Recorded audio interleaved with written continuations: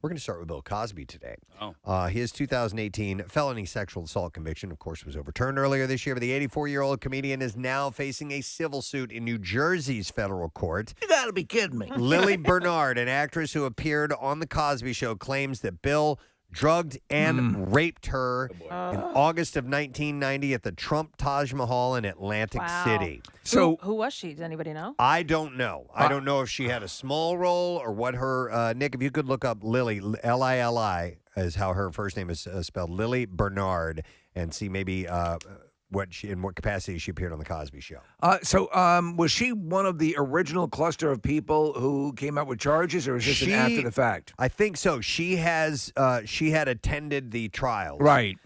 So anyhow, Cosby took such a liking to the young actress, and they became so close. The actress claims that Cosby even encouraged her to call him daddy. Oh, boy. But when she began to feel symptoms of dizziness and urge to vomit and weakness after Cosby allegedly provided her with a non-alcohol beverage in a hotel suite, there you go. She said she drifted in and out of consciousness.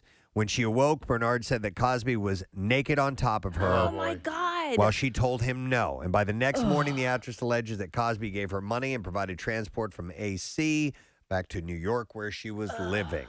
Every time we talk about him, I think about my encounter with him and that he was with a young girl. And listen, there was nothing. No. We were at the Penn relays. There was absolutely nothing to toward. it. But I go back to that moment every single time and think about it. I'm like, why was he was like pushing this girl on me, like to talk, for me to talk to her. I was there to talk to him and interview him, and he kept bringing her in, and she was just kind of like chuckling and laughing, and like it was awkward. And I remember going back to, I was in high school at the time, to my high school teacher saying like, it was an awkward interview. The whole thing was awkward. Like, I did the best I could, and here's what I got. And it just, anytime we talk about him, I just think about that and like, well, that was always, at least, listen, these are all the allegations that came up. This is what he was doing time for eventually. He had all this stuff was presented in court that he always kind of took the, I'm going to be your mentor sort of stance. So looking at this gal's credits, she didn't do much acting, and it looks like she was only in one episode of The Cosby Show. She played a character called Mrs. Minifield. Yeah, probably because he ruined her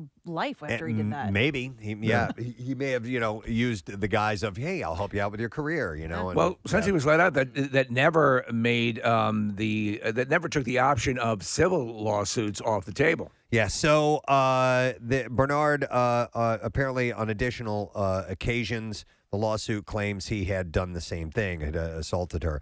And she said, I've waited a long time to be able to pursue my case in court. She said, I look forward to being heard and to hold Cosby accountable for what he did to me. Although it occurred long ago, I still live with the fear and pain and shame every day of my life. Bernard, along with other accusers, attended both of Cosby's criminal trials outside of Philadelphia when he was tried for drugging and raping Andrea Constad in his home in 2004. Now, in New Jersey, here's the deal. There's a 2-year window in which the state allows sexual abuse survivors to bring civil claims regardless of when an assault is alleged to have occurred. Okay. So I don't know what what that 2-year window exists. I don't know what the 2-year window means. So it says no, regardless of when an assault occurred. So it happened a long time ago. She can bring it forward, but I don't know what the 2-year window means. As such, Bernard is seeking an amount of no less than $25 million in damages, saying that she suffers from post-traumatic stress disorder, including anxiety, nightmares, depression, severe physical pain. Okay, so we have a clip of Lily when she was on Cosby, and she was one of Dr. Huxtable's patients. Here we go. When the contractions reach 8 minutes apart, that's when you call me. Now, what did I just say? Call you every 8 minutes. Dr. Huxtable, your lab reports are waiting. Okay, thank you. Well, I guess I'm off. Yes, more ways than one. Okay, all right, so that was her on the show. So we will we'll see what this ends up meaning. I can guarantee a pain-free delivery. Wow. Howie Mandel went into detail about a Starbucks incident on YouTube. I believe we have a clip of this. Telling his daughter that the entire ordeal was caused by, quote, consensual diarrhea. We don't have the clip. Oh, she's sending it over now. Okay. The America's Got Talent judge explained to daughter Jacqueline Schultz on Thursday that he fainted while buying a caramel macchiato because he was dehydrated from a colonoscopy. Here we go. Well, first of all, what has this world come to where you can't pass out in a Starbucks privately anymore? Anyway, the thing is that I was dehydrated. It was also the cost of the caramel macchiato venti that just threw me over the edge, and that's why I. All right, and then there's another. Yeah, why would you get that after a colonoscopy? Like, I can't imagine that they tell you, like, drink a glass of water. Here we go. I had a colonoscopy a few days ago, but they empty you out. You take a drink. I have consensual diarrhea for an entire night, and then I was dehydrated. And then all I lived on was coffee, which also exacerbates dehydration. Yes, I'm going to moisturize and hydrate from now on. Yeah, coffee's not the right thing for that. So apparently he admitted that he doesn't really drink water. That's a mistake. The reality star promised his daughter that he would hydrate and reassured her that the hospital did several tests on his heart and he is, quote, really good. All right, this is pretty funny. George Takei, his decade-long feud with William Shatner, I guess, is still going strong. When asked about his former Star Trek co-star's trip to space, he told Page Six he's boldly going where other people have gone before. Snap. And the 84 actor added, he's a guinea pig, 90 years old, and it's important to find out what happens. So 90 years old is going to show a great deal more on the wear and tear on the human body, so he'll be a good specimen to study, although he's not the fittest specimen of 90 years old, so he'll be a specimen that is unfit. So I don't know if he's being a little tongue-in-cheek or what's going on. He tends to do that. There is, bizarrely, though, you'd think there was a hate-hate relationship. Listen, they were both part of something that kept them working forever. So, you share that bond. Yeah. But he's boldly going where many people have gone before. So we got to get Takei up in the space as well, totally. right? Yeah. Last surviving member besides Shatner. All right, here's a really explosive article about actress Janette McCurdy, who was on iCarly, played Sam. She's opened up about the intense emotional and physical abuse that she suffered at the hands of her late mother, Debbie, who performed vaginal and breast exams on her and wouldn't let her shower alone. The former iCarly star, who lost her mother to cancer in 2013, detailed her childhood drama and her path to healing in her one-woman dark comedy show titled I'm Glad My Mom Died. Oh, my God. Right? I think, Preston, and I don't know if it was mentioned in that article, but that she was not allowed to shower alone up to the age of 17. Yeah, I just said that. Yeah. Come on. Yeah. 17? Yeah, and her upcoming memoir, by the way, is also named I'm Glad My Mom Died. Yeah. Wait, what? Like, what do you mean not shower alone? Well, so it's as bizarre, and she doesn't go into detail as to why it is and why she did these vaginal checks on her. So she said, I did not know how to find my identity without my mom.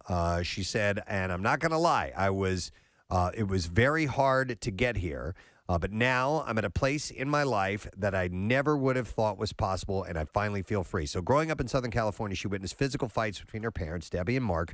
She revealed how her mother's outbursts would often turn violent. She said, my earliest memories of childhood were of heaviness and chaos, and explained my mom's emotions were so erratic that it was like walking a tightrope every day. The mood fluctuations were daily.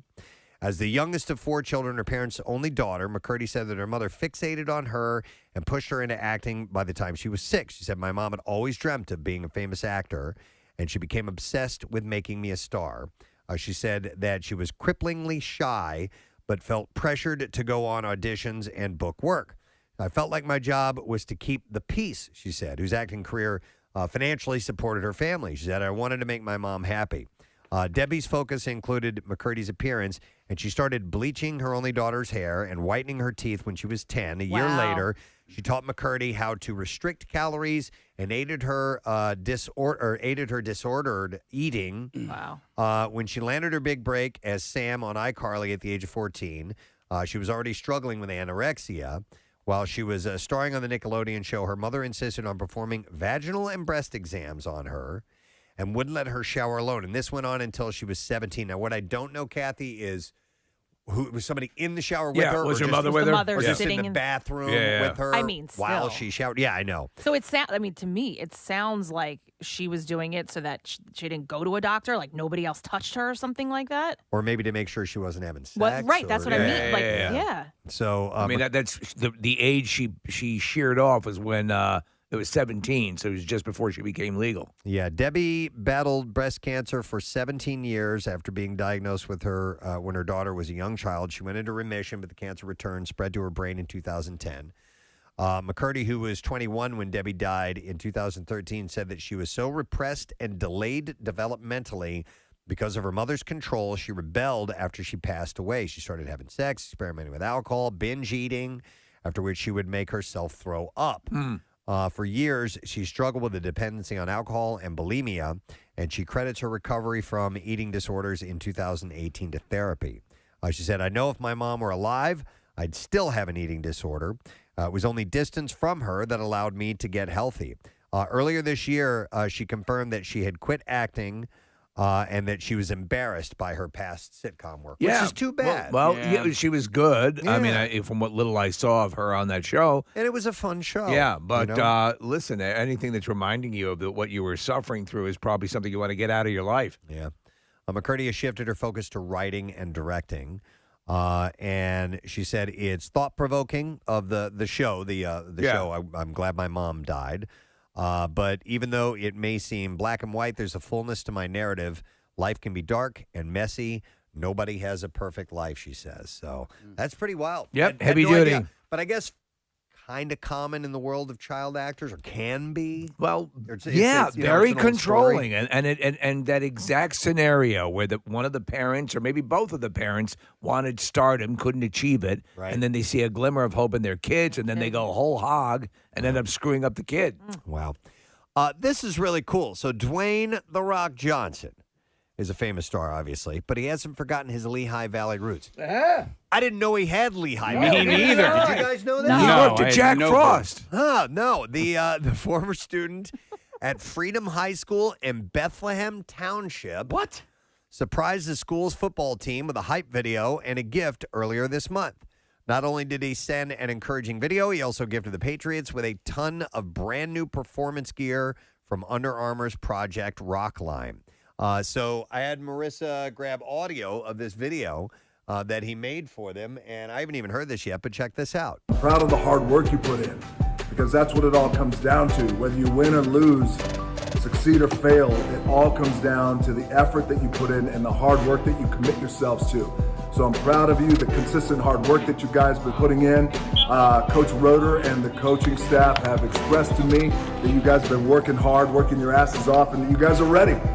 You guys are ready, and I love hearing that. That's great. Nick just pulled this up and says he went to attended 3 different high schools. President William McKinley High School in Honolulu, Hawaii, then Glencliff High School and McGavock High School in Nashville, Tennessee, and finally Freedom High School in Bethlehem, Pennsylvania. So I was watching that show, which is basically his life, you know, and I didn't see the Pennsylvania part depicted. Yeah. Well, he lived in a lot of different places. He lived in Connecticut. He lived in those 4 that Preston just mentioned. He lived in New Zealand for a stretch. He was in North Carolina. So he moved around a lot as a kid. Well, his dad was a professional wrestler. Pretty well-adjusted guy for being, the new kid all the time and being moved around. I wonder how he was back then, but... He's also just recently featured on a rap song. I don't know if you guys had heard that one yet or not. No. Okay. It's actually not that bad. He's the last rapper on the song. What's funny is my son played it for me yesterday. Is the first 2 rappers? I was like, oh, is this Rock? He's like, no, that's not. It's Emeril Lagasse. No, but the first 2 rappers I thought actually kind of sounded like The Rock. Huh. Okay. He told the team a quote that he heard when he was 15-year-old sophomore at Freedom. He said, the quote is this: "It's nice to be important, but it's more important to be nice." Yes. I love that quote. Awesome. Yeah. So good for him, and it must have worked because the Freedom Patriots won 42-7 on that game. Wow. They played the video for them, and then they just went out and tore it up. So that's great. I had no idea about that. Also had no idea about this. Robin Williams wanted to play Remus Lupin in the Harry Potter franchise, according to director Chris Columbus. That would have been very cool. Yeah, Chris spoke to Total Film to mark the 20th anniversary of Harry Potter and the Philosopher's Stone. I explained that Williams expressed interest in the role of Lupin, who was introduced in Harry Potter and the Prisoner of Azkaban, which is the 3rd installment of both the book and the film series. And he said, however, the goal for that first movie was to have, and maybe all of them, no American actors in the franchise. That was actually, I think, on the insistence of J.K. Rowling, that when the movies were made, they be cast entirely with Brits. Yep. So that means that Williams did not qualify. And he said, Christopher Columbus said, I had a conversation with Robin Williams who wanted to play Lupin, and it was very difficult for me to say it's all British and there's nothing I can do. The role of Lupin eventually went to English actor David Thewlis, who was excellent in that role, who joined the franchise in 2004 and reprised the role in 2011 when Harry Potter and the Deathly Hallows Part 2 came out. How about this one? Ewan McGregor's daughter is a model on the rise. Clara McGregor is currently starring in a British lingerie brand line, Bluebella's holiday campaign. Bluebella's? Which launched on Thursday, and I did not go and look up pictures. I should have, but I was a little busy this morning. But her name is Clara McGregor, and the 25-year-old model said in a statement published by Page Six that as a bisexual woman, she was attracted to the lingerie label's support of the LGBTQ community. Ewan McGregor has a 25-year-old daughter? Yeah, he does. Wow. How old is he? I don't know, but remember his daughter was not thrilled when he left her mother, right? And that caused a bit of a rift between the two, but they since patched it up. Yeah, he's 50. Okay. Well, okay. This is a follow-up to a tragic story. Former child actor Matthew Mindler killed himself with sodium nitrate, which was purchased on Amazon for $15. What is that? You know what? I don't really know, Kathy. Sodium nitrate. Nick will pull that up real quick and find out what that's all about. The Lancaster County Medical Examiner's Office told TMZ that the My Idiot Brother star's August death was ruled a suicide by sodium nitrate toxicity. His mother, Monica, told the outlet that Mindler's internet search history confirms he was researching ways to end his life painlessly with the substance. That's so sad. Is it known as anything else? Solid rocket propellant. Saltpeter. Yeah. Fertilizer. Okay. So, I mean, it has industrial uses. I'd never heard of it used in this application. Whenever I've heard saltpeter mentioned, it's always sort of a an aid or either it's an aid for ED or it helps destroy that or your ability to get a boner. Yeah, I remember hearing that it can call you.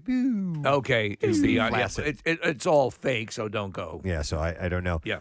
But that's terrible. All right, something else. How about this? The Playboy Mansion is haunted. Oh, no! Girls Next Door star Bridget Marquardt told the Dark House podcast Wednesday that she saw a woman appear in her bedroom while living at the mansion. Everyone saw a woman. Yes! Everyone saw a woman appear in their bedroom at the Playboy Mansion, for Christ's sake. I'm sorry, I thought this was my room. Whoa. According to Marquardt, the ghost of a former mansion employee materialized near her bedroom closet during a girls' night in with her sister and best friend. It apparently wasn't the only spooky incident that she witnessed. The former Playboy bunny said that doors would slam and lock on their own. Oh, no. And visitors always felt weird vibes upon entering the mansion's game room. So that proves that it's haunted. Yes. The Disney Plus had dropped the newest trailer for Hawkeye. The 60-second preview teases the return of Linda Cardellini. Yes, it does. Who plays Clint Barton's wife, Laura. Her character was last seen in Avengers Endgame. The latest Marvel series will premiere on Wednesday, November 24th. It's perfect because it has a holiday tie-in. Yeah. So it's going to be great. I love what I'm seeing. And a teaser trailer for The Batman was released on Thursday. Oh, yeah. We get a little bit of Robert Pattinson's Batman voice, which I believe we have a clip of. And let's play that. Here we go. It's not just a signal. It's a warning. And that's it. He's talking about the bat signal. He says it's not just a signal, it's a warning. And the full trailer, new trailer, drops tomorrow. That is correct. And then the film is due in theaters on March 4th of 2022. And the score by one Michael Giacchino. Yes. Now, I asked him at the beginning of all this if he could secure me a Batmobile. And is he working on that? He seemed to be amenable to that. I'm really sure that's going to happen. He's working on it. Machine Gun Kelly describes his relationship with Megan Fox as a dark fairy tale. Why are we learning about all this now? They seem compelled to want to tell us about their relationship. Shut up! He credits I think they're being asked about this. I don't think he's just spouting off. No, I bet they're just spouting off. He's just standing in the middle of a park somewhere. You want to hear about our relate? No, I'm trying to get into the target. He credits their love with keeping him from totally giving up on living. Oh, no. And said, I came from broken homes and I watched love never work. And then I grew up where in pop culture they don't even make romantic movies anymore. Look at this picture of them up on the screen here from the GQ photo shoot, Preston. I think you took a picture like that with Rochelle, right? Yeah. Where she's completely naked, hanging off your thigh. Yeah, she's usually hanging down there. Actually, Celeste Barber, she lampoons these model shoots all the time on Instagram, and they're hilarious. She did this. So he talked of taking her own life. Taking his own life, I'm sorry. I'm going to kill you. I'm going to kill her. I'm going to kill her!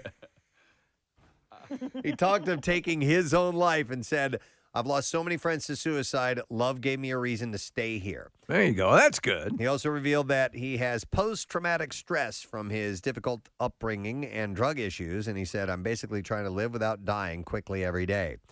He also pointed out that their relationship had euphoric highs and equally dark lows. He said, we go to hell with each other. They go to hell with each other. Stop it. Yes, it sounds amazing. We go to hell. What is your description? Okay.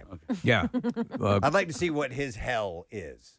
Not You know what flying I mean? first class. Right. Yeah. Right. We go to hell. Coach! What the hell? I'm living in hell! How long wait for the table? That'll be 20 minutes. 20 minutes? I'm burning in hell! The interview was part of a cover story for the current issue of British GQ. I don't know why this is, but Bo Burnham's album, Inside the Songs, will not be eligible for a Grammy in the Best Comedy Album. Jeffrey Bezos. In the best comedy album category where it was submitted, and I don't know why. What would make it? Well, it's being moved to the best compilation soundtrack for visual media. Well, that seems stupid. Category that traditionally honors film and television soundtracks. But I mean, yeah, it's a film soundtrack of sorts. It's clearly a comedy, it's a comedy special and all the music that goes with it. So Richard Pryor, Live on the Sunset Strip, was a movie, right? So yeah, it was released they released it as a comedy album as well. Yeah. Is it because it wasn't that funny of a special? I mean, it was more of a serious special for Bo Burnham than he's done in the past. Or I don't know. Lots of crappy comedy albums that got nominated. Yeah, no, you're right. Those songs were all humorous. Yeah, no, I know. Maybe one or two had a kind of a serious tone of them, but almost all of them were funny. I don't get it. Preston. Yes? We got to do something. We got to do something. Yeah. Let's both go harumph right now. Ready? All right. Harumph. Okay, we've taken care of it. All right. I didn't get a harumph out of that guy. Sorry. You watch your ass. He's thinking things are defective. Well, Disney Plus may have had a few growth issues recently. It is still on target to surpass Netflix subscriber numbers by 2025, according to the research firm Digital TV Research. You know, it's funny because out of the gate, I watched a lot of Disney Plus, but I haven't watched Disney Plus, for the Marvel stuff. Yeah. I'm jumping in and out. I end up still a lot on Netflix, a lot on Hulu. And that's where I end up. We watch it every single night. Do you? I mean, mainly because of Jace, but all the Marvel stuff or all the regular Disney stuff? Everything. Like there's stuff on there that I didn't even know existed. Yeah. I mean, even like shows, movies that they've turned into, mini series. Sure, yeah. He's really getting into, but that's like his go-to is Disney Plus. The Beatles Get Back is going to be on Disney Plus. Oh, yeah. I believe so, yeah. So that's going to be huge, too. Nick just pulled this up. It says, watch Olaf bring classic Disney animation stories to life in Olaf Presents, a series of original shorts. Yeah. Streaming on Disney Plus starting November 12th. So it's little things like that. They've done it with like Monsters Inc., with Up. Jace loves the monster. It's Monsters University or something like that. No, that's the other movie. But yeah, I mean, Monsters at Work or something like that. Yeah. And then they have Doug from Up is in there, and I've recommended it a few times, but Jeff Goldblum's show on Disney Plus is fantastic. Well, they have Nat Geo as well on that, don't they? Yeah, yes. Right. Yeah. And all the Star Wars. Yep. So the firm predicts Disney Plus will have 284.2 million subscribers in 2026 to Netflix's 270.7 million. These are just projections. Right. Well, and Amazon Prime, meanwhile, is forecast to hit about 243.4 million. I think what happens, and it's what they look to avoid all of these, giant streaming services, is that they don't want people to cancel, because I think people do tend to watch the different streamers in waves. Like, here's a couple of shows that I'm into. Yeah. Okay, now I'm moving over to the other one. Right. And so I think, Nick, you do that occasionally, right? Yeah, You'll cancel out a service you're not watching. I don't have HBO Plus right now, Yeah. but then Curb Your Enthusiasm's coming back, and you'll.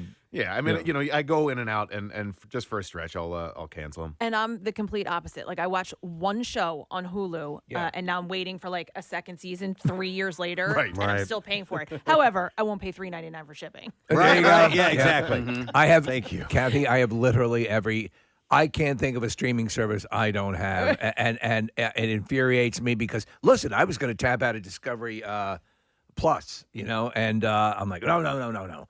And then sure as hell they come out with this thing. I'm like, you red bastards. Wow. And why do I have Peacock? Can't I just watch it on NBC? You got Peacock for free. Oh, it's free? If you're an Xfinity customer, you have Peacock for free. Well, and now Jace is pre-ordering things. Like, I just got an email this morning. So, like, he'll pre-order movies and stuff. I'm like, you have to ask me. He's like, Right. oh, okay. Nice. All right, I think we're ready to jump into the clips. Oh, we're not doing movies. Oh, I'm sorry, movies. Yep, you're right. My fault.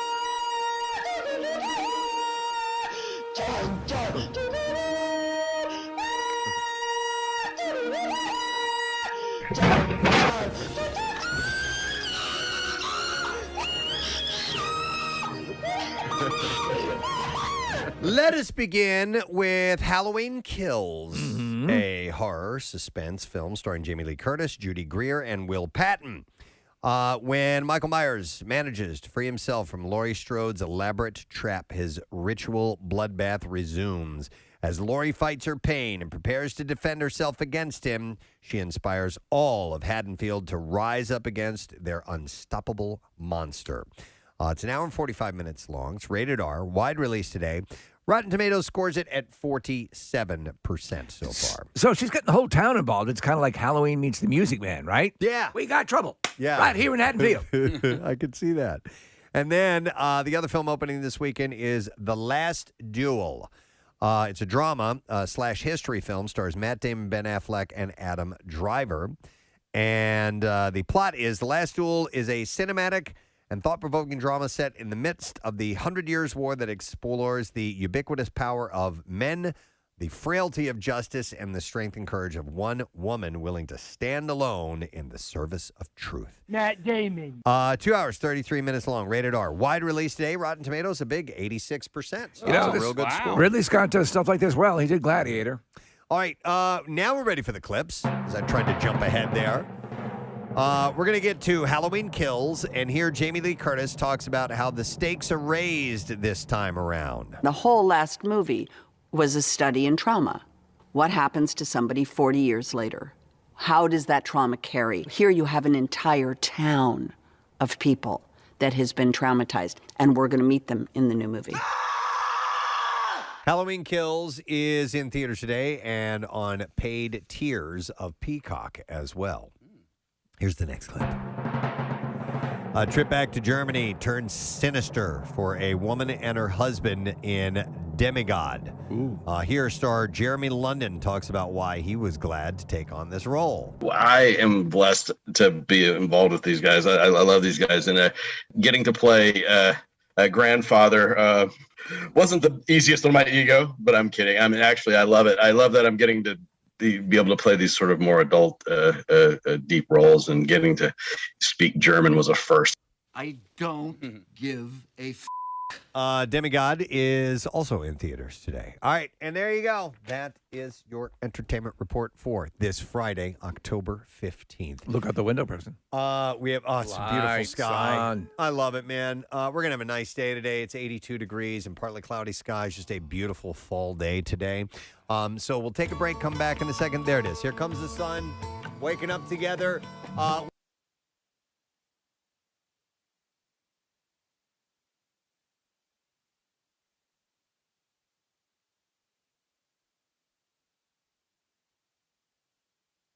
Hey, the Oscars were last night. How about all of that? So yeah, they had a red carpet and the full deal. The documentary feature went to My Octopus Teacher. It's been mentioned several times on the show, so wanted to throw that in there. Accepting was the octopus. It was going to be a incredible emotion experience. Wow, great. And there was no wrap-up music. He just kept sucking and clicking and doing that whole thing for a long time. So,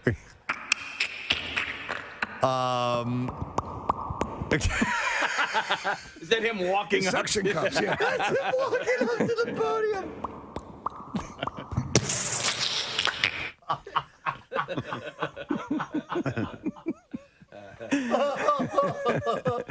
It was awkward, but listen, I mean, he was the star of the film. So. It is a hell of a movie if you get a chance to see it. Think of a nomad land, but with sea creatures. They really should have put the octopus in the in memoriam section.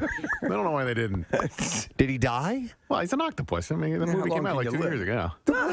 How long does your average octopus live? I'll bet the length of a documentary movie. I'll bet they live longer than you think. No, they don't. They live like a year. They don't. Really? Yeah, watch the movie. Oh, Wait, you saw it too, Kathy? Yeah, I saw the movie and I don't remember that shocking piece of news. That's sad. What?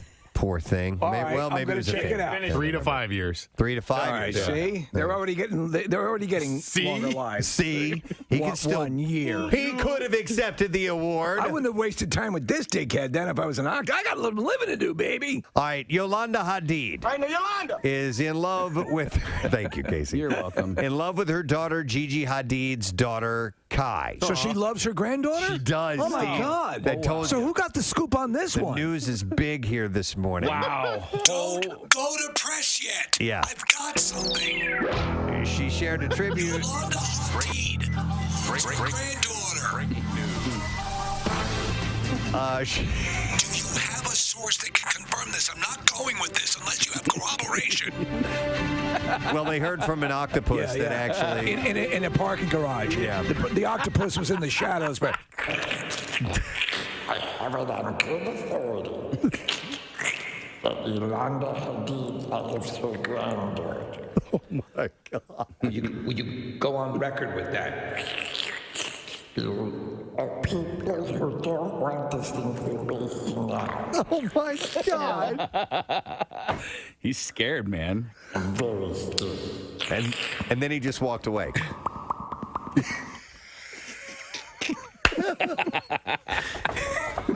That's my new favorite thing. The octopus walking away in a cavernous room with lots of reverb so you can hear it. I can see you're an octopus, even in shadow. He's got a trench coat on. He doesn't even need a trench coat. He's got like this amazing camouflage. Listen, he's running now. Oh, man. Yeah, Casey, he just blends in with the floor. It's amazing. A dove formerly owned by Prince has passed away.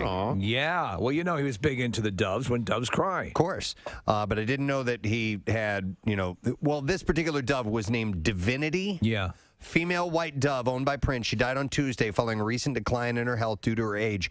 She was 28 years old. That is an exceptionally old dove. Yes. Yeah. I had a cat that lived to 22, and that seemed like an eternity for a pet lifespan. Yes. But listen, I know that some birds, like African greys and so on, can live for like 80 years. Absolutely. But They usually outlive their owners. But I didn't think a dove had that kind of a shelf life, for lack of a better I bathed term. in the purifying waters of Lake Minnetonka. And That must have been what what I did attribute it. my longevity to.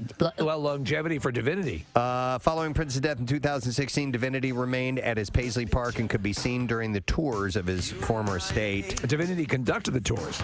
According to the executive director of the Paisley Park tours, said Divinity's beautiful coo has welcomed visitors since Paisley Park first opened its gates to the public in October 2016.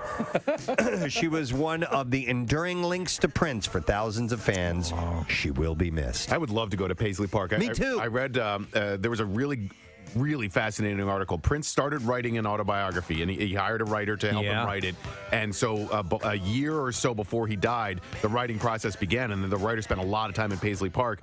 And I've gained so much more of an appreciation for Prince after his death, which makes me feel guilty for some weird reason. But just everything that went into Paisley Park and his life is really amazing.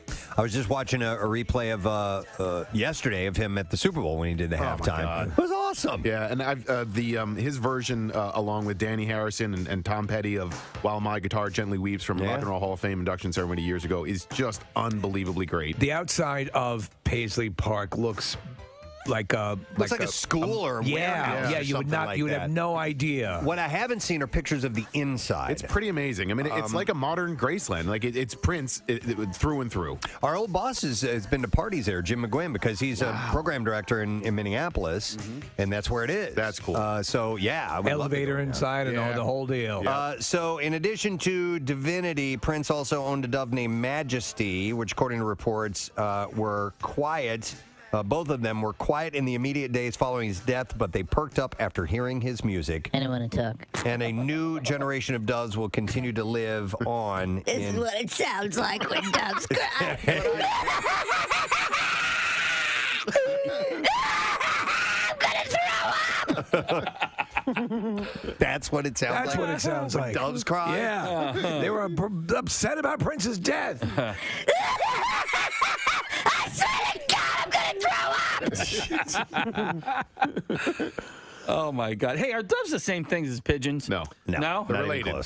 They are related. Yeah, they're in the same bird family. That's what I mean. If you look at their license, there's a delineation. Okay. My dad and I used to go dove hunting regularly. We used to blast those things out of the sky. Dude, I mean, come on. We'd eat them. I know, but still, it's like puppy hunting. You know? It's so nice and cute and peaceful. They're different than the ones that you see. They're gray colored. They kill ones. families. Oh, yes. They are all tatted up. He was doing service to the families of Kentucky. They are literally the symbol for peace, however. Yes. He was completely eaten by a dove today. Anyone kill them for us. Son, we got work to do. We beat it to death with an olive branch. I have a hair change story that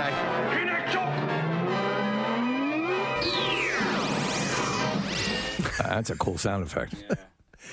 After splitting from her fiance, Dale Moss, Bachelorette alum Claire Crawley is ready for love and a new pink hairdo. Oh, yeah. That's right. I saw it. Yeah? I've not seen it. It's not over the top. It's not crazy hot It's pink. light. She says she wanted to show that she could do something crazy. Okay. As we observed, everything she's done shows she can do something crazy. Oh, you're right. It's a nice pink. It's like an ombre. Yeah. Yeah, okay. She didn't go. I was thinking like shocking. Like Katy Perry when she had super pink hair. Anyway. Getting the tattoo of Florida on her forehead. Did you see that guy? I did. He's got a tattoo of the state right on his forehead. Ridiculous. All righty, buddy. Source tells us she sees her time spent with Dale as something of her past and is ready to move forward. It helped me to learn about myself. So she has pink hair now. Okay, the ombre's good. I kind of prefer the Ganon, bro. What's the Ganon? Come on, Ganon, bro. Keep going. Do it. Finish it. I'm not finishing Come on. It's Ganon, bro.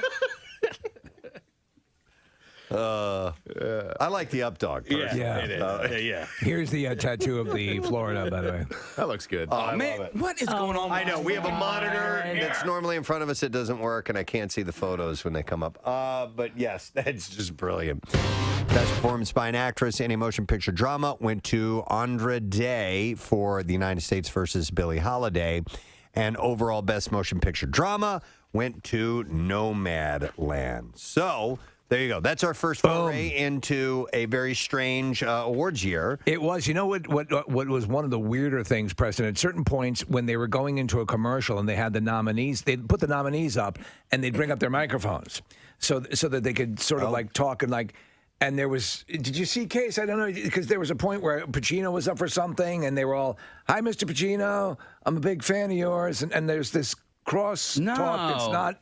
No one was overseeing it. It was just like you were listening in on a Zoom call. Wait, so the crosstalk was between the fellow nominees? Yes. Yeah. Okay. So they did that a couple times. If they ever do this again, they should not do that again. Yeah, that's kind of weird, right? It's very weird. And Yeah. I'm like, is something supposed to be happening? What was great though is when Soul won for best, I think it was best animated.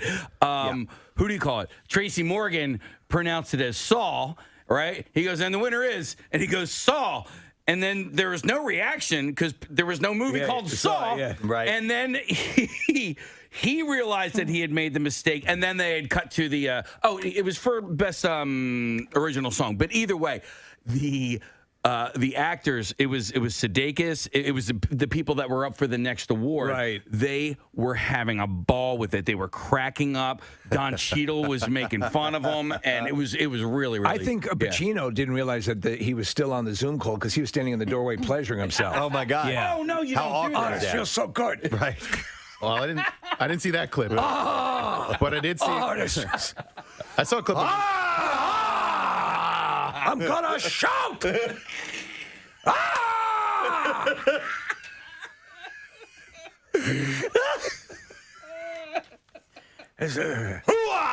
Oh my God! Splat. All over my walls and when my children play with their toys.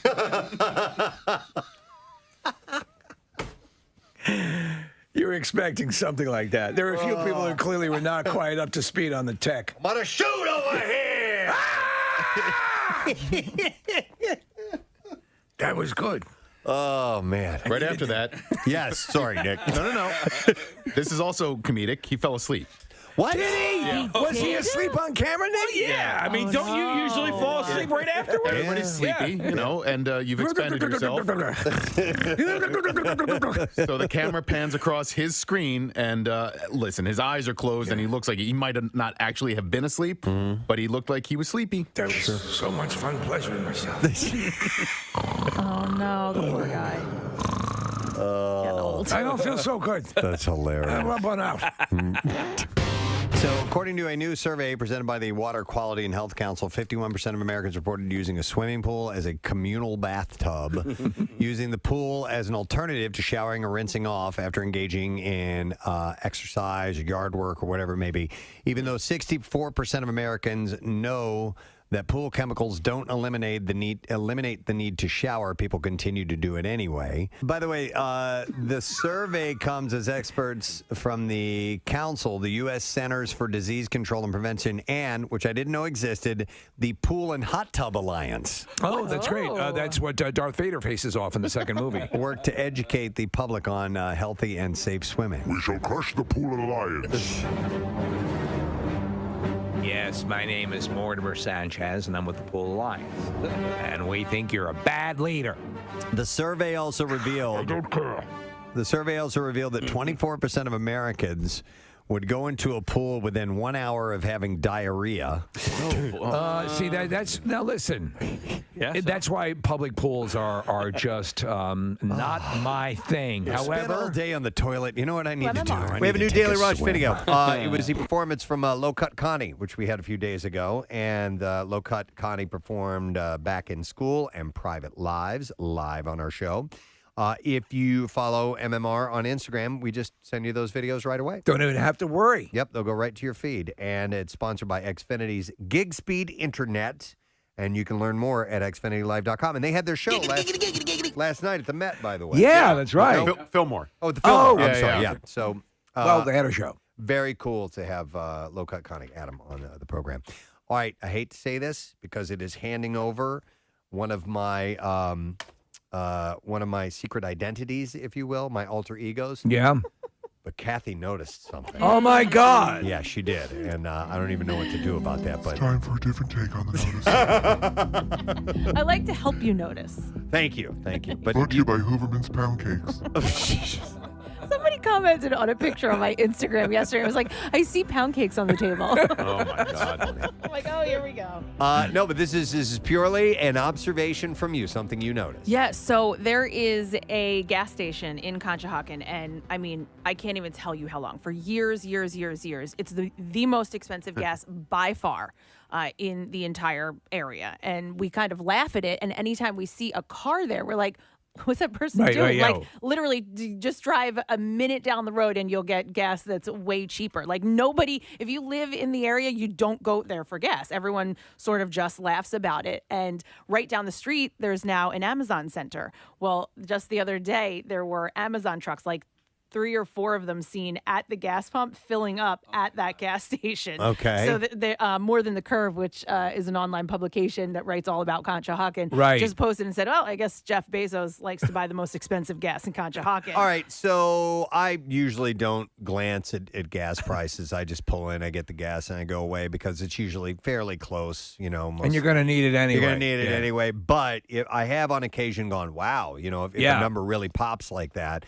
So this is head and shoulders more expensive? Yes, and like we say, we're like, they're purposefully pricing it so high. Like, what is the, so our Why would theory, you do that knowing that there's a cheaper gas station right up the street? And by the way, it's also not easy to get in and out of the parking lot. Right. So it's also, it's got everything going for it. It's got everything going against it. Yeah. But you will see cars parked at the pumps, but they're parked there all day long. So it's either an employee or I guess it's an employee that's there. So our theory is that they're running something illegal out of there. They park the cars at the pumps to make it look like people are buying gas, but really they're not. All right, so here's a shock. I check every gas price every time I go and fill up the tank. Shocking. I know, you can't believe it. But noticed this yesterday as well. I sub-noticed Kathy's notice. And you were in Conshohocken yesterday and saw it, right? Well, I was going to Trinity Rehab, Preston, and it's on the right-hand side. It's this Luke Oil gas station, and I did a double take when I saw the gas prices. It was like $4.80 for some of them, and I was, down here on Belmont, it's like traditionally like $3.20 or routinely $3.25, $3.30 or whatever. And so when you see it's $1.50 more than any of the other prices in the area, it jumps out at you. There was a gas station. I don't know if this is a thing, Kathy, that you're bringing up, but it used to be on. They since tore it down. It was on Ridge, up at the top of Ridge in Manayunk, heading into Roxborough. It was on the corner, and the prices were ridiculous, like ridiculous.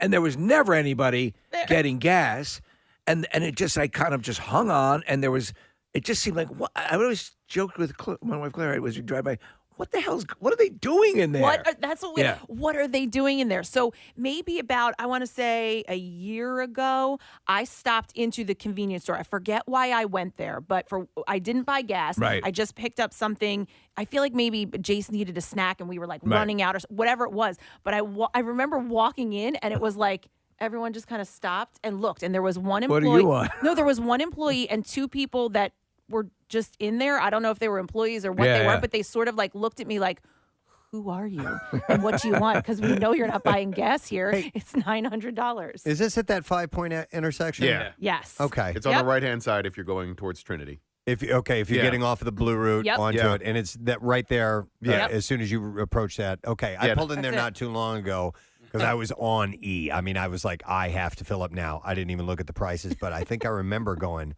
what? I just paid a lot for gas. After filling up the tank. I'm like, I didn't know my tank was that big. That's me. That's how I rationalize it. My tank must have gotten larger. I have no idea. Hang on a second. Let me go to Dave. Hi there, Dave. Hey, Preston. How are you? Good. What's up, bud? So I was born and raised in Conshohocken, and that gas station is notoriously high. It's ridiculous. But our theory is that, 1, 476 is right there, and 2, the auto auction is Monday nights, Tuesday nights. That's right up the road, and large number of people come down from New York to purchase cars from the auto auction, gas up right there, and hop right on 476. Yeah, so it's in a location where people just might go, F it, I'll just fill up here. Is that what you're saying there? Well, that, and because they come down from New York, they're already paying those prices. Right. They don't know the difference. So, Dave, you don't think my theory is correct that something illegal is going on in there? Well, something illegal goes on everywhere. Okay, thanks, man. Here's a text that says, if this is indeed the gas station that's on the corner of Ridge and Chemical Road, the reason why the gas is so high there is because the rent for that plot of land is so high that they pass it on to the customers to have to help pay for it.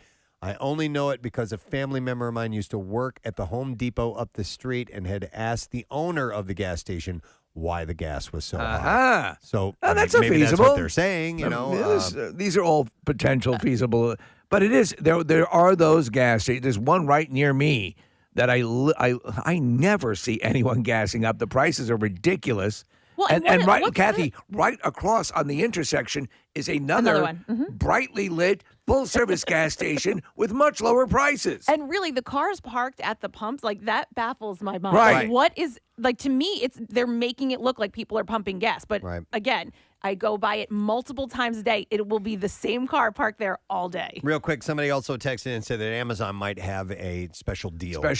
Worked out with them where they get a cheaper price if they guarantee to be filling up there all the time. Which that I does can see happen, that being yes, done. like You a know what? fleet rate. But I have seen other smaller kind of mom and pop gas stations that would have cars regularly parked at the pump. And what is that? What is that? Would they have mannequins out there pretending they're pumping? No, but they would be parked there and like it'd be the same ones, Kathy. Yeah. And there's clearly nobody pumping gas, and you drive by later in the day, and the same car would still be sitting there. And I'm like, It's what? so I don't know weird. what Is that that's all about. to create the illusion that they're look at they're hopping over there? No, and I don't know if it means that the pump is out of order or what. But Kath, I know for a fact there's a gas station around the corner from that gas station that actually accepts Wendy's gift certificates for gas instead of money, because I did that one time at the gas station right around the corner from there. You guys don't remember that? Oh, think I do remember that. that story. Yeah. I had no money. You And gave them Wendy's gift cards? Kathy, I had $0 and I didn't have my wallet and I was on E and all I had was $10 of Wendy's gift cards and I got $5 worth of gas for it. It ended up working. Wait, do you know which one? Yeah, it's the one at North and Oh, that's my friend Kevin owns that one. Okay.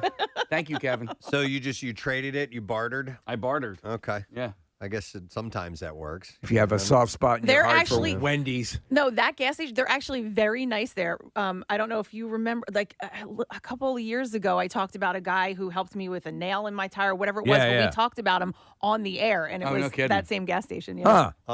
This text says it's the same as gas stations that are near airports charging more because people need them to fill up rental cars. That's true. And also, There is- turnpike gas stations are routinely higher as And well. you know what? There is a rental car company right up the street as well, and it's on that side of the road, like everything, like the Amazon, the rental car company, all on that side of the road. So they're reading the room, reading the area. Listen to this text. It says, hey, there's a funeral home in South Philly that never has funerals. Born and raised around the corner. Never, ever seen one since 16th and Porter. Oh, that's like the freaking lamp company that's around the corner from my house. That doesn't sell lamps? It's been there forever. There's never a car in the parking lot. I know somebody who went in there, and the person who worked there was like, "What the freak are you doing in here?" It's like a place that I pass by all the time, and this is what it's called Oriental Rugs, and I pass by it.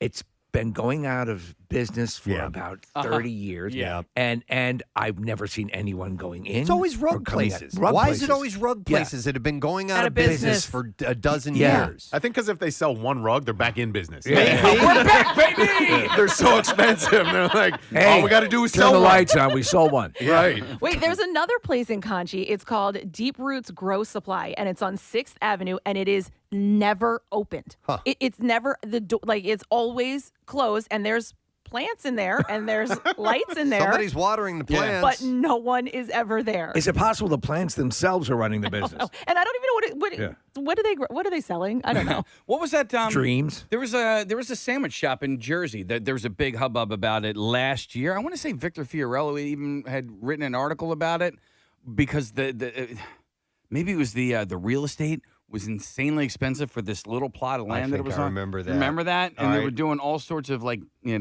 investigative journalism on it. As to why it was so expensive? Yeah. Or, Yeah. I vaguely remember that. This does go to the thing of the how do they stay in business sort of observation.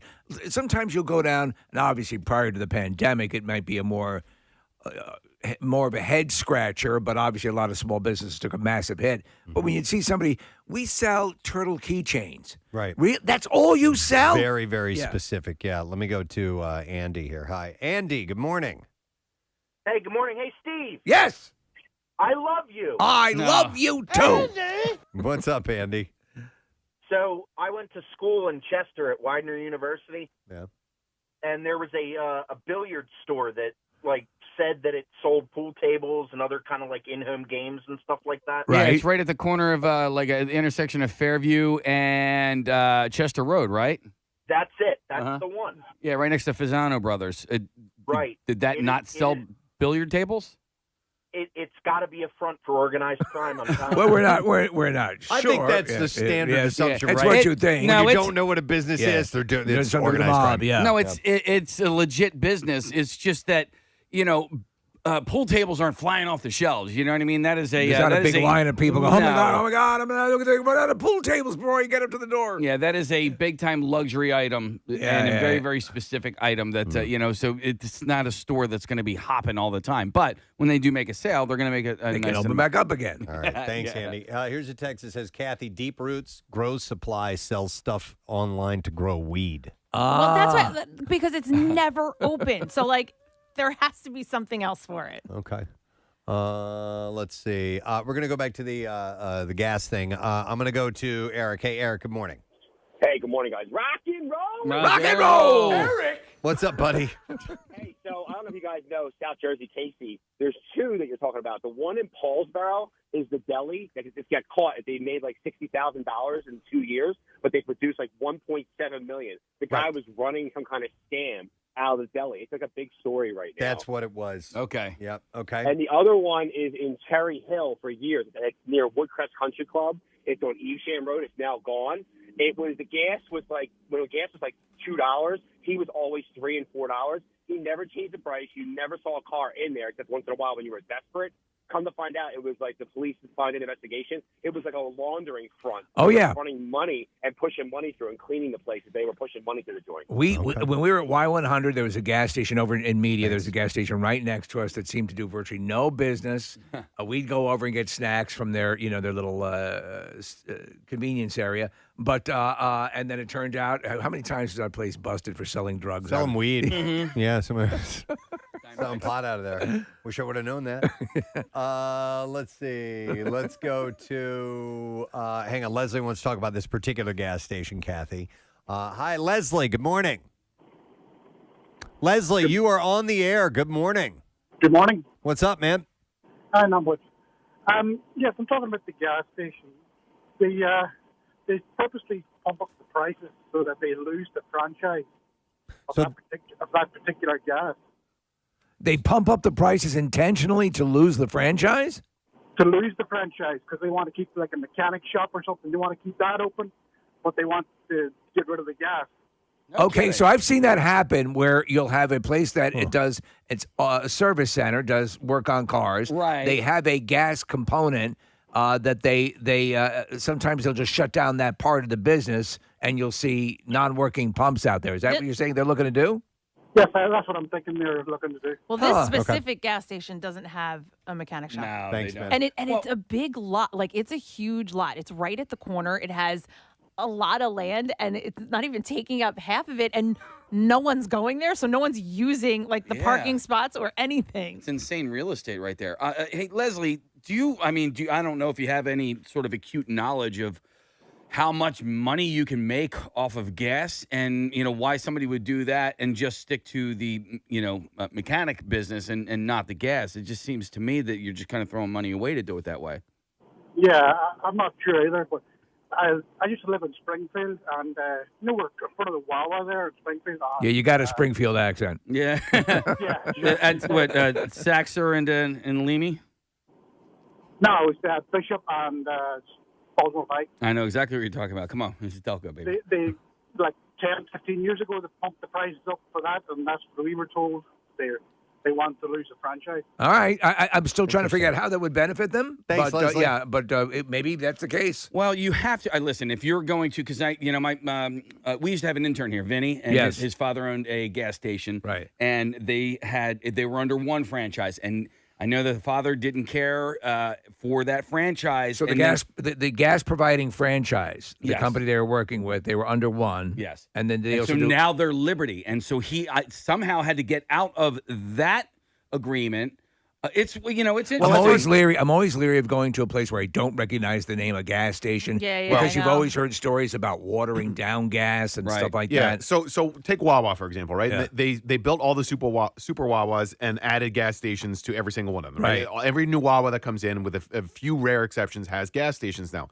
And part of the reason why Wawa gas is usually cheaper than most of the other gas stations in the area is because they don't want you to come in to buy the gas. They want you to come into Wawa to buy the food. That's where Wawa ends up making a profit center.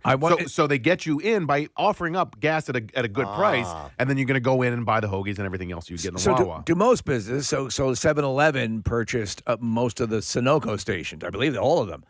So they now have a convenience store / gas station element. See, but I would think that, what? I would think it would be opposite. That the gas would make you money. That the gas is making them the most money. It's such a competitive business. There are so many gas stations in the area that this Lukoil in Conchi is the exception. You know, when they jack it up and people aren't going to there, so they could make a profit, except that they're not getting enough people coming in except for the Amazon trucks. I see Nick's point because Wawa has gas and other things to sell. Right. Gas stations mainly just have gas to sell. So if they undercut you on the gas, your chances are you're going to stop in and grab something too. Exactly. And in the long run, you're going to make more money. Well, what about the lucrative car deodorizer business? That you can get at most gas stations. I didn't even think about that. But like, there's a decent, I don't want to call it a markup, but a decent profit margin on like coffee and stuff like that. So when places were giving away free donuts for one reason or another. The idea is like, if we're going to give away this donut, because your chances are you're going to come in, you're going to buy coffee with that donut, right? You get your transmission repaired. You get your transmission repaired along with it.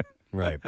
No, it's like when you go to a bar, you know, sometimes they'll give you free snacks. Yeah. You sit there and you eat the snacks, you're going to buy the drinks while you're there, and that's where the money's made. The business models are interesting because, you know, when you learn that for movie theaters, the real money's made at the concessions, that it's not the tickets, it's not the people coming in to buy the tickets exclusively to see the movie.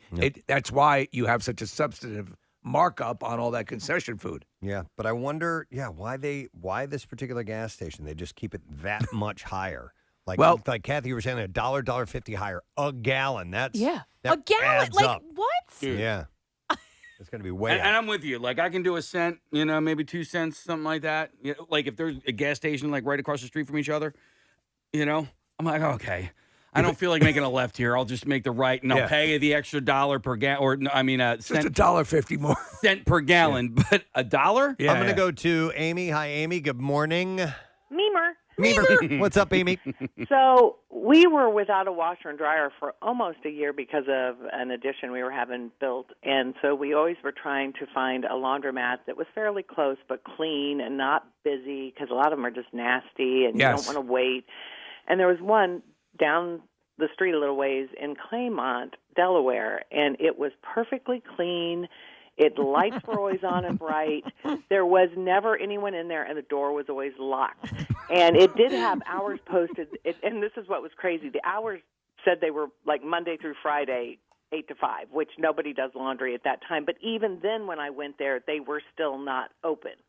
So I think they were literally laundering money. It's quite possible. Most of the laundries I've ever gone to have been like 24-hour laundries. Yes. Yeah. And we go there immediately, though. Nobody used it, I guess. Like she's going to money laundering. Yeah, Mine's a drug sex ring. trafficking. Yeah.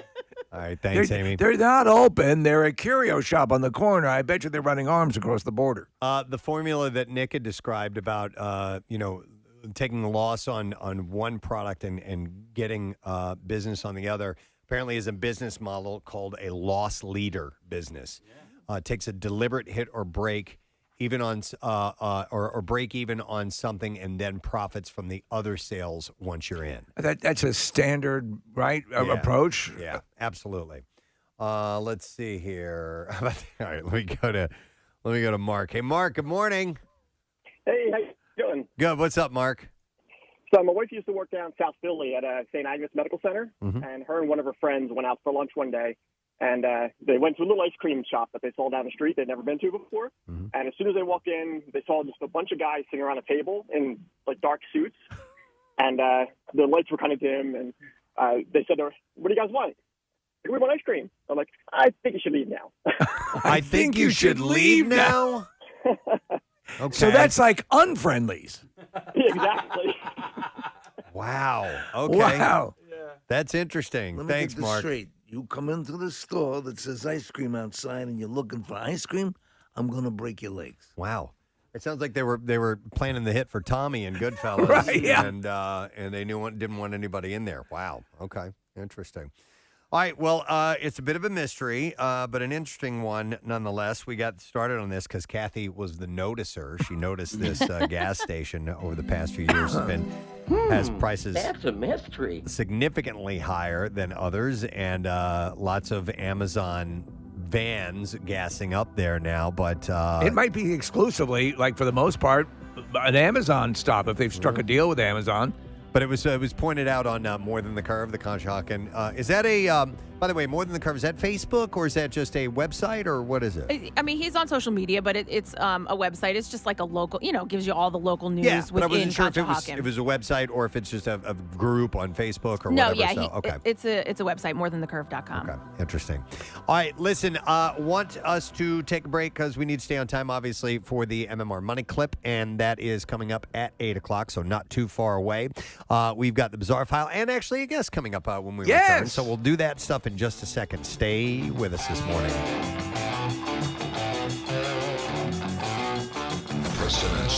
An email that was sent out that we were going to have our studios checked because there may have been bed bugs brought into the area.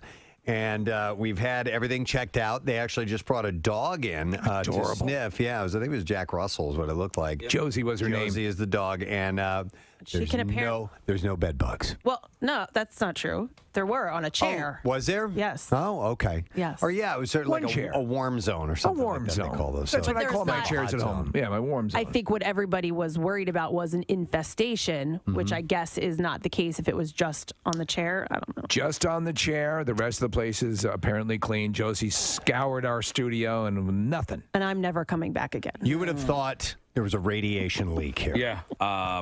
So I never told my wife that there was a bed bug. She wouldn't have let you go to work. No. That was the first thing I told my wife, and I started laughing. Yeah. Because, listen, I'm surprised that's all we have. They're ripping the entire building apart, walls that haven't been opened up in years. Yeah. I imagine at night there must be a big vermin hoedown when we leave. Because you walk around, there's these cavernous...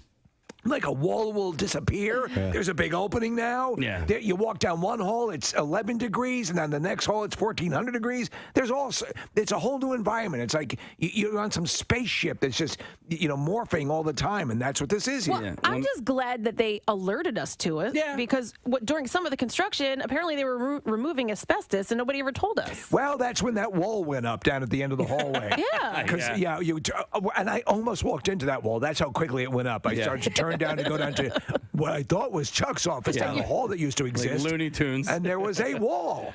So my wife will, when we go check into a hotel, it's always the same situation.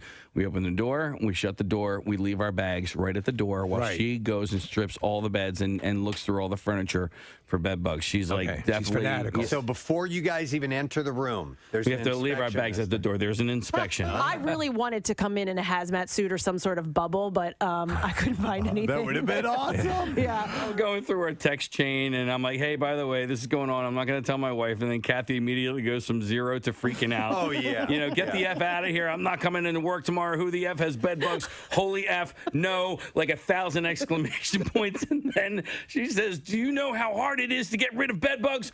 What's the company going to do about it? And when? And then Preston sends a GIF, of like a bed bug jug band. Yeah, playing music. And then Kathy fires back, that's not funny. It's not funny. I think I said F you to anybody who's not taking this seriously. And then I think Nick said, read Joe's email. And then Kathy says, F the email, F the bed bugs, and F whoever doesn't think this is a big deal. Where are we going to do our show tomorrow? Clearly, we can't go to the station, and we need an on-site location. My house is clean. Ready. My house is clean. Yeah. She was ready to set up shop somewhere else. 100%. If you guys would have said, yeah, we have to do the show somewhere else, I would offer it up my house. Oh, really? Oh, my God. So it was one bug down the hall, right? Yes! Okay, I'm just asking. Could you see Casey coming home? Diane wants to check him, so she takes out the blue light. Doesn't find any bed bugs, just semen Bathed in stains. semen, yeah. All over my face. We're good. The woman was saying that they have dogs that can do all sorts of that check for bugs that actually will. Wait a minute. I thought you meant that bed bugs use dogs to travel around. Mush. For a ride. I thought you meant as piggybacking. You've never seen the bed bug Iditarod? No. It's good. Yeah. It must be majestic. It's compelling. Good dog. Good dog. Good dog.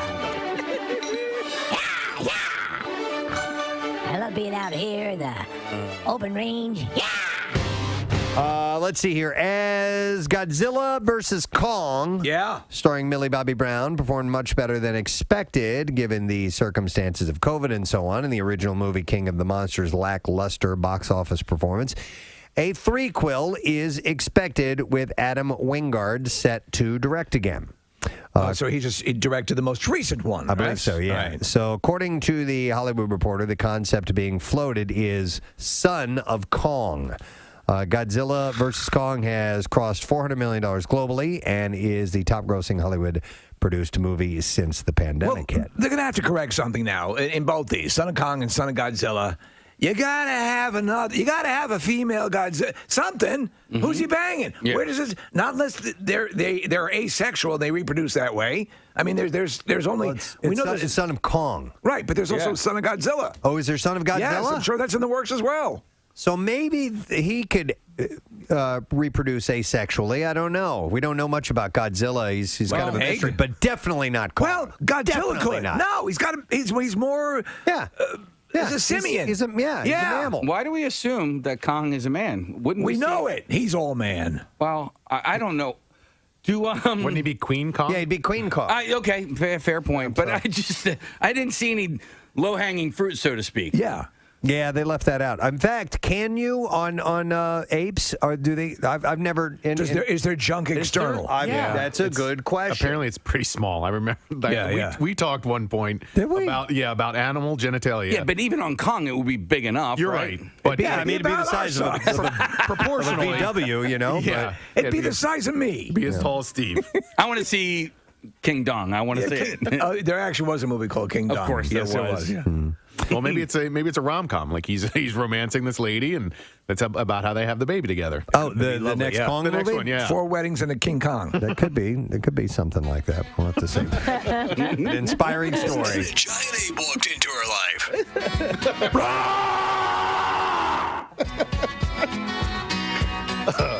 All right. So anyhow, we will see if that comes to pass or not. But how big his junk is, and whether there's a Mrs. Kong. Son of Kong. We'll have to see. What a goddamn day today. Sit down. I'll make you some dinner. I'm fighting these things that are apparently prehistoric, and yet I've never seen them, and I'm on an island. You'd think I would want to cross. I don't even know why they evolved that way. They're like snake things with. Give me a beer. Yeah, just think about it tomorrow. You want to do a little grab ass? Yeah. Khloe Kardashian. Let's take this upstairs. Kong! What are you doing? Just a little finger stuff. Oh my God. There's no little finger stuff in here. Oh, it's bigger than my penis. No, it's perfect. A lot of gorillas are like that. It's okay, baby. It happens. No, not to me. Those dumb lizard things I met today. You can't stop thinking about it. It's distracting. Forget about the lizard things. Come upstairs. Let's have some oysters. Okay. Should I move on to Khloe Kardashian now? Okay, thank you. Same size. I have the floor now. Maybe that. There you go. King Kong marries Khloe Kardashian. Today, it was, I guess, 25 years ago today or recently within the last week or so. I think it's today. It's a magical day, or at least a magical time. You can sort of feel it in the air. Yeah, you even look outside. Yeah. The trees are swaying, I think, in honor of the fact that it is the 25th anniversary of the movie Twister. Yeah. A legendary film. Oh, my God. Legendary, horrible film. I remember looking forward to going and see. I took my mom. She was visiting in town, and I took her to go see the movie. And the big hook were the effects. That's it. At the time, the effects were kind of groundbreaking. The CGI depicting these tornadoes. And they were amazing for the time. They did a great job. Yeah. It was such a stupid movie. The whole concept. It was just piss poor. Yeah. The rival storm chasers. yeah. There's the corporate storm chasers and the more grassroots in it for the love of the storm. The whole background story on Linda Hunt's character, Helen Hunt's Joe Harding. Not Linda. Yeah. Very, very different. Yeah. So the Helen Hunt's story about her dad being sucked away in a twister while they were in the storm cellar, and she's always had this love-hate relationship with the storms. But it's horrible. But again, at that time, the effects-wise, you'd never seen anything like that. No, effects-wise. So here's my vivid memory of this movie. Because if it was 25 years ago today, I was just getting done my junior year of college. I was a lifeguard, and I was at my boss, the guy who owned the company. I was at his house getting all the supplies ready to clean out pools. We did apartment pools. And he talked like this, like his voice was like this, right? And so it's me and my little brother, and we're power washing all this stuff in his driveway. And he goes, I saw Twister last night, and those tornadoes were real. And he said that. Those tornadoes were real. He must have said that like a half a dozen times. My little brother, it was me and him, my younger brother, sorry. It was me and him. And so even 25 years later, if the word tornado comes up in conversation, he and I will say, those tornadoes were real. What was that guy's name? I don't want to say his name. What's his first name? What was his first name? Last name? You just know his last name? Joe. Okay. Let's go with Joe. Hey, Joe, how were those tornadoes? Those tornadoes were real. I love that story so much. Was he suggesting that they had incorporated? What was his point? Was that they were not created for the movie, that they were corralling tornadoes and using them in the film? I think what he meant to say was those tornadoes looked real. Okay. But he said that they were real. And he had like a real affinity towards just weather. He loved weather. He was a weather guy. Yeah, he loved weather. It was like Philip Seymour Hoffman in the movie. Well, I mean, listen, he owned a pool supply and lifeguarding company, so weather was definitely... What I really love is weather. Yeah. Weather's important to that line of work. Absolutely. Yeah. Those tornadoes are real. Oh, my God. I wonder if my brother's great. fixing it. It's almost kind of Don Nazi. Yeah. And I tell you, Wait, I just said Don Nazi. Very different.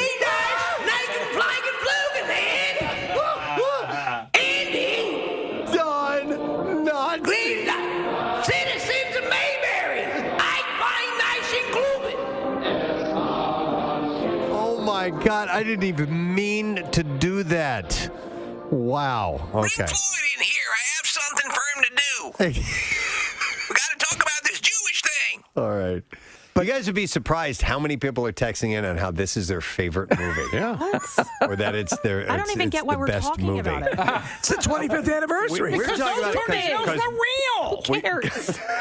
I mean, come on, Cap. It was real. By the way, when Casey says that, he puts his hands by his sides. Yeah. I'm trying to like he pushes them into his sticks his elbows out and goes, it was real. Those tornadoes were real. Primal Fear. Ed Norton has them as a very diabolical character, right? I remember he's completely psychopathic. A good twist. It's a twist. Yeah. It's a twister. It was real. Those tornadoes were real. Dude. I can't believe we just met this guy. I can't believe I never took You've never brought it I up. love that. We're going to talk to, in a moment, a couple of guests, actually. But tonight, the Flyers game tonight. By the way, the home opener is carried on MMR. Yes! Tonight. Yes. Against the Canucks. And so that does mean something about the Money Clip. We will not have the 8 o'clock opportunity Right. today because the broadcast will be happening here. So do your double wins today on our show.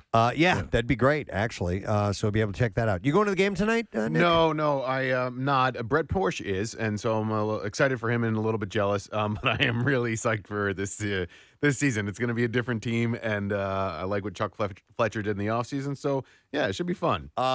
Nick just pulled this up, and the reason he giggled is on my monitor in front of me here. Nick had retweeted something that never, ever, ever fails to make me laugh concerning the Flyers game. And we had this guy in our studio. It's from when the Flyers were in the playoffs. Or was that that wasn't the championship, was it? I think it might have been. Maybe it was 2012. So Ian LePerriere is doing an interview, and behind him, a guy face painted in Flyers color just screams his head off. And then someone took that and looped it to where it rolls backwards and forwards. And I'm telling you, it without fail makes me crack up every time I see it. We had him in our studio, the screamer. Yeah. I was sitting at home so great a week or two ago and just messing around on YouTube, and so I made this little GIF, and I sent it to you, Preston, because it makes me laugh every time too. And the way that Lappy reacts to the guy screaming is so genuine and funny, and he found it amusing. So if Ian LePerriere is laughing at it, you know that it's funny. And the guy, he rears back first, like he takes in a deep breath, and then just shoots his head forward and screams, and it's one of my favorite things. I would like to, and I say this every year, I'm going to go to more Flyers games this year. Yeah. Well, we just get up so freaking early in the morning. It is is so hard to go do it. It is tough. And then eventually when you go to do it, you're like, oh, why did I go do this? And then you get there and you go, oh, this is why I did this. Yes. and you just have to get to that first hub of like, I really shouldn't be out on a school night. It was my last sporting event before the pandemic, was going with you guys to that sorority game, sorority event, and we went to the game together and sat upstairs in the assembly room and watched the game from that. I love being upstairs. What they did up there is great. So if we do go back, we should go back up there again. Yeah, I love that. Yeah, I think the best way to watch hockey is either right down front up close or way up high. Yeah. I agree. And not in between. Yeah. I like both of those vantage points. They're awesome. But I mean, anywhere in the building is excellent. So it's called the assembly room? Yeah, there's a whole bunch of different areas up there, but you can rent those out, and it's not that expensive, especially for Flyers games. There are a lot of people who haven't had the chance to go because we've had such a pause. Yeah. It'll blow your mind how cool it is up there. And then so tonight, Steve, I mean, speaking about the pause, last season was weird with, it was delayed to get started, and then fans could come, and then they couldn't come, and whatever. Tonight, full house in South Philly at the Wells Fargo Center. Should be pretty awesome. It. Yeah. I wonder if they still have that rage room up there. That was pretty cool. Think so? I don't know. You can go in by yourself. A baseball bat or sledgehammer, and you break a whole bunch of stuff. It's like hidden behind a bookcase. It is. Yeah. It actually is. Yeah. You have to ask where it is. It's pretty wild. All right. We've killed enough time, and here we go. 93.3 WMMR. It's time for an MMR Money Clip. Raining blood from a lacerated sky. Now, here's your Money Clip keyword. All right, it is theater. Theater. Theater. You have until 15 minutes after the hour to enter it, and there are 3 ways to do it. You can text the special contest short code number, which is 45911, or to also be entered for the $10,000 grand prize. Enter it via the MMR app or at WMMR.com. One random entry wins $500 in our company-wide contest, and that person will get a call from Beasley. Make sure you answer your phone. Contest rules available at WMMR.com. Sponsored by Horizon Services. Again, the word is theater. Theater. And a good luck to you. Now, WMMR presents Preston and Steve's Bizarre File. Brought to you this morning by DraftKings Sportsbook, America's top-rated sportsbook app. Download the DraftKings app and use the code ROCK to get in on the action. Well, a movie-worthy amount of snakes was found living under a house in Santa Rosa, California. Yeah. Al Wolf, director of Sonoma County Reptile Rescue, responded to a call from a woman who said that a snake den was under her home. And on the first visit, Wolf found 59 newly born babies and 22 adults, as well as a dead cat and a dead possum. And on 2 follow-up visits, he wrangled 11 more adults. He said, I've been doing this for 32 years. I get calls with snakes under the house pretty often, The most I've ever done under a house is 4 or 5. 4 or 5. This time around, he got over 90 of them. That's insane. And you could probably hear him at night. Wolf noted that he has seen dens the size of the one under the Santa Rosa house in the wild, but never in an urban area. So they call it a snake den. Yes. Yeah. All of these snakes were northern Pacific rattlesnakes, the only venomous snake found in Northern California. What a freaking nightmare. Yeah, it's wild.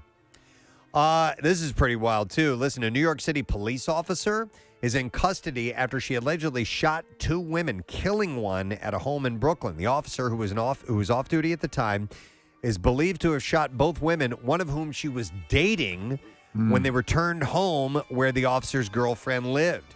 Police said the off-duty officer shot a 24-year-old woman in her chest, possibly more than one time. The victim, identified as Jamie Lang, was pronounced dead. The other woman, a 23-year-old who was in the romantic relationship with the officer, was shot in the torso and is expected to survive.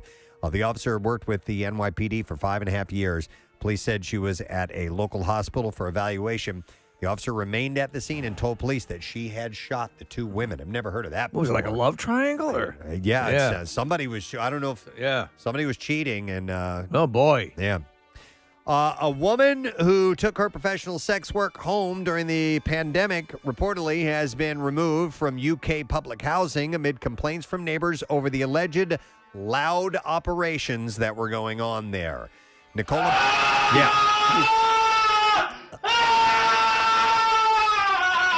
Perry is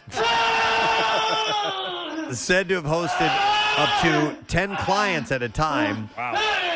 In her home. Customers would line up in cars along the block beginning in the morning while waiting to work with Perry. Yeah. Her booming business supposedly caused disruptive noise at all hours. Of course. Constraints it's loud work. Due to COVID had taken the small business owner's work from an established brothel in Manchester city center back to her suburban home during a period of government-mandated restrictions between November 2020 and February 2021. You know what? I don't need to go into the office. According to prosecutor Robert Lynch, the mother of one had also asked a neighbor to look after her 6-year-old son one morning while she was working. You're whoring today? Police were compelled to intervene after a vigilant neighbor who evidently spent a lot of time in her garden outside the apartment had provided a log of Perry's appointments, including details of 3 working girls who arrived at her home to provide additional support. One of the complaining neighbors alleged that she had been mistaken for a sex worker herself and was solicited by one of Perry's clients. So she was adding on employees. That's how popular, huh? Yeah. I guess, well, maybe I don't know if she ran the brothel or what, but Perry was ordered to complete a 6-month drug rehabilitation program and 12 months of community service, plus pay additional fines and damages. All right, this is crazy, too. A man has been arrested after using a piece of metal wire to choke his coworker before others stopped him. And this came out of nowhere. This is insane. On Monday afternoon, police arrived at a local company where other employees said that they had to physically stop 41-year-old Jay Christopher Case from choking and killing his coworker. According to the victim, he was working at a sandblasting machine when he saw gloves come around his head and felt a metal wire wrap around his neck, causing him to struggle to breathe. The victim said that he and Case fell backwards. Then he kicked Case in the face before coworkers came to help. After Case was stopped, he left the business. Now, according to court documents, the victim said he doesn't know why Case attacked him, said he had never had any problems with him before. He also added that him and Case rarely spoke to each other. So just out of the blue. 2 witnesses also told police the 2 coworkers had minimal contact and were unaware of any issues between the 2 men. One witness told officers he was sitting in the office when he heard the yelling outside. He went out to find the victim on the ground with the metal wire around his neck with blood coming out of his mouth. Holy crap. Case was standing over the victim, holding him on the ground while pulling the wire upwards. The witness had said he heard the words, "I'll kill you," during the attack. Second witness also told police that he heard a commotion and saw Case choking the victim before dropping him to the ground. While the victim was on the ground, Case continued to hold him down and continued to choke him. The witness said that he stopped Case by pulling him away from the victim, but believed that if he did not stop him, Case would have killed the other man. So we're looking at a mugshot of this guy. This guy's got that look. He looks like a big guy too. So a big wire kill you look. Case was arrested, and the charges Case faces are pending. All right, and then we'll do one more story, and then we will wrap it up. Let's go with. I like this one. This one's kind of fun. A normally quiet neighborhood in San Francisco is buzzing about a sudden explosion of traffic, and neighbors say that their dead-end street has suddenly become crowded with autonomous Waymo vehicles. So these are vehicles that are test running in San Francisco, and they travel all on their own. Jennifer King said, I noticed it while I was sleeping. I awoke to a strange hum, and I thought that there was a spacecraft outside my bedroom window. Visitors Jennifer King is talking about didn't come at night alone. They came all day long, right to the end of the 15th Avenue, where she is. There's nothing else to do but make some kind of a multi-point turn and head out the way they came in. Not long after that car is gone, there will be another, which will then make the same turn and leave before another car shows up and does the exact same thing. And while there are some pauses, it never really stops. She said some days it can be up to 50 cars doing this. On this quiet dead end. She said it's literally every 5 minutes. And we're all working from home, and this is what we hear. At several points this Tuesday, they showed up on top of each other. The cars, packed with technology, stop in a line as if they're completely baffled by the dead end. While some neighbors say it's becoming a bit of a nuisance, everyone finds it a bit bizarre. The local news had reached out to Waymo, and they responded by asking for more information about the neighbors' concerns and the specific location of the circling cars. So you're going to see a lot more of this. Autonomous cars just keep showing up to the same location and doing these turnarounds. They can't figure it out. And they can't figure it out. There you go. And that's what I have in the Bizarre File for you this morning. All right, we have a couple of guests on the show, and it is Breast Cancer Awareness Month. Yes. And we are first going to welcome a former member of our staff. She was an intern for quite a bit, and one of my few female Rush fans. I wore my shirt for you today, by the way, Donnie. So we want to welcome our former intern, Donnie Benall, to the show this morning. Hey, Donnie. Hey, guys. How you doing? Hey. Excellent. I'm doing well. Excellent. Thank you. How are you guys? We're great. We are happy to see you once again. And we are also welcoming a manager from Community Engagement. And this is Lynn Folkman-Uspitz, who is joining us too. Hi, Lynn. How you doing? Good. How are you? Wonderful. Okay, so I want to get this right. I said you're the manager and community engagement of, is it Living Beyond? Living Beyond Breast Cancer. Okay, that's the official name. I want to make sure I get these titles correct. So Donnie, you've been on our show before to talk about Breast Cancer Awareness Month. You are a breast cancer survivor as well. So tell us a little bit about how you are doing these days. I'm doing pretty great. I am a survivor and thriver. So a thriver is a term in the breast cancer community where you're either in treatment, undergoing treatment of any kind. But I'm thriving, doing great. I'm working full time, going to grad school part time, just bought a house. I'm feeling pretty okay. So things are going well. That's excellent. That's excellent.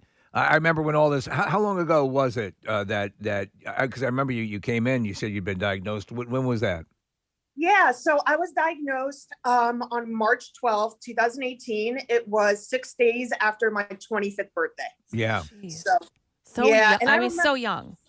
Yeah. And I remember, Steve was such a big supporter of me. He would call me, ask me how I was doing. We would talk. So thank you again, Steve. Oh, and my God. everybody for your support. No, I mean, look what you've done. You've done the classic thing. Like, so mine was prostate cancer, but you do what all people who get touched by this do, or most people that I've ever met, you pay it forward. But you've done an especially full-throated effort here, and we're proud of you for what you do. Thank you. Thanks. And then how did your connection happen between Living Beyond Breast Cancer? So when I was diagnosed, I was so young. I didn't know that people that young could get breast cancer, and everybody was very supportive, but they were connecting me with their aunts, their mothers, their grandmothers. Right. And as a 25-year-old, I just couldn't relate, obviously. And I was looking for a community of people my age, and that's when I linked up with Living Beyond Breast Cancer. They have a really amazing on-demand resources of all kinds on their website, lbbc.org. And they have a young advocate program. They have a a community for young women diagnosed under the age of 45.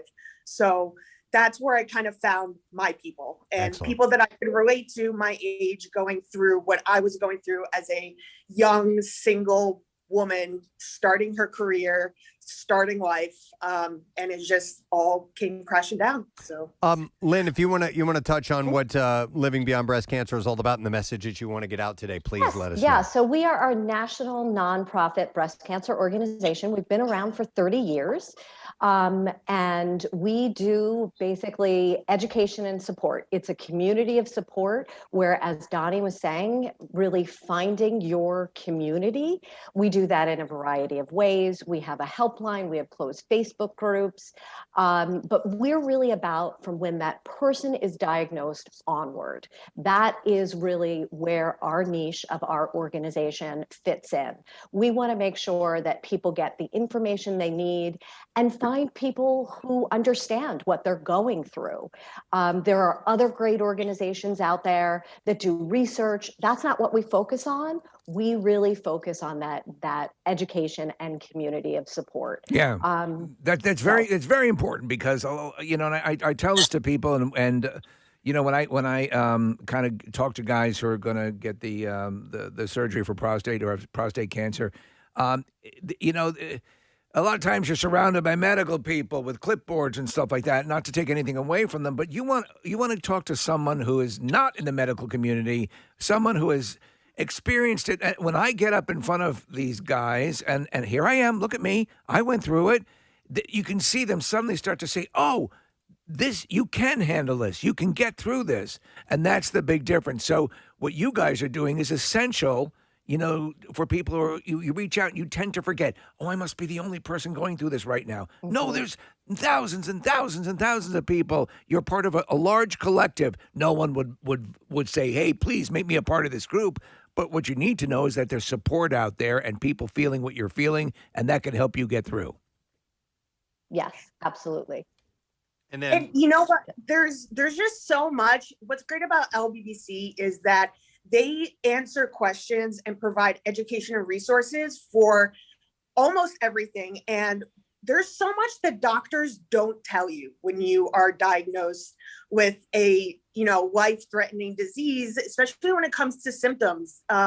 There's just so much that you have to figure out on your own. And so LBBC really provides those resources for things that aren't normalized or spoken about. Yes.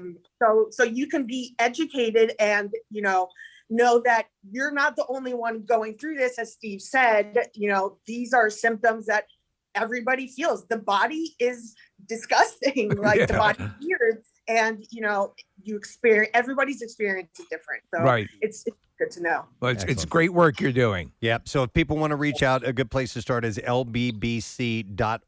And, reading about this is whether you're newly diagnosed, in treatment, years beyond treatment, living with metastatic diseases, or a loved one of somebody, there's all-encompassing. Excellent. And I would imagine you guys, if you can't help specifically, you can point people in the right direction that they might need to be going in as well, which is great about organizations like this. They just want to help out, and they'll get you in touch with the people who can do the things. We are all about, we want to help you, but if there's other resources that you need, we want to share that as well. Excellent. Well, you guys do great work. Thank you so much, Lynn. It's wonderful to meet you. Donnie, it's always wonderful to see you, and happy that you're happy, and we'll be in touch soon, okay? Excellent. Thank you, guys. Thank you. Donnie Benov, Lynn Folkman Auspitz, and it is indeed Breast Cancer Awareness Month. So we're happy to pass along that information. I'm sure we have it posted at PrestonandSteve.com, where you can get on board if you missed any of that information. All right, we'll take a break. We'll come back in a moment. Don't forget David Duchovny's going to be on the show, comedian Greg Warren, more chances to win money, our heads are falling off, all this stuff. We'll be back in just a moment. That guy, man. Our pet's head. He lived in this beautiful, huge home. I'm like, how the hell, looking back on it, I'm like, how the hell did you just own a pool company? You know what I mean?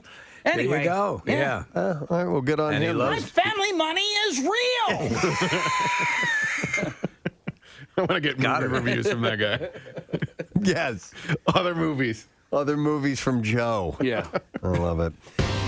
After grieving her husband Prince Philip's death, Queen Elizabeth is back to her royal duties. On Tuesday, she made her first official appearance following Philip's funeral. And she was seen... Oh, grinning. I thought it said grinding. I thought it said gurning. She's gurning. Now, what's this? I'm sucking my chin into my mouth. Wait, do we have the bell? It's the gurning. Her Royal Majesty will now suck her chin into her mouth as part of the royal gurning.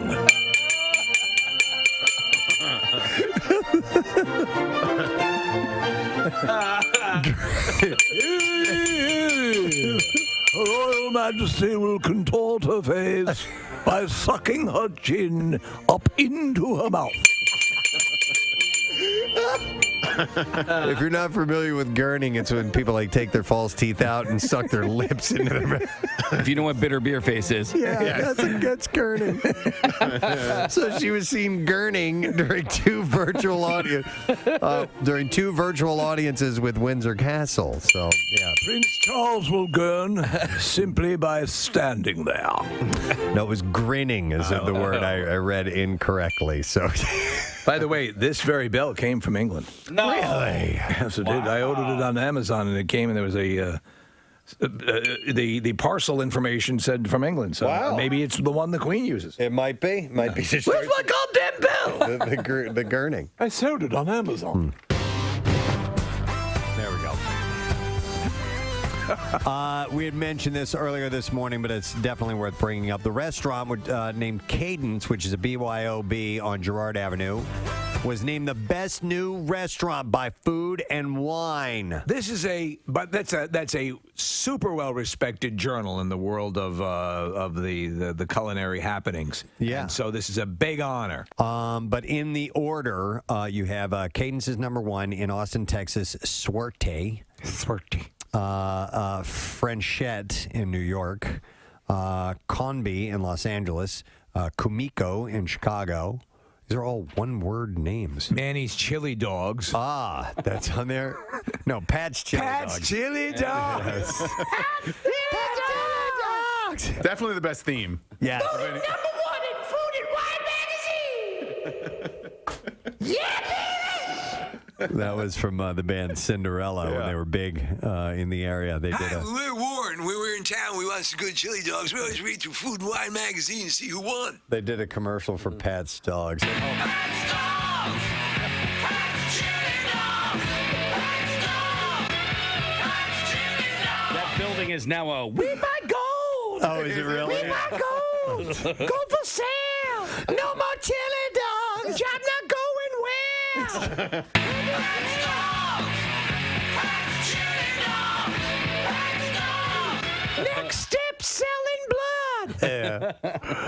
Yeah. So number 6 on this list is Ada, which is Ada Indian Canteen. Ooh, I love canteens. When you go in that, you need water. Fox and the Knife in Boston. Boston sucks. Hey, we beat Boston. Yeah. Love me some good Fox. There you go. Suck at Boston. How's the Fox at this place? Indigo in Houston, Nightshade in Los Angeles, and in New Orleans, a place called Piece of Meat. There you go. You know, it's I think one of the most difficult parts of a restaurant would be a name that means something and pops to people. Yeah. You know, like Pat's Chili Dogs. Right. That's. Pat's Dogs. Pat's Chili Dogs. Pat's Dogs. Pat's Chili. Yeah, I mean, the name will only get you so far, but it is an added bonus. Answer the phone, by the way. Thank you very much. I don't know. If you had a restaurant, what would you name it? I'd name it Answer the Phone. Yeah, thank you. I'm sorry. I'm tired of waving my arms. Yeah. It's been happening You the lose last few business. days, and I'm just going to say answer the phone. Answer the goddamn phone. Yeah, answer. In fact, I'll say it that way. Yeah. That should be the name of the restaurant. Answer the goddamn. Answer the goddamn. Answer the goddamn phone. Great food. Answer the goddamn phone. Open all night. We've been mentioning all morning long, tickets for the MM Barbecue go on sale right now. It is exactly 10 a.m. Yeah. You can get your tickets. The lawn seats start at just $25, and we want you to get on board because we want you to be there for all of the bands and all the activities that are taking place. We're going to have Aaron Jones, who we just played, Dorothy, Mammoth, Wolfgang Van Halen's band, Mammoth, he will be there. Dirty Honey, Cheap Trick, The Offspring, and the band that this gentleman is in, who is joining us right now. We're so excited to have Jane's Addiction on the bill. Yeah. And like I said, I've seen them before. I saw them at the Spectrum ages ago. Amazing, right? Blew me out of the water. One of my favorite shows in that building of all time. Please welcome Mr. Dave Navarro. Our show today. Good morning, Dave. Hi, guys. Hey, thanks for coming on. Thanks for having me. That's a very nice welcome. It's our pleasure, man. Like I said, yeah, I've seen you guys before. I know the kind of energetic show that you bring, and that you guys get the audience in on the party. You make it happen, and it's been a while since we've partied, Dave. So big expectations. It's been a while. Yeah. Well, big expectations for me too. I got to tell you, the other night, LA is starting to open up and have indoor eating and dining and things like that. And I went to a restaurant the other night, and it was overwhelming. Just people and noise and things going on and plates being dropped. And then I thought forward to our show coming up in September. I was like, man, I'm not even prepared to be in a restaurant. Baby steps. But you know what I mean? Like, what is it going to be like walking out onto like a festival audience with you guys? But I'm excited to do it, man. It's been a long time. So the way we're pretty psyched. The way it's progressing is that the show is it's at the end of September. So again, everyone's sort of feeling their way. It's like the cobwebs are lifting and the doors are opening and everyone's looking above ground. And by that time, I think we're going to be in a nice swing of thing. But I can't think of a better scenario, especially since it'll be a little bit cooler in September. Yeah. And the roster's great. And Preston's seen you guys a number of times, and I've always wanted to see Jane's Addiction, and people are freaking out. Oh, that's great. Thank you for that. Yeah, I'm also super excited to see Wolfgang's band. Yes. Yeah, we've been talking quite a bit about that, David. I want to get your take on this because the music that we've heard so far, very impressive. He had a lot to live up to, and that's another thing. And I'm hoping for the best because not only is he a young musician trying to make his way, but I need somebody to carry on that Eddie legacy. The mantle? Thank you. Yeah. And that's got to be a tremendous amount of pressure on him, I assume. I'm sure he's gladly going to take this on, but it's got to be a weird position to be in. Yeah, I would imagine the best thing for him is to acknowledge that and be aware of it, but to just do his own thing, man. Yeah. He's his own human being, and like he's got his direction musically. And from what I've seen, it is very different than Van Halen. It's a little bit more, more modern rock, I suppose. Yeah. But he's fantastic, and I want to see him. I want to check out the band, and I'm going to do everything in my power to not tell him how much your dad meant to me. It's hard though, right? It's going to be impossible, but you know how hard that's going to be to not do. But I hope the best for him, and I typically don't get to when we do these festival shows. I typically don't get to them early, but I'm definitely going to come down and check out Wolfie, and I'll probably check out Cheap Trick too. Because Xander's a friend, and I played with him a bunch of times. And a weird side note for me is that I think the first concert I ever went to was Cheap Trick opening up for Kiss. Wow. Oh, my God. Yeah. Like in the 70s. Yeah. And so to be on the same bill with them as Cheap Trick and as Jane's Addiction is a pretty big deal for me. Just in terms of having a little personal clash with my own history, I suppose. Well, Dave, I have to tell you, I had my upper thigh felt at a backyard barbecue to a Cheap Trick song in the 70s. So, yes. I don't know that we can top that experience for you. I mean, that was good. Hey, Dave, at least you had that. I wanted to ask, with the length of time it's been since musicians have had a chance to do live shows. I mean, you can pick up the guitar and you can play it and you can keep your chops going, just doing a little rehearsing here and there and writing whatever you may be doing. But is there a difference between keeping the instrument fresh and being on stage? Or do you have to get your stage legs together, essentially, is what I'm asking? I mean, I think I don't know. We've been doing it for so long. And, you know, believe it or not, Jane's Addiction has historically taken years off, years of hiatuses. And so, yeah, we're just coming out of COVID. And yeah, it's been a while since we've been on stage, but we are ironically very used to getting back together after years of not doing it. So hopefully we are experienced in trying to make it look seamless once we get back on the stage. But usually when the first downbeat happens and Perry gets into his trip, it's pretty easy to get lost in that environment and just kind of go back to second nature. Yeah. You know, fortunately, a lot of these songs have been with us for 30 years, you know, so it should be pretty seamless. You know, I'm sorry to interrupt. Dave Grohl has this special coming out about the van life, evolutionary period of a band.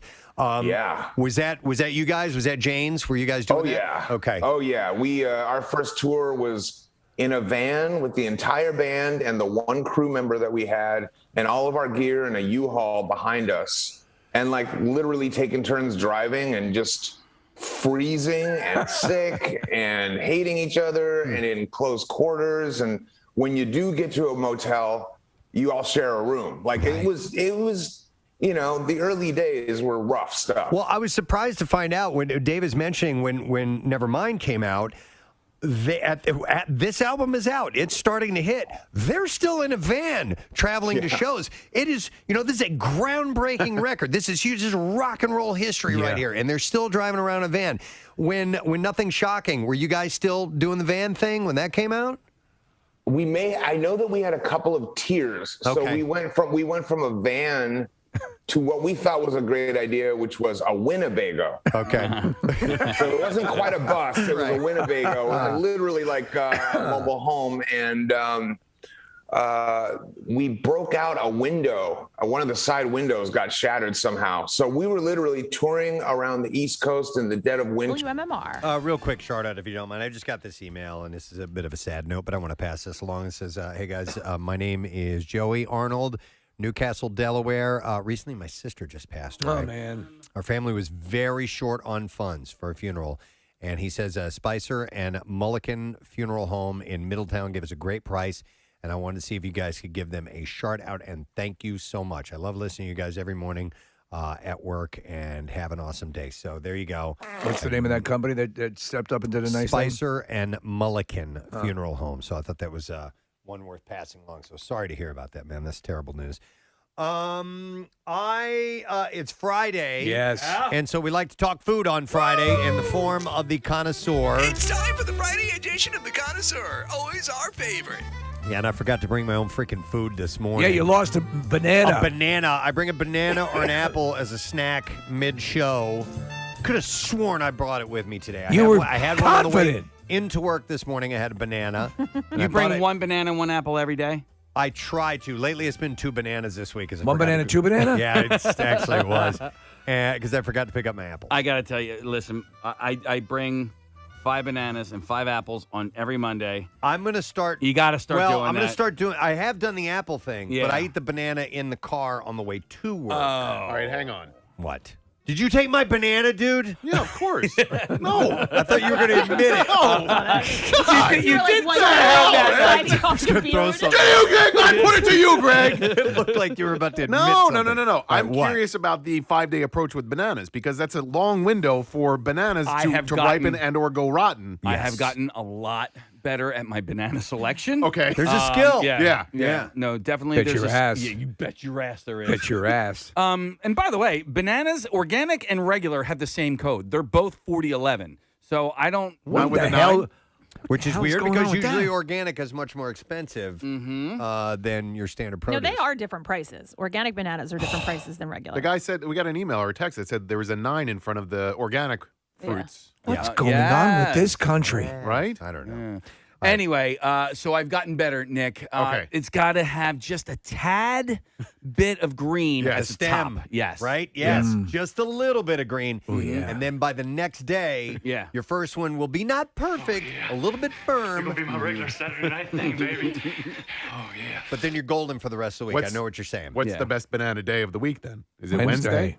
Yeah, probably Wednesday, Thursday. That's why you always Depending hear the excitement. Friday gets a smidge mushy. Right. Yeah. Just a little bit. And also, when you buy the banana, like at what time of the day on Sunday is not only that, but also for apples as well, because I like the Honeycrisp apples. And if you go later on a Sunday night, it's like, oh man, it's like bottom of the barrel. Pickings are slim. Yeah. Yeah, exactly. Well, Cho's has bananas, right? I mean, so that might be a safety net for you. Yeah, they don't open until 9 though. What? Oh, it used to be 8. It used to be 8, but you know, these weird times.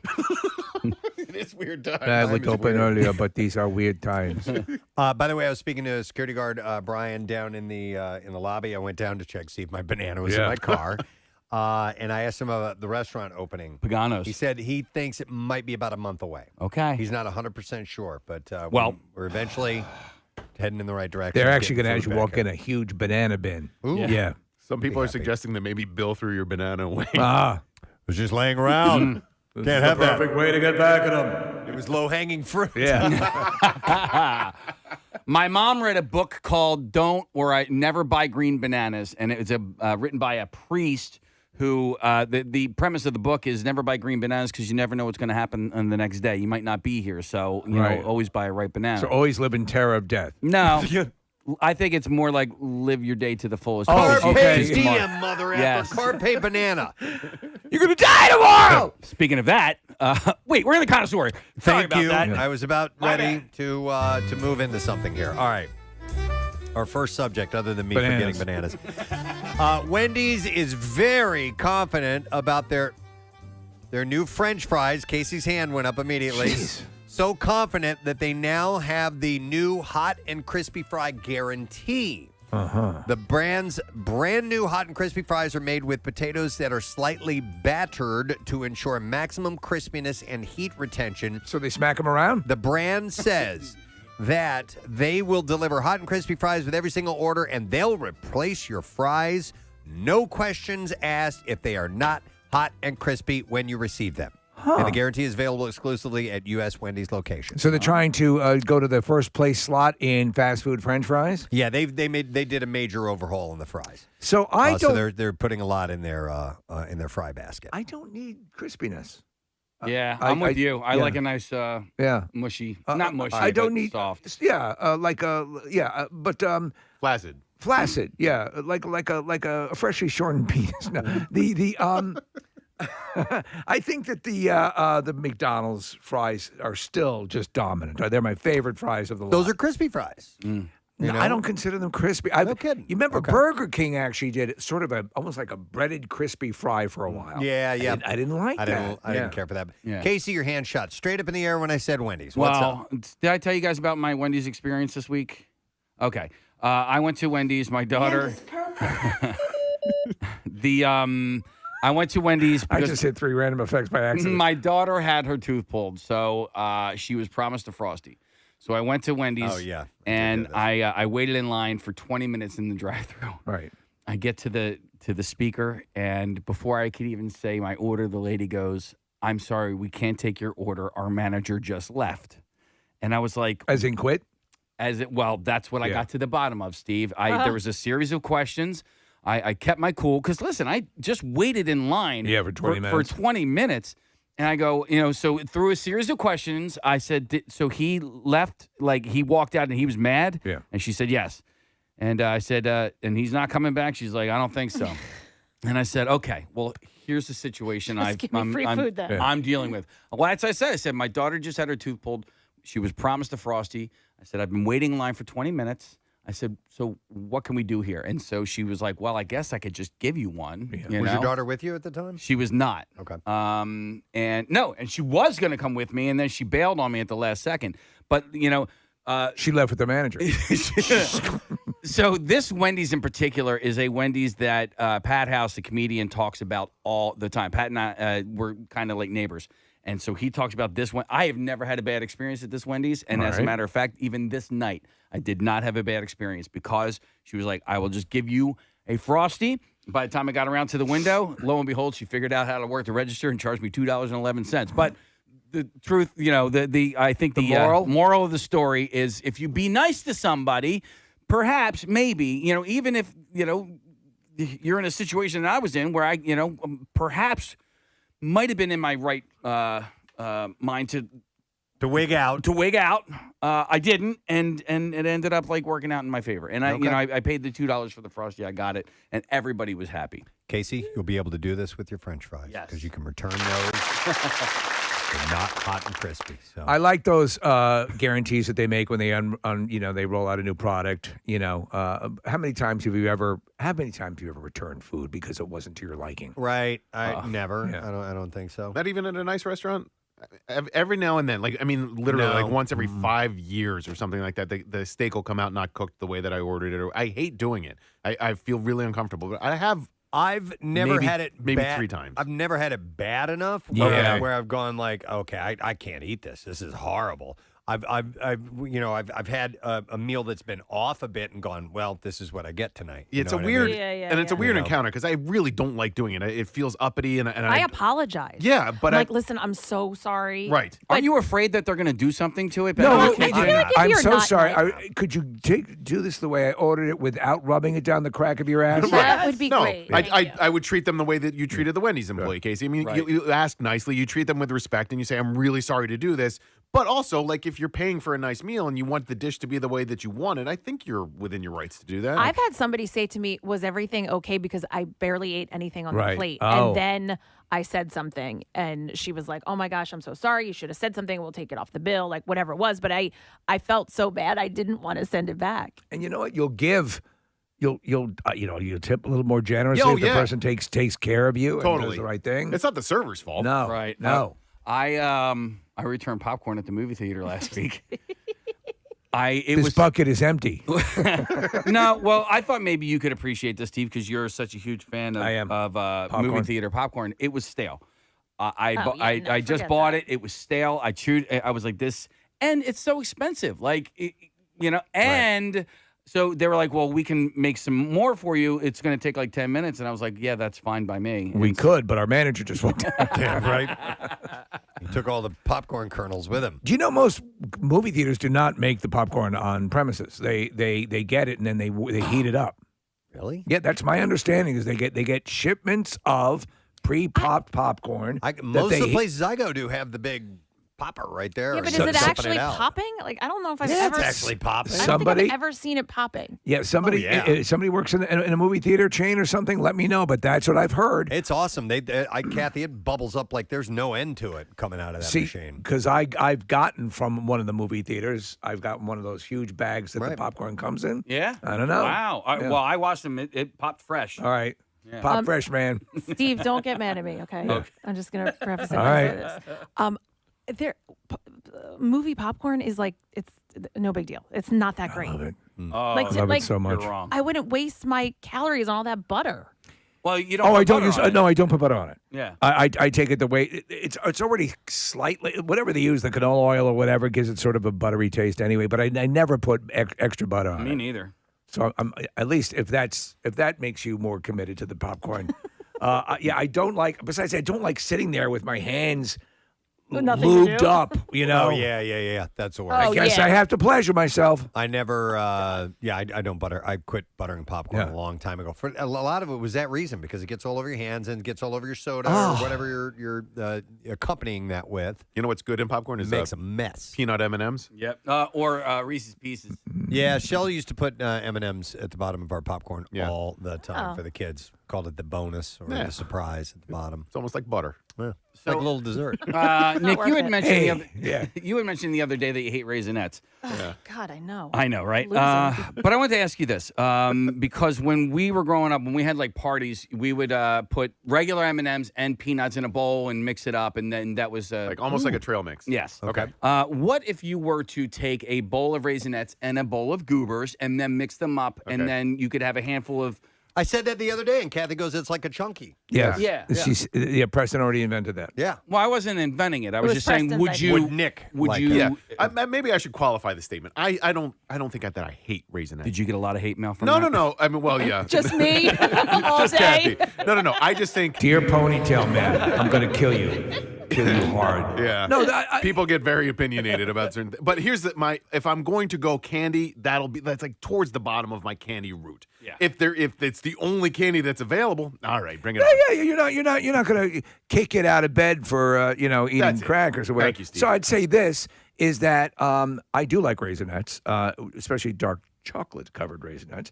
But I'm not a big fan of the mixing. I know you guys are, like trail mixes and things like that. I'll eat this, eat this, and then I'll move on to that. But I don't like to mesh them all together in some bizarre snack food souffle. Steve, I'm sorry. Here's jumping in with some text about the popcorn. A number of people saying they've worked at movie theaters and they would pop it fresh. Here's one though that says AMC pops their corn. Regal has pre-bagged corn. Okay. And then another one said the giant bag was usually the leftover popcorn from the night before. They would whatever they had left over, they throw it in the bag and then they'd tie it up. One of my greatest experiences in life, and I've been through a lot in my long life, but when the circus came to town, oh my it's God, like the remember Melissa that? Manchester song, Yes. And they gave me Casey. You remember? I It's do. like a 4-foot bag of popcorn. It was like a sleeping bag full of popcorn. I It was ate ridiculous. that popcorn for like 3 months straight, Carried it around and it with was it just sat on the floor next to me Uh-huh. when I was on the couch, reaching in, and it was like my bag. And Where's my bag? All right, so here's a tip for anybody listening, and Steve, any lovers of popcorn. If you go to the dollar store and they have the popcorn available, get it. I promise you, it is delicious. There's not a whole lot of food I would ever get at the dollar store. Right. But if Like the steak is probably good. Probably not. But if the popcorn's there and it's on the shelf, get All the right. popcorn. And get a pregnancy test. Remember, we learned they sell And them at the dollar store. They also sell marijuana tests as well. By the way, real quick, and we're going to move on to some okay. other things. We don't have much time, and I want to do the connoisseur in full, but some people are texting you because you tried different seasonings on popcorn. You could put like Lowry seasoning salt. You could put everything bagel seasoning salt, stuff like that. In fact, some chains sell like a garlic seasoning salt that you can put in there. Also, somebody says Raisinets in popcorn is the best. Huh. I didn't think of that. It's a thing. I wouldn't say it's the All right. best. Well, they're saying it's the best thing. All right. Shrimp poppers. I want to mention this, and then, by the way, we're going to end the connoisseur today with a round of trivia for me, the connoisseur. Oh, nice. Okay. 3 Philadelphia eateries have made this year's New York Times restaurant list. That's fantastic. Yeah, the restaurant list, as the newspaper describes it, is compiled of the 50 places in America we're most excited about right now. Now, did any other state or city claim that many restaurants? That I don't have a stat on that. All right. So there's 50 of them, but I'd say 3 in one city is a fair amount. That's pretty amazing. I'm guessing. The Times sent critics, reporters, and editors around the country to find these restaurants, the ones the paper calls the most vibrant and delicious. Vibrant and delicious. And I'm sure Marissa knows all these. First of all is Korshak Bagels. Horseshack Bagels. Korshak Bagels. Oh, I have a friend that goes there. She raves about the place. She's like, Okay. Really? yeah, and she says it's fantastic. I haven't been yet, so I want to try. It's where the old Epstein's Bagels used to be. We haven't been there. It's a bagel place in South Philly, but when Foxy Lady Chef came in for Casey's birthday, she brought us Korshak bagels. Okay. Nice. By the way, the restaurant says the bagels are made with a natural wild yeast fermented starter, which is named Helen Mirren. Helen Mirren. I love that. Preston, you'll like it. They have like their schmears are like clementine and little fancy flavors. Okay. All right. Oh, Palettes. clementine's like the orange Yeah. things. Okay, I thought Yeah, that was yeah, just yeah. a funny name. So Yeah. that sounds really good. And they do something fancy. Francisco. in That's there. fun to say. Instead of just standing in line, they'll like come around the outside and like walk you through all the bagels and schmears and like That's help cool. you decide which to get. Okay. So Korshak's Bagels, and they are, where are they, Marissa? South Philly? Yeah, South Philly, like Morris and I don't know. Okay. Somewhere- Okay, just somewhere wander near- around. You'll find Somewhere it. around 1700 10th Street or so. Okay. 1700. Then you have another one is no surprise, Laser Wolf, because that's made all the lists this Yes. year. And Everything's cooked by lasers. We've talked about them before. Yeah. And then the third one on the list is down. Thank you. Enjoy that a lot. Is Down North Pizza. Down North Pete. Look at that's awesome. All right, Strawberry is that- Mansion. Okay, is that the one where they hire? Formerly incarcerated people. Thank you. All right, yeah. So it's a mission-led for-profit restaurant. That's excellent. And the restaurant's website says we exclusively employ formerly incarcerated individuals while providing culinary career opportunities at a fair wage and equitable workplace. Wow. That's great. Giving people that are having a hard time finding work a place to work. I love that. So one of the founders is Mohammed Abdul Hadi. He's a graduate of West Philadelphia High School and Temple with a degree in criminal justice and law enforcement. And so here they are tearing up the pizza scene. Yeah. So, Marissa, have you had their food yet? I haven't been yet, but did you guys see the email our friend Paul sent over where they're making lard bread, which is some I did. You know what? I have that here. What is lard bread? In the well, hang on a second. I think I printed it up and highlighted. I have so many things. Guys. You're just overflowing with connoisseur stories. All Parmalee, right? It is. He works over at WHYY. Yeah. I have it if you need it, Preston. Hang on, because I think oh, I'm gonna look, need it's under your banana. I think I'm going to need the information, Nick. So let's talk about lard bread for a moment. Okay. This is my sous chef, Nick, by the way. Yeah. Ladies and gentlemen, a discussion of lard bread. All right, so there was an episode recently of You Ought to Know at 7:30, and they now, let's see, this was on BillyPenn.com, and lard bread is now available at North Pizza John. I'm sorry to jump in. Oh, it's at Pizza John. Yeah. They do have it there. There's a couple of different places that are doing it. And Steve, somebody had said that this is like a New York thing, and to ask you about it if you had ever heard of it. I have never heard of lard bread. That's what Paul had emailed though about. I'm looking at what I believe to be a picture of lard bread, and I'm highly intrigued. And it doesn't necessarily have lard in it. There's another reason for Raisinets. the name, I think, Marissa. It looks like it's a 90-year holiday tradition from a specific Brooklyn bakery. Huh. Okay. That started in like 1921. It's Mazzola Bakery in Carroll Gardens. Okay. All right. I think there is lard in it though, because there was. All right. It's meat bread. Like It's, some kind of Marissa. Sometimes they call it prosciutto bread, or I don't know how to say Pud this. bread. Ciccioli. Anyway, ciccioli bread, and I don't. It's pronounced gabaluba. Yeah. No, gabaluba. Getting that It's different than gabaluba? Oh. Gabaluba. Yeah.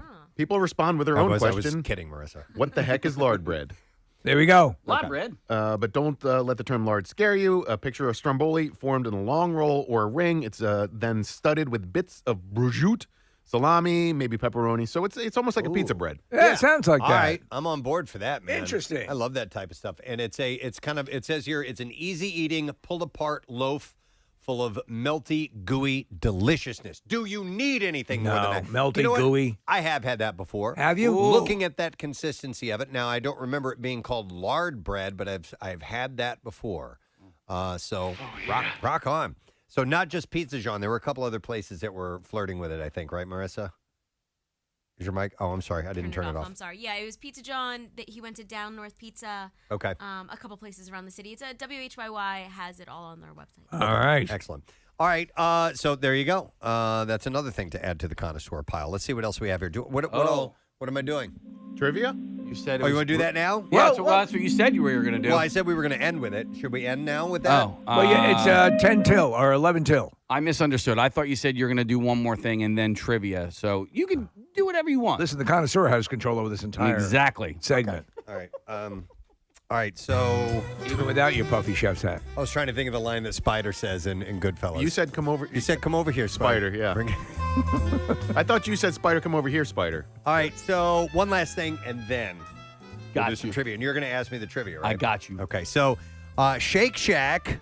One of my You favorite love places, Shake Shack. has the all-new, listen to this, All right. black truffle burger and new Parmesan garlic fries with black truffle sauce.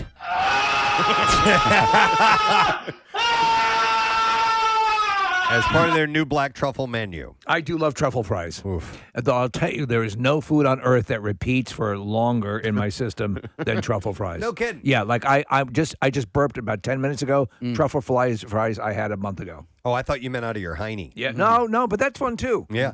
The menu items are made with real black truffle sauce, and the burger features a Gruyere cheeseburger topped with real black truffle sauce and crispy shallots on a toasted potato bun.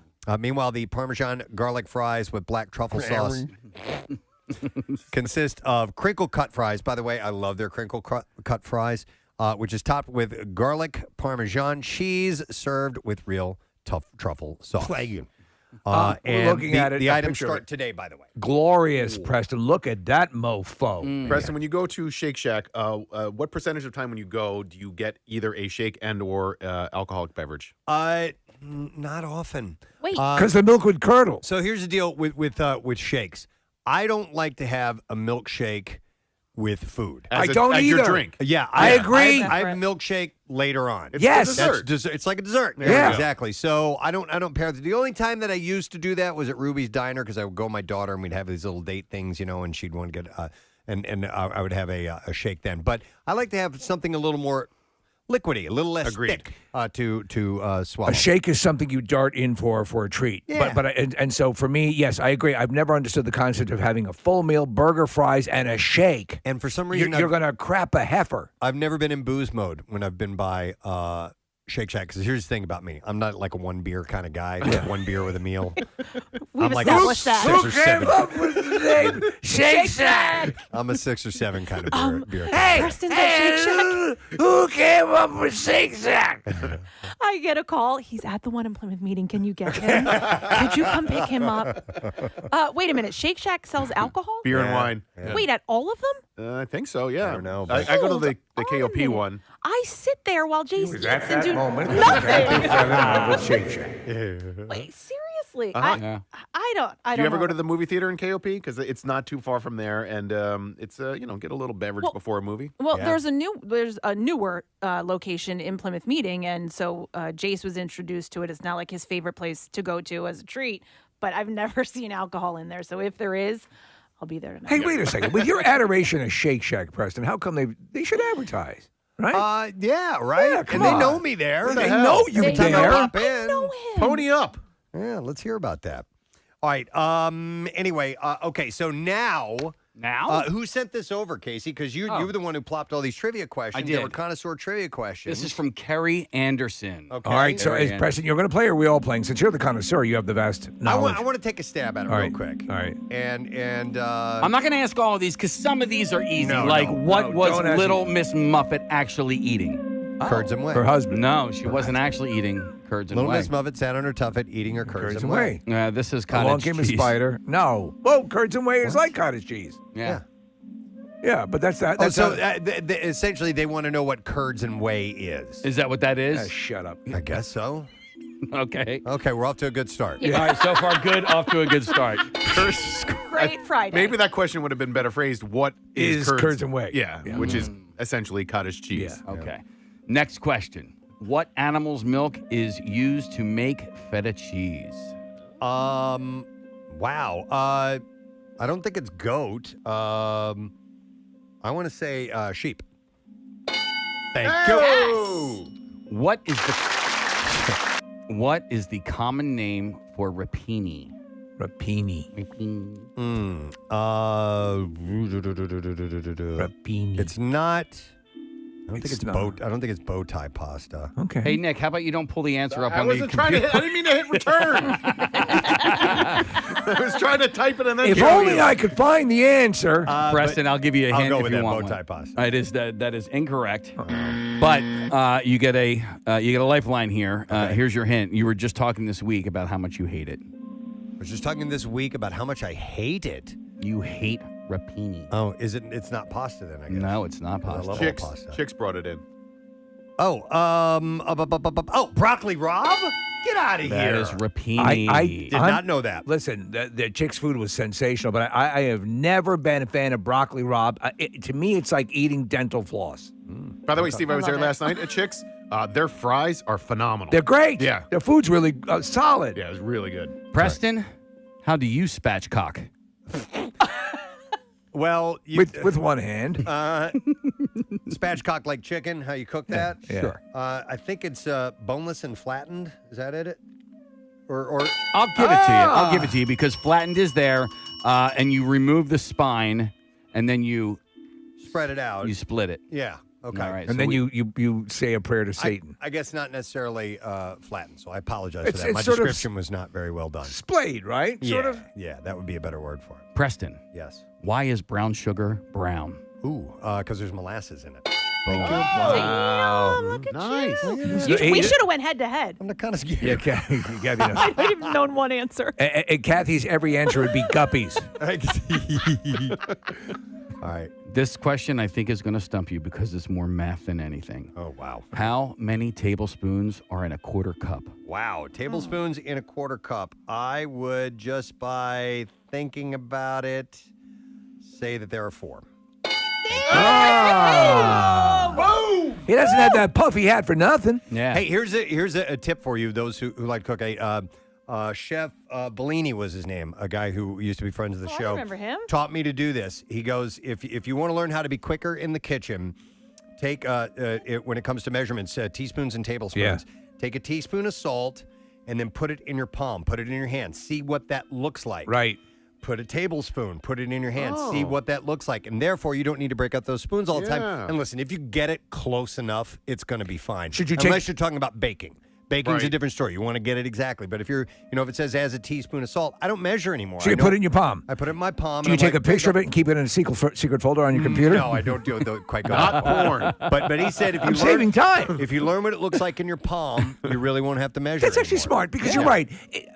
Everyone thinks, unless it's like baking, because baking has to be a little bit more exact. But all of this is to taste anyway. Yeah. And if you're in the ballpark, you're fine, right? Yep, exactly. Yeah, if you one little bit wrong in baking and you get like soup. It tastes like testicle. Trust me. Yeah, testicle All right. soup. What else we got, Case? Preston, what is the more What is the more mature version of the cremini mushroom? What is the more mature version of the cremini mushroom? This sounds like a chess move. Wow. I would say I'm going to do the cremini mushroom. Wow. I'll just say the button. Oh, I'm sorry. It's the portobello. Is it? I thought that was too easy of an answer. Isn't that usually what happens on prom night? Tonight I'm going to cremini mushroom. Preston, what are the hairy ends of fennel called? The hairy ends? Wow. Uh-huh. Oh, these are harder. Hairy ends of fennel. Casey, where did you get these questions? Kerry Anderson sent these to us. You know what? I know this answer. Okay. I know this answer. We'll give you some time. The hairy ends of fennel are called. I'm never going to get it. What is fennel? The pubes. Fennel is it's a licoricey tasting vegetable. Okay, it's and so those little hairy ends are called what? I don't remember. Are they called fronds? Oh, see, I didn't know that. Fronds. Fennel's really good, by the way. I'm not really. I've maybe I have to need to revisit fennel. It's got to be cooked right. But yeah, fennel's yummy. I like it. This is a 50-50 question, Preston. All right. Is allspice a berry or a blend? Oh, it's a berry. Ooh. Yeah, because we have whole allspice berries at home. Preston, I'll accept either answer here. Okay. Oh. What is the difference between jam and jelly? You can't jelly your D down your girlfriend's That's throat. exactly right. All right. By the way, are we going to talk to Greg? Are we going to break and talk to Greg Warren? Yeah. Okay, so we should probably do just one more question. One more question. And then I have a quick question. All right, Preston. I mean, your name is Kathy. I'm Kathy. Nice You to are meet you. Kathy still. That's Preston in drag. Preston, which fruit pit does amaretto derive? From which fruit pit does amaretto derive? Wow, that's a really good question. What fruit pit does amaretto derive? Didn't even know that amaretto came from a fruit pit. Now I have to guess what that is. You've been living a lie. Something that's a fairly large pit. I will say, hey, let's go with Saved by the Bell. Or was it the Peach Pit at Saved by the Bell? No, that was 90210, so maybe you should change your answer. Okay, then How I'll about the change Brad my Pitt? answer. It is the, I should say. What else has a pit in it? A plum. It's a peach. It is not It's a a peach. It's an apricot. Apricot. Okay, that kind of makes sense, I guess so. Do you say apricot or apricot? Or I don't know both? about that. Did you find peach or something, Kathy? Yeah. Okay. Well, who knows? Maybe Carrie's answers aren't correct. Well, that was fun. Thank you, Carrie, for sending this in. Are there some left for another time? Many, many left. Kathy, what is your question? Is pesto gluten, dairy, and soy free? Seriously. Gluten, dairy, no, not dairy. It's well, not? listen, you can make different types of pestos. So you could probably make a dairy-free pesto because usually there is some Parmesan cheese that's put in there. So it's Is that it? basil, pine nuts, Parmesan cheese. garlic if you want, and olive oil, I think. So you could just take out the Parmesan Yeah. cheese and then you'd be good. Okay. May I ask you a quick question? So Nick, did you have the freshly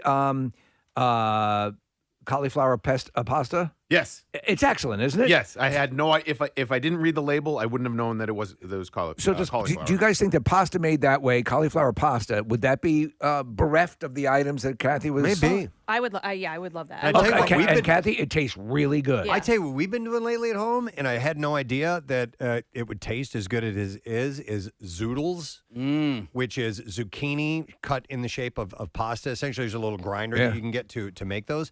And Rochelle made some, and I was like, all right, whatever, this is going to be just okay.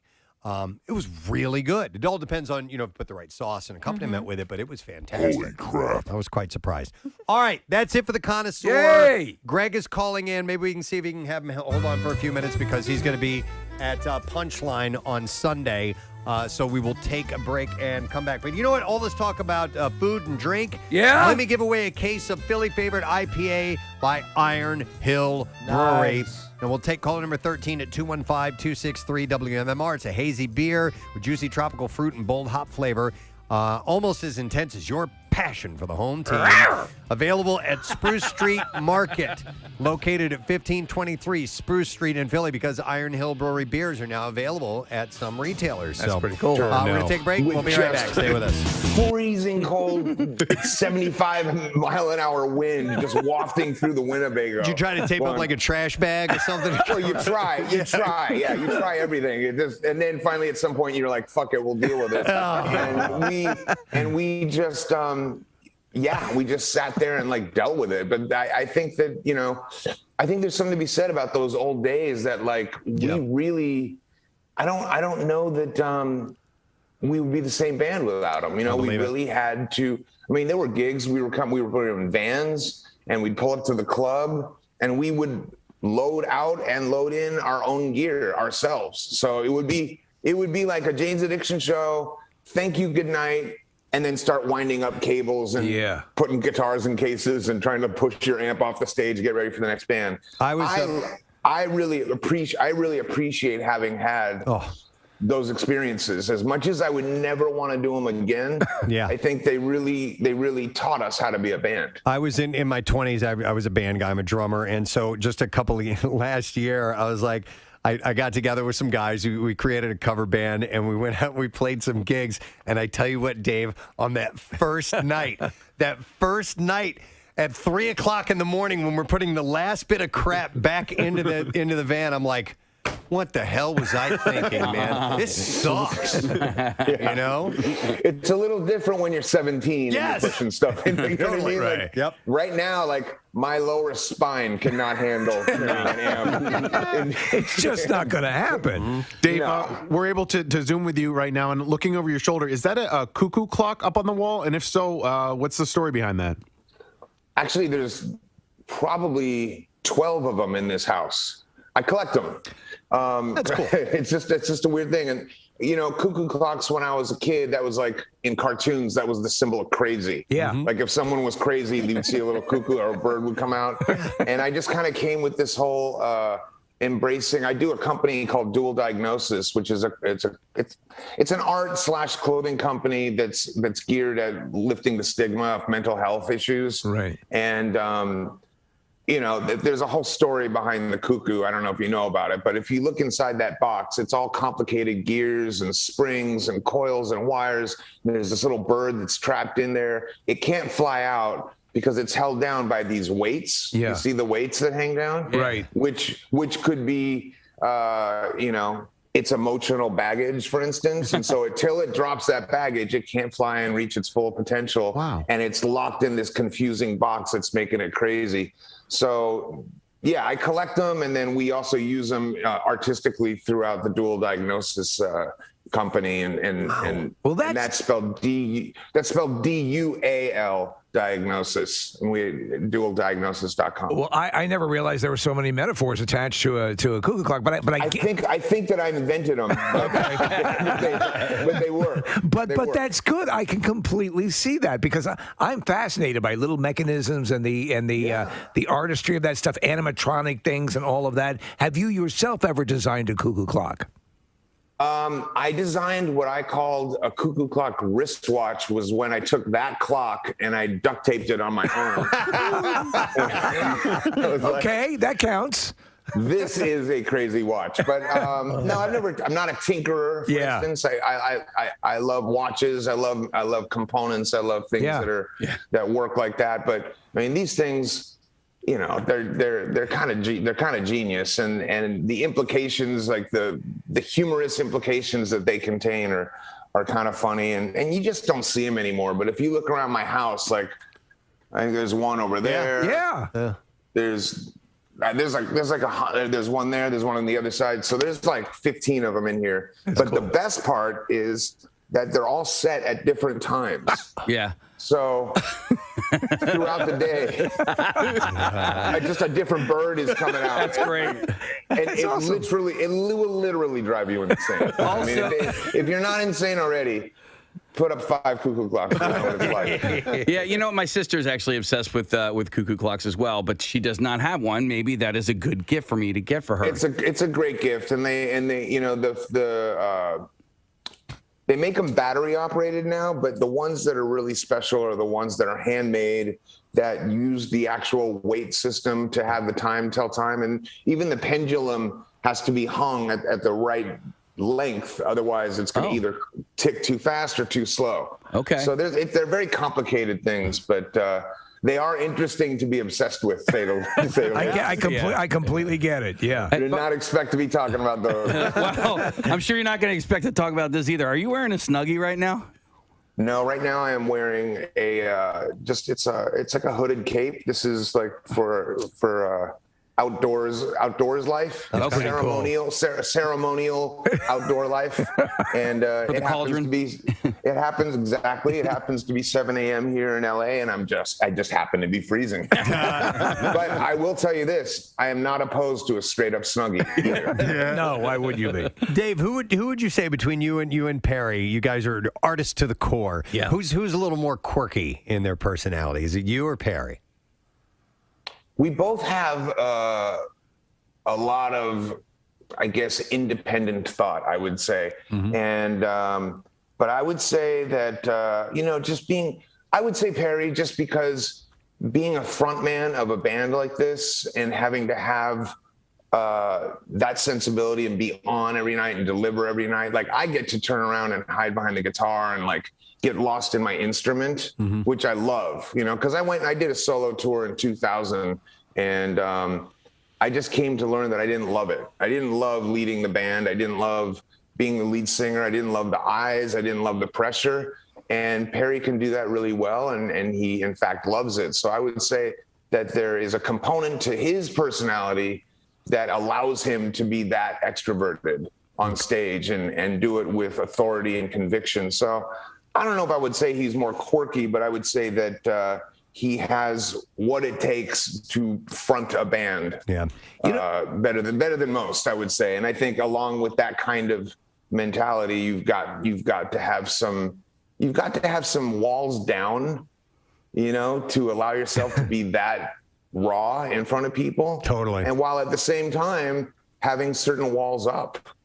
So I think it's a microcosm of some kind of very strange dance that goes into being a lead singer. And, he's, as far as I'm concerned, he's one of the best frontmen that have been around in the past 30 years. Is it hard, speaking to that point about, because you let a lot of you out, with your love of the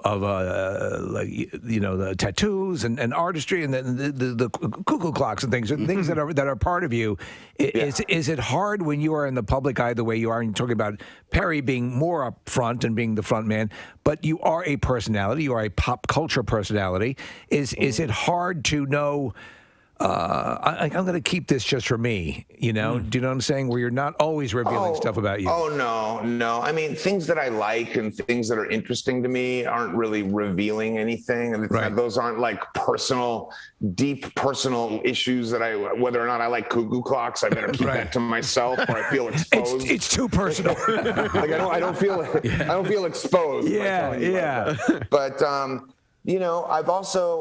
I've also taken it upon myself, and years ago. Like I wrote a book and I put out a documentary that were about very difficult things in my life. And I think that the intention and hopefully the joy of that was to help others feel less alone that were in similar situations, whether it's grief or trauma or drug addiction or any of the things that I've been through. You know, it's I like to share with people that there's an alternative way, you know, and that it is possible to get past that stuff. And even though the demon of addictive behavior may be with you for your life, it's about channeling that addictive behavior into an area that can be healthy for you. Well, yeah, So, I'm sober for 9+ years at this point, and I just know that it was important for me to see and interact with people who were living a sober life, a happy and content sober life. But then there were also other people that, you know, like musicians, Trey Anastasio being one of them. I'm a fish head. You know, he had been sober for a couple of years at that point. When I saw, I'm like, okay, here's somebody that's doing it. And I was able to gain strength through them. And so when you do that and you're outspoken about whatever struggles that you have gone through, there are people out there that really do hold on to that and gravitate towards that. Yeah, I think the one thing that I would say is that, you know, the company I'm running, Dual Diagnosis, is all about mental health. I put out a book that was about my drug addiction. I put out a film that was about my mom's death. You know, it does resonate with a lot of people sometimes, you know, if they've got similar circumstances. But, you know, at the same time, I'm not a doctor. And so those people will come to me personally and say, I'm going through this and I don't know what to do. And I'm like, look, I already told you what I went through and how I dealt with it, but I can't advise, you know, like a doctor would. Like, I don't know what to tell you. That's, you know, you need to find a team of your own. But I think that that's not the tough part. I don't really think there is a tough part to it. I think that as long as you're comfortable with who you are and what you've been through and that, you know, behaviors can change. Yeah. I mean, really, that's all we're doing. Like, I may not be doing drugs anymore, but, you know, now I'm in line at 1 a.m. at GameStop waiting for the next thing to come. Dude, all right. Yeah. Yes, that's exactly, that is the right way to think about it. We all have the same doctor. He's kind of he's on TV in here in Philadelphia. And he says, if I have to, I will write you a prescription for a video game. Because, you know, because that's the stuff. To get that joy of something that doesn't have, you know, like you say, you're not smoking crack. You know, this is something you're into. Something that's not going to kill you. Exactly. That you can get passionate. Like, I love living through other people's passions, and it excites me to revisit my own. Your cuckoo clock thing, or just the different things you talk about. You know, that to me is something that people, they sometimes seem reticent to allow themselves. Well, it's just crazy. Should I really collect that, or is that do it? You know, because we just don't think that way a lot of times. Well, ultimately, we're all here for however long we're here, and we are ultimately going to dissolve into the universe or whatever happens. Right. So, like, do what you love, as long as it's not hurting anybody else or yourself. Yep. Like, there's really, you know, that this life was given to us for us to enjoy. Yeah. And I really feel strongly about that. And frankly, one of the things that I enjoy about life most is being able to perform with this band, and to come out and do that with you guys is what is that, the 25th, September 25th? Correct. Yep. I'm super pumped about that, you know, and that's, you know, I wouldn't be able to do that had I stayed on the path I was on. Right. So it's all, to me, it's all, you know, this. I'm in the bonus round. Yes. You know what I mean? Yes, absolutely. I unlocked the little part of the game that allowed me to play in another room. Yes. I'm into it. Dave, we're all excited about that as well. I wanted to ask, so every Tuesday we do a thing, it's called Tat Tuesday, and we give away a free tattoo every single Tuesday. And as a result, I mean, we used to do it here in the studio, and as a result, we've had several contestants and winners of Ink Master in our studio actually administering tattoo, which is really cool. Is Ink Master coming back to Paramount Plus by any chance? Do you know? You know what? I honestly don't know. I heard that they were picking it up. That was the last I heard of it. The only thing that I can assume from not hearing anything is that they're rebooting it with a new cast. That's all I know. That's all you know? All right. I mean, in fact, I don't even know that because there's been very little dialogue. So I hear that Paramount Plus is going to pick it up. I guess they started a new streaming service. Yep. And, but I don't know. But I will tell you what's very funny about that is that Ink Master was a show that, I mean, it was on 10 years ago. I mean, it's hard to believe it was a decade ago that started, and we did 13 seasons. And then during the pandemic, Paramount sold a couple of seasons to Netflix. So now it's on Netflix, but these are old episodes. Right. But what that did was that opened us up to a whole new audience that had never seen us. And I started getting messages from people who were angry at me for certain people who got sent home 10 years ago. Oh my God! You know what I mean? Like they thought it's it just was now. Yeah. Fuck you for sending Josh home. He was the one. Like, how dare you? I'm like, oh my who's God! Josh? I don't even know what you're talking about. That's great. But people get very passionate about that. I hope that when you give out tattoos, is there one artist that you use, or is there a resident artist? Or yeah. There's a shop. Yep. We have one shop, several artists within that shop, and there's a guy named Troy here who is he's a big name in the tattoo industry in Philadelphia. Actually, he is responsible for a lot of the tattoo conventions all across the country. Yep. So he has a lot of guys and he's also super generous. So do they get to decide what they are getting, or does it have to be a WMMR?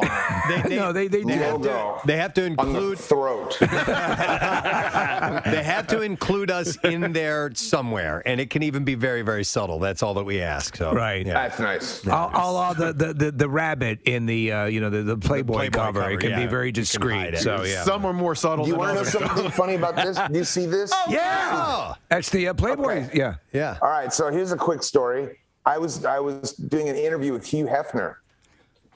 And Hugh Hefner was talking about how the bunny. Well, first of all, it started out. It was a stag. It was supposed to be a cartoon of a stag. Okay, and the night before the release, he couldn't sleep, and he got up in the middle of the night. WMMR. It's interesting that we're having our next guest on. He's going to be at Punchline this Sunday. I've actually been thinking about him a lot lately because out where I live, his last comedy special was called "Where the Cornfield" or "Where the Field Corn Grows." Yes. And there are cornfields out by me. Oh yeah. They're harvesting the field corn right now. How nice. So I've been thinking about Greg lately. His latest tour, though, is called the Creamy and Crunchy Tour. Well, we have some things to discuss with him. He's in our wheelhouse. Please welcome Greg Warren to the show. What's up, Greg? Hey, guys. Great to see you, man. Nice to see you, too. Listen, I'm going to jump right in with the Creamy and Crunchy Tour. Is this because you used to sell Jif peanut butter at one point in your career? I did, Preston. I sold Jif for 10 years for Procter & Gamble. They don't own it anymore. You know who owns Jif now, Preston? Smuckers. Oh, Smuckers. Really? Smuckers owns peanut butter and jelly. If these guys, if they ever get a hold of bread, I'm telling you. I mean, now the government's going to step in. I think that's Sherman antitrust. I mean, that's a monopoly. You can't own a whole sandwich, but it's got to be. That's very troubling to hear that. Now we had a lengthy, sort of classic, bizarre conversation about the various peanut butters that we subscribe, that we endorse ourselves, our brands. And we even had a taste test. Mm-hmm. And what was it? What do we? Well, I grew up in a Peter Pan household, which is apparently. Oh, come on! I know, right? And that's what I got. Come on! That's what You're gonna have me in this program and start off with that? Casey and Nick were Jif, and Kathy is That's Skippy. Who is Skippy? Kathy. What? No on Skippy? What was Skippy I? is. All right, go ahead. You're an expert. We have to defer to your expertise. Please give us your TED talk on peanut butter. Well, I mean, Jif is the number one brand. Peanut butter. Peter Pan is it's a close number two. Oh my and I'm going on numbers from probably 20 years ago, but it's a close number two. Skippy is a distant number three. Wow. Distant number three, Kathy. And here's the thing, our motto at Jif was choosy moms choose Jif, right? Right. Choosy moms. And, not all moms, I mean, let's say maybe you're a mom who drinks in the afternoon and, forgets to pick up your kid from school. If that's the case, by all means, buy Peter Pan. That's a better product for you. But it's choosy moms that choose Jif. And when I say choosy, guys, I'm not talking about fanatical moms. I'm not talking about like the moms who make their kids eat that the organic peanut butter. Right. Are you familiar? Oh no. I'm sorry. It's got the inch of oil on top of it. And well, Greg, that's how peanut butter naturally settles. Well, then cover it up. Nobody wants to see that. Greg, Jif has preservatives in it. That's why it doesn't do that. Yeah, that's exactly why. But maybe we're trying to preserve people's appetites. You just got to stir it up, Greg, and it goes away. Oh, now you want me to help you make your peanut butter? Why don't you hand me a bag of peanuts and a hammer next time? I mean, it's... Yeah, Greg, no, it's true. You're not going to like me, Greg. That's in my cabinet. You're organic, Kathy? Listen, I tried with my son. I wanted to really have him eat really healthy. And then when he had regular peanut butter, he was like, I don't want that other stuff anymore. Wow. Okay, exactly. Here's the thing, and I got to tell you, I mean, now, is your kid homeschooled, Kathy? No, he's not. I promise. Not homeschooled. That's usually what we find with the organic peanut butter moms. They want to protect their kid. They don't want their kid to go to school and sit next to the Jif kid and have that kid be like, hey, there's another way to live, and it's way better. But I just want to tell you, Kathy, you can't shelter that kid forever. I know. Like, eventually, your kid's going to go to school, and we saw it. We saw it in the peanut butter business. It was ugly. The kid goes to school. He goes to college, has a couple of Jif sandwiches. 6 months later, he's passed out on a park bench with a bunch of Nutter Butters all over his face. Oh man, that's that. You the pain you must have seen because of inferior peanut butter. It was crazy. I saw a lot of stuff, man. Yeah, you know what, Greg? It cracks me up, and I've talked about it before on the show. Is that when they do talk about that? Well, they use preservatives, and the subject of the Oreo cookie also will come up occasionally, and they'll say, that white filling isn't cream; it's chemicals. I'm like, yeah. But they taste great. Amazing. Yeah. Amazing, right? Yeah. I don't care. Amazing. I don't care. Yeah. Yeah. I mean, I was actually, if you want to talk about healthy, Kathy, I was part of the team, and I don't want to brag on your program, but I was part of the team that launched the first low salt, low sugar peanut butter into the category. It was called Simply Jif. It was targeted towards diabetics. Huh. I wanted to name it type 2 peanut goo, but nobody. Type 2 peanut goo. That's got a good I would have bought that. I think it has a ring. Don't you think? Yeah, absolutely. But it's funny because the one thing that it happens with a lot of people, Greg, is that he'll eat peanut butter. That's natural, and that's it's got to be low in calories. It's like, no, it's not. It's got a ton of calories. Now, it's obviously a good protein source and stuff like that. But, when you tell somebody when they're slathering it all over their rice cake that it doesn't make a bit of difference, it's a little bit of an eye-opener. It sounds to me, Steve, like you're taking a shot at peanut butter. I don't care for it. No. I've always loved you guys, and I'm going to support you. But, I mean, I got to tell you. I'll have to correct that because for me, and Preston and I have talked about this, freshly toasted bread, peanut butter on it. Yeah. Melts the peanut butter. And then Casey puts honey on top of that, believe it or not. That's his special ingredient. I mean, but we defer to your expertise on this. Whatever you say will go in this room. No, yeah. Thanks. I like the input. I'm just saying it's an excellent source of protein. And, right. Hey, people kind of like. Did you ever sit in a product testing session? Did you ever have that classic room full of people and housewives and stuff where they're getting the feedback? Was that part of your job? Well, I was the sales guy, man. They really didn't let me do a lot of that stuff. They just said go sell it to the grocery stores. They'd teach me like sales techniques, Yeah.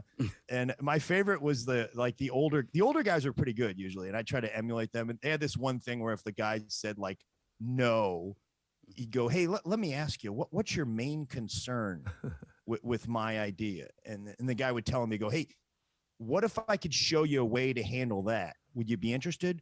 What if I could show you a way? The trick with that one, guys, is you need to be able to show them a way. Right. Yeah. There's a follow-up. Like, hey, Bob, what if I could show you a way to maintain 30% margin and be the price leader in the market? Would you be interested? Yeah, show me a way.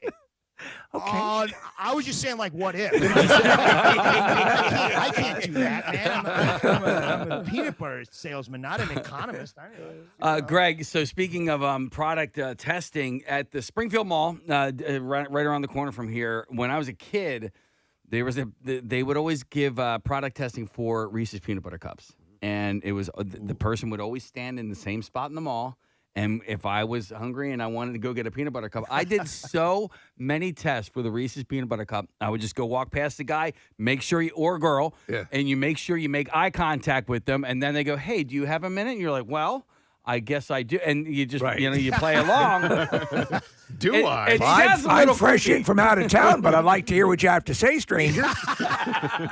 You don't force yourself. You let them bring you in, Casey. That's exactly it. I was playing them. He's wearing a Springfield T-shirt. Incidentally, Reese's, I don't know if you guys remember, tried to get into the peanut butter business. All right, let me ask you. You said Reese's. Is that the proper way to pronounce it? Because Kathy says Reese's and we say Reese's. I think, like Kathy and I agree with each other. I think Reese's is sort of the common man's way to pronounce it. Okay. If you're trying to flout your education, whatever, you say Reese's. But I never got into their peanut butter. Kathy and I we're for the people. Right. Yeah, exactly. You're the salt of the earth types. I think they still have peanut butter.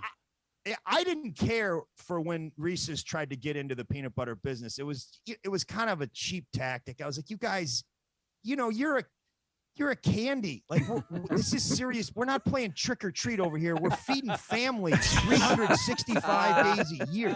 Like, you don't just be a candy. You don't see Ring Pop trying to get in the jewelry business. No, but it's funny, Greg, because we just had a lengthy conversation. We talk about food every week at some level because it's in the news. It drives. There are things that happen all the time, and from junk food to fast food to whatever. But you also did stuff with Pringles. Procter & Gamble's product food line. So how much Pringles stuff did you do? A lot, yeah. Really? I was I was part of the team. I was part of the team that launched the fat-free Pringles, which was a full-on disaster and almost sunk the company. Did that have Olestra in it? It did. Yeah, yes. We made Olestra. Wow. Procter & Gamble made Olestra. And Olestra would cause loose stools, as they like to say clinically. You know what? Hey, Steve, that's a thing that we had to put on the label. I mean, I don't know if it did or it didn't. Okay. I love a good Pringle. The only problem with Pringles is my fat hands don't fit into the can once it gets past. I would say you're right. The third, you get like a third into the can, then you're all right. Well, I guess I got to dump these all out. Yeah. I love selling that, but that was probably my favorite. I mean, and just some trivia. Of course, I would say Red Can, the original Pringle, probably does about 70% of the business of all those flavors. Yeah. Wow. It was not like, for me, I'm a regular potato chip guy, but Pringles is the one quasi chip because it's basically pulverized, reconstituted chips, right? I mean, that's the way they make them, right? Well, I mean, that's not the terminology that we use, Steve. But. It's not part of the advertisement, but it does taste good. But the whole thing used to be you could pour it out in the can, and it was the perfect. It presented nicely, as they say. But it travels now. Portability was our So the original Red Can Pringles is by far and away the most popular version of the Pringles. Yeah, it's a big one, man. I mean, and then sour cream and onion was right up there. Yeah, I'll be honest with you. We never really quite figured out barbecue when I was there. Really? We weren't getting our fair share of the barbecue business. I'll tell you another thing. Duncan Hines was one of my products. Wow. And we had a great cake mix business. We were the leaders in cake mix. However, our frosting business was underdeveloped and we did this research, and this was one of the tougher days of my career. We got this research back that said people were buying Duncan Hines cake mixes and frosting them with Betty Crocker frosting, which is a tough thing to hear. That's like saying, hey, I want to marry you, but I'm going to have kids with your brother. Dude, that is fascinating. That to me, we've all seen movies about where they're doing this stuff and product research, and isn't Clark Griswold coming up with food additives? He's an additive guy. Yeah. He was a food additive genius. Yeah. I think that's what, Yeah. But no, I would imagine industrial espionage and all that stuff happens. Right. It's cutthroat business, man. How much of a concern was that when you were developing or in the products and stuff and word getting out? I mean, Well, all I know about that, again, I was a sales guy. Right, all I right. remember was I was in an airport, and it was the corporate headquarters was in Cincinnati, and I lived there for like the last 5 years of my career, and I was traveling a lot, and I was an idiot. Yeah. I was also doing comedy at night. I was a complete idiot, but I had a lot of responsibility. And one day I was like in the airport, and I sort of just, I think I had my computer open over here, and I was like making a phone call somewhere else, like, and the computer's just sitting there open. Yeah. And this guy comes up to me. He goes, "Hey, I'm with Procter & Gamble Corporate Security, and I've been watching you for the last 20 minutes, and you're an idiot. Like, you can't do that." And then he was like, "You need to shut your computer." And here's how dumb I was. I was like, I couldn't find it. I couldn't find my computer. He's like, "You don't even know where it is, do you?" I'm like, "No, dude, I don't." This guy was tailing you, it sounds Wow. Like. He was, man. He was. Well, we had to take like a course here, to stop employees from being in like a Dunkin' Donuts or something and doing work and sitting with the laptop open and all that stuff, because that is a multi-million dollar enterprise, intellectual property and theft that way. Right. Yeah. Jesus. It's the same thing with me. When I write jokes in a coffee shop, but the numbers are a little different. It's about a $7 industry. Actually. But still, you want to protect it. Yeah. Oh, man. How has it been out on the road, Greg? You've been touring for a little while, or has this been a bit of time that you've already been back out on the road? Yeah, I mean, I think a bit of time. Yeah, Okay. I mean, it's awesome. It's I've seen it go up and down, with depending on how things are. But man, I'm grateful to be able to do shows again. Yeah, and everything. Listen, it's feeling right, and you're listen. This again, we talk about it all the time. From where we were, I guess it's just we constantly are shocked ourselves from when we started on this show, and there was literally no comedy club scene here in Philadelphia, really, to speak of, and now we have it's pretty robust and. Great venues. So it's good to have this happen. And we always ask, because it seems to be the case, comedians love playing Philadelphia. Oh, yeah, man. Yeah, I love it. I haven't been there. I haven't done a show there in a while. So I was doing a show in New York this week, and I kind of an East Coast tour. And I was like, just get me in Philly no matter what. Yeah. So I'm excited to be back. I sort of was seeing this girl a little bit, and during the pandemic, we spent a weekend in Philadelphia, just hanging out in Philly. Oh, that's cool. Just like we just came and it's got to be good. People out and about. You do a lot of great observational stuff, and being able to now get out and observe people again and take in what's going on in the world has got to be nice. Oh yeah. The inputs are a little better. I mean, it was weird for a while. Like you just didn't. I mean, I was home, I think, for. I don't know, probably like 4 months without stepping on a stage. And the first show I did, it was probably one of the funnest times I had during the pandemic. Nikki Glazer, she's from St. Louis. We know Nikki. Went to my high school. She's awesome. Went to Maryland, or no, where'd you guys Kirkwood, go? Yeah. Kirkwood, yeah. okay, yeah. Yeah, you're Parkway Central, right? Yep. Mm-hmm. Yeah.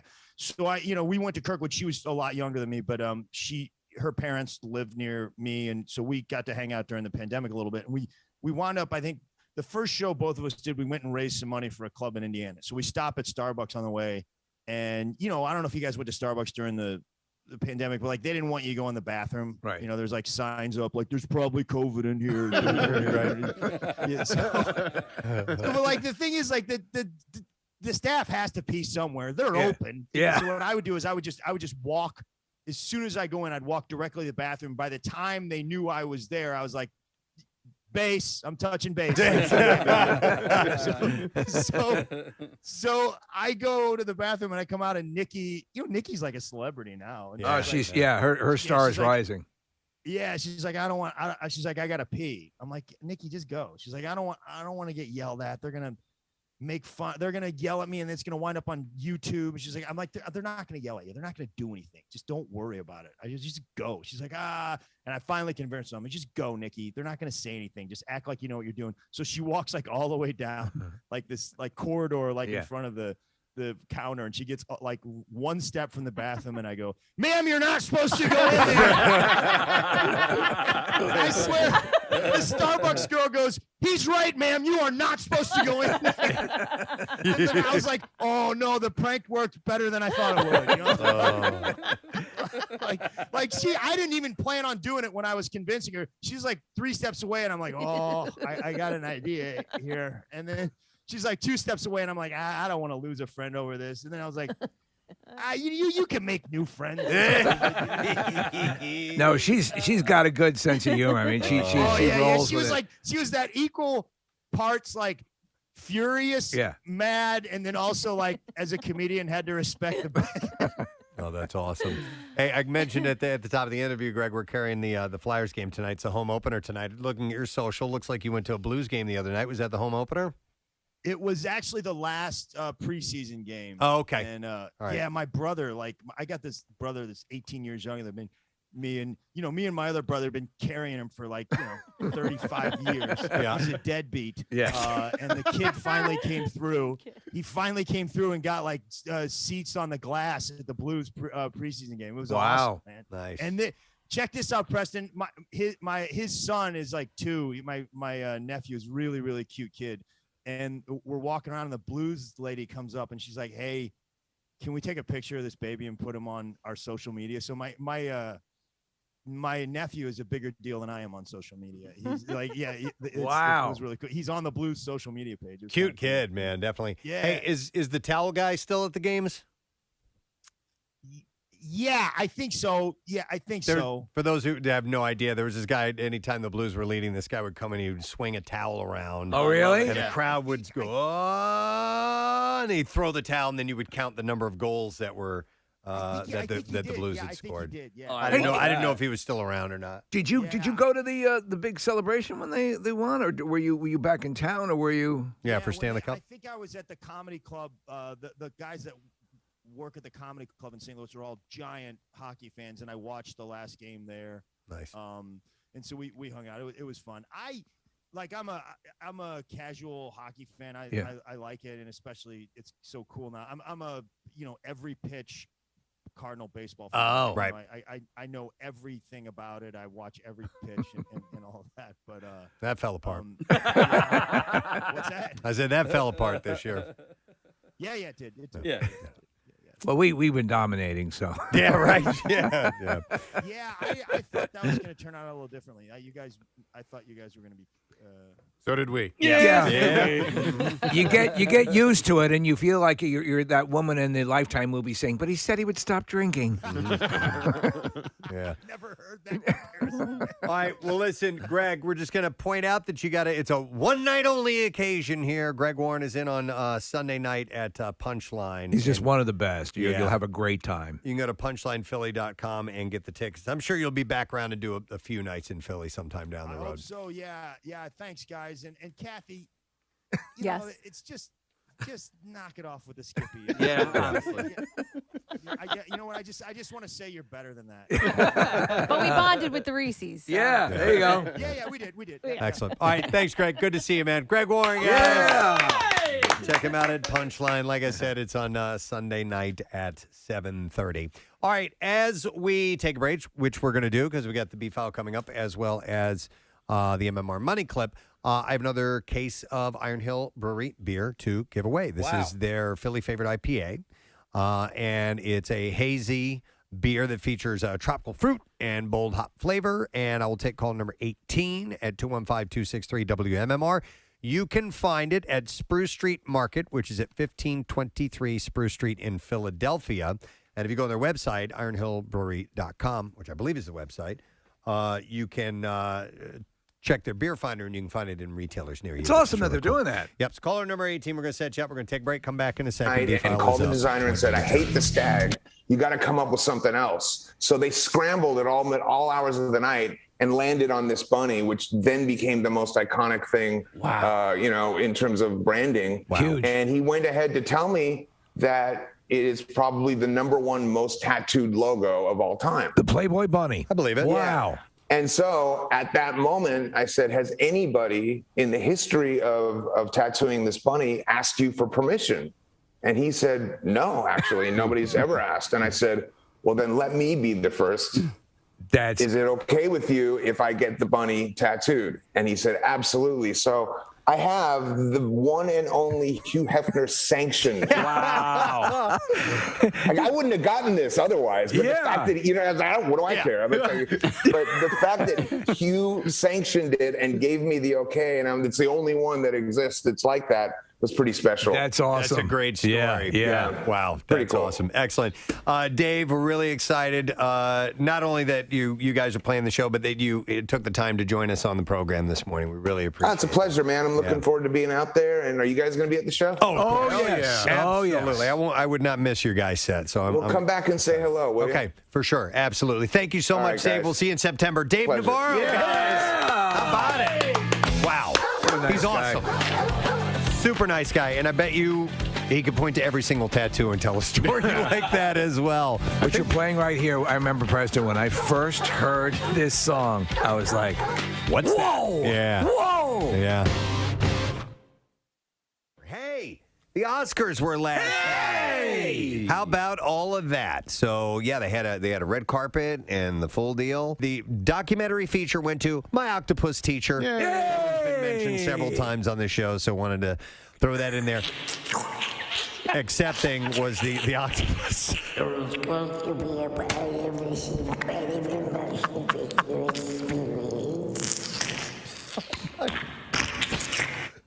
Wow, great.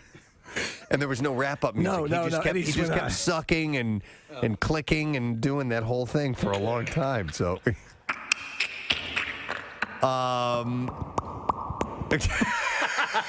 Is that him walking up? Suction cups, yeah. That's him walking up to the podium.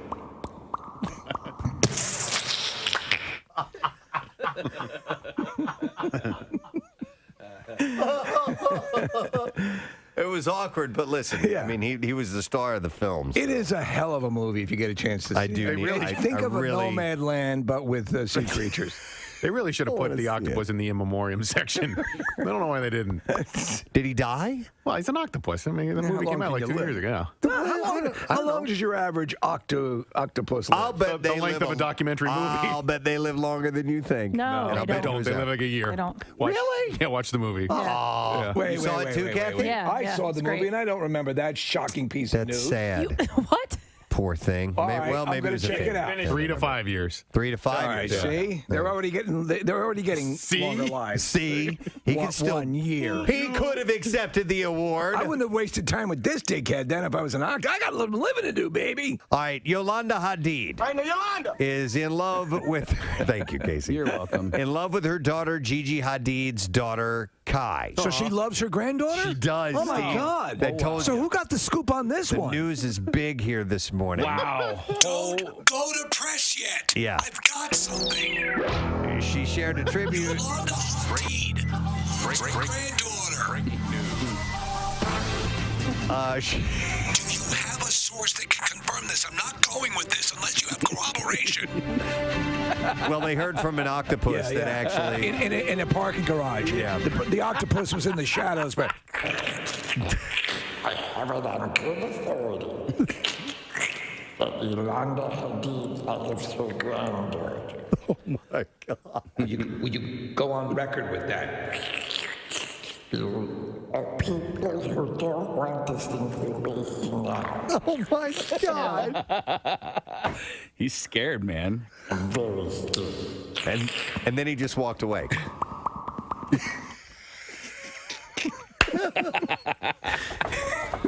That's my new favorite thing. The octopus walking away. In a cavernous room with lots of reverb so you can hear it. I can see you're an octopus. Even in shadow. He's got a trench coat on. He doesn't even need a trench coat. He's got like this amazing camouflage. Listen, he's running now. Oh, man. Yeah, Casey, he just blends in with the floor. It's amazing. A dove formerly owned by Prince has passed away. Yeah. Well, you know, he was big into the doves when doves cry. Of course. But I didn't know that he had, well, this particular dove was named Divinity. Yeah. Female white dove owned by Prince. She died on Tuesday following a recent decline in her health due to her age. She was 28 years old. That is an exceptionally old dove. Yes. Yeah. I had a cat that lived to 22, and that seemed like an eternity for a pet lifespan. Yes. But listen, I know that some birds, like African greys and so on, can live for like 80 years. Absolutely. But They usually outlive their owners. But I didn't think a dove had that kind of a shelf life, for lack of a better I bathe term. in the purifying waters of Lake Minnetonka. And That must have been what what I did it. attribute my longevity to. Well, longevity for Divinity. Following Prince's death in 2016, Divinity remained at his Paisley Park and could be seen during the tours of his former estate. Divinity conducted the tours. According to the executive director of the Paisley Park tours, said Divinity's beautiful coo has welcomed visitors since Paisley Park first opened its gates to the public in October 2016. She was one of the enduring links to Prince for thousands of fans. She will be missed. I would love to go to Paisley Park. Me too. I read there was a really fascinating article. Prince started writing an autobiography, and he hired a writer to help him write it. And so a year or so before he died, the writing process began, and then the writer spent a lot of time in Paisley Park. And I've gained so much more of an appreciation for Prince after his death, which makes me feel guilty for some weird reason. But just everything that went into Paisley Park and his life is really amazing. I was just watching a replay of yesterday of him at the Super Bowl when he did the halftime. It was awesome. Yeah, and his version, along with Danny Harrison and Tom Petty of "While My Guitar Gently Weeps" from Rock and Roll Hall of Fame induction ceremony years ago, is just unbelievably great. The outside of Paisley Park looks like a school or you would not like you would that. have no idea. What I haven't seen are pictures of the inside. It's pretty amazing. I mean, it's like a modern Graceland. Like it's Prince through and through. Our old boss has been to parties there, Jim McGuinn, because he's a program director in Minneapolis, and that's where it is. That's cool. So yeah, I would Elevator inside and all the whole deal. So in addition to Divinity, Prince also owned a dove named Majesty, which, according to reports, were quiet. Both of them were quiet in the immediate days following his death, but they perked up after hearing his music. I don't want to talk. And a new generation of doves will continue to live on. This is what it sounds like when doves cry. I'm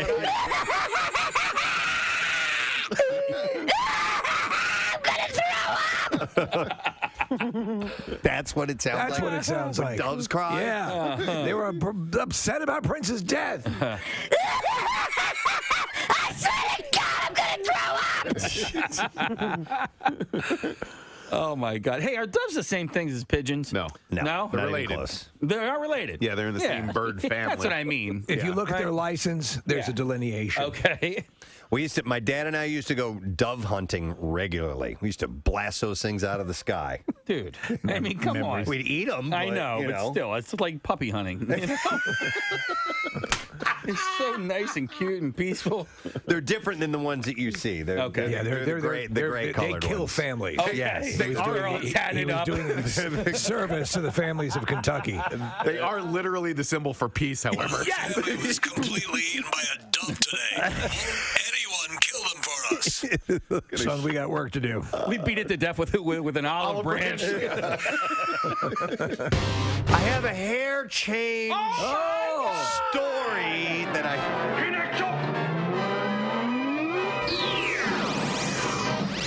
That's a cool sound effect.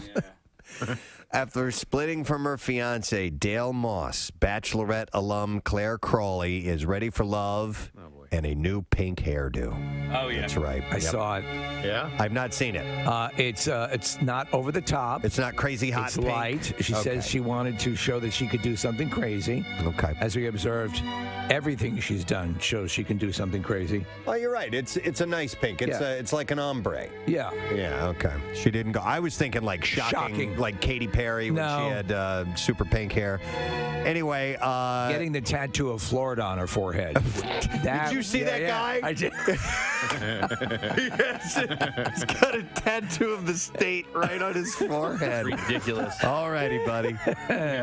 Source tells us she sees her time spent with Dale as something of her past and is ready to move forward. It helped me to learn about myself. So she has pink hair now. Okay, the ombre's good. I kind of prefer the Ganon, bro. What's the Ganon? Come on. Come on, bro. Keep going. Do it. Finish it. I'm not finishing Come on. It's Ganon, bro. I like the up dog. Yeah. It is. Yeah. Here's the tattoo of the Florida, by the way. That looks good. Oh, man, what is going on? I know. We have a monitor that's normally in front of us. It doesn't work, and I can't see the photos when they come up. But yes, that's just brilliant. Best performance by an actress in a motion picture drama went to Andra Day for The United States versus Billie Holiday. And overall best motion picture drama went to Nomadland. So there you go. That's our first foray into a very strange awards year. It was. You know what was one of the weirder things, Preston? At certain points when they were going into a commercial and they had the nominees, they'd put the nominees up and they'd bring up their microphones so that they could sort of like talk and like.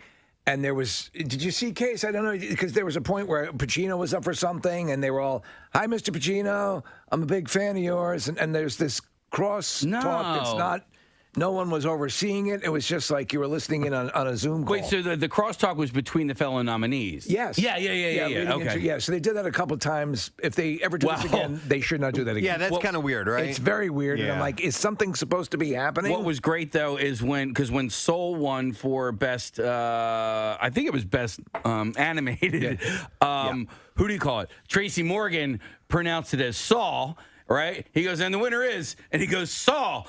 And then there was no reaction because there was no movie called Saw. Right. And then he realized that he had made the mistake. And then they had cut to the it was for best original song. But either way, the actors, it was Sudeikis, it was the people that were up for the next award. Right. They were having a ball with it. They were cracking up. Don Cheadle was making fun of them, and it was really, really. I think Pacino didn't realize that he was. MMR. All right, we got some time to get some Bizarre File stories, so let's go for it.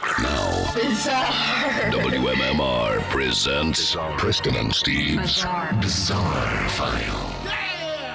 And it is brought to you by Iron Hill Brewery's top-selling IPAs and seasonal beers that are now available everywhere that craft beer is sold locally. Visit ironhillbrewery.com and click Beer Finder, and you can find a retailer near you. We'll start with this story in Pennsylvania. A woman faces multiple criminal cases after a 2-month history of disorderly conduct and trespassing. Rhonda Novak was charged with 3 misdemeanor counts of terroristic threats, disorderly conduct, and trespassing. Police responded to reports of Novak waving a knife in a threatening manner at her neighbor. And wait till you hear the description of this. So the neighbor told police Novak came out of her home and began yelling at the neighbor before going back into the home and getting a knife. Mm-hmm. The neighbor then said that Novak used the blunt end of the knife to bang on their door. Novak was then seen licking the knife while maintaining eye contact with the neighbor, Jesus, who said they believed Novak's intent was to scare people. It's like the Evil Dead. Police informed Novak that the residence she was in was condemned and that she was not allowed inside. La, la, la, la, la. Police later responded 4 additional times to the residence for similar incidents involving Novak, and she was arrested for disorderly conduct and criminal trespassing. She faces 5 criminal cases. That's a classic nightmare neighbor. Yeah. Here's a follow-up story for you. Samantha Daring of Illinois, who was seen taking photos less than 30 feet away from a grizzly bear with cubs in Yellowstone National Park, will spend time in jail. Yeah, for violating the park rules. Yeah, that's how serious they are. Photos of Daring were... The bear must have had a good lawyer. Widely shared on social media after her encounter with the bear. I think his lawyer was a bear. Oh. She was at Roaring Mountain in Yellowstone National Park on May 10th when visitors noticed a sow grizzly and her 3 cubs. While other visitors slowly backed away and got into their vehicles, Daring remained. She continued to take pictures as the sow bluff charged her. Wow. Witnesses, What an idiot. Yeah, took pictures of the video and video of the incident, which were shared with news outlets, not newslets. They're tiny little news outlets. Yeah, the itty bitty places. What's the story? At news outlets, eventually leading to her identification. A news release from the National Park Service says that Daring pleaded guilty to willfully remaining, approaching, and photographing wildlife within 100 yards. The other count, feeding, touching, teasing, frightening, or intentionally disturbing wildlife, was dismissed. No way.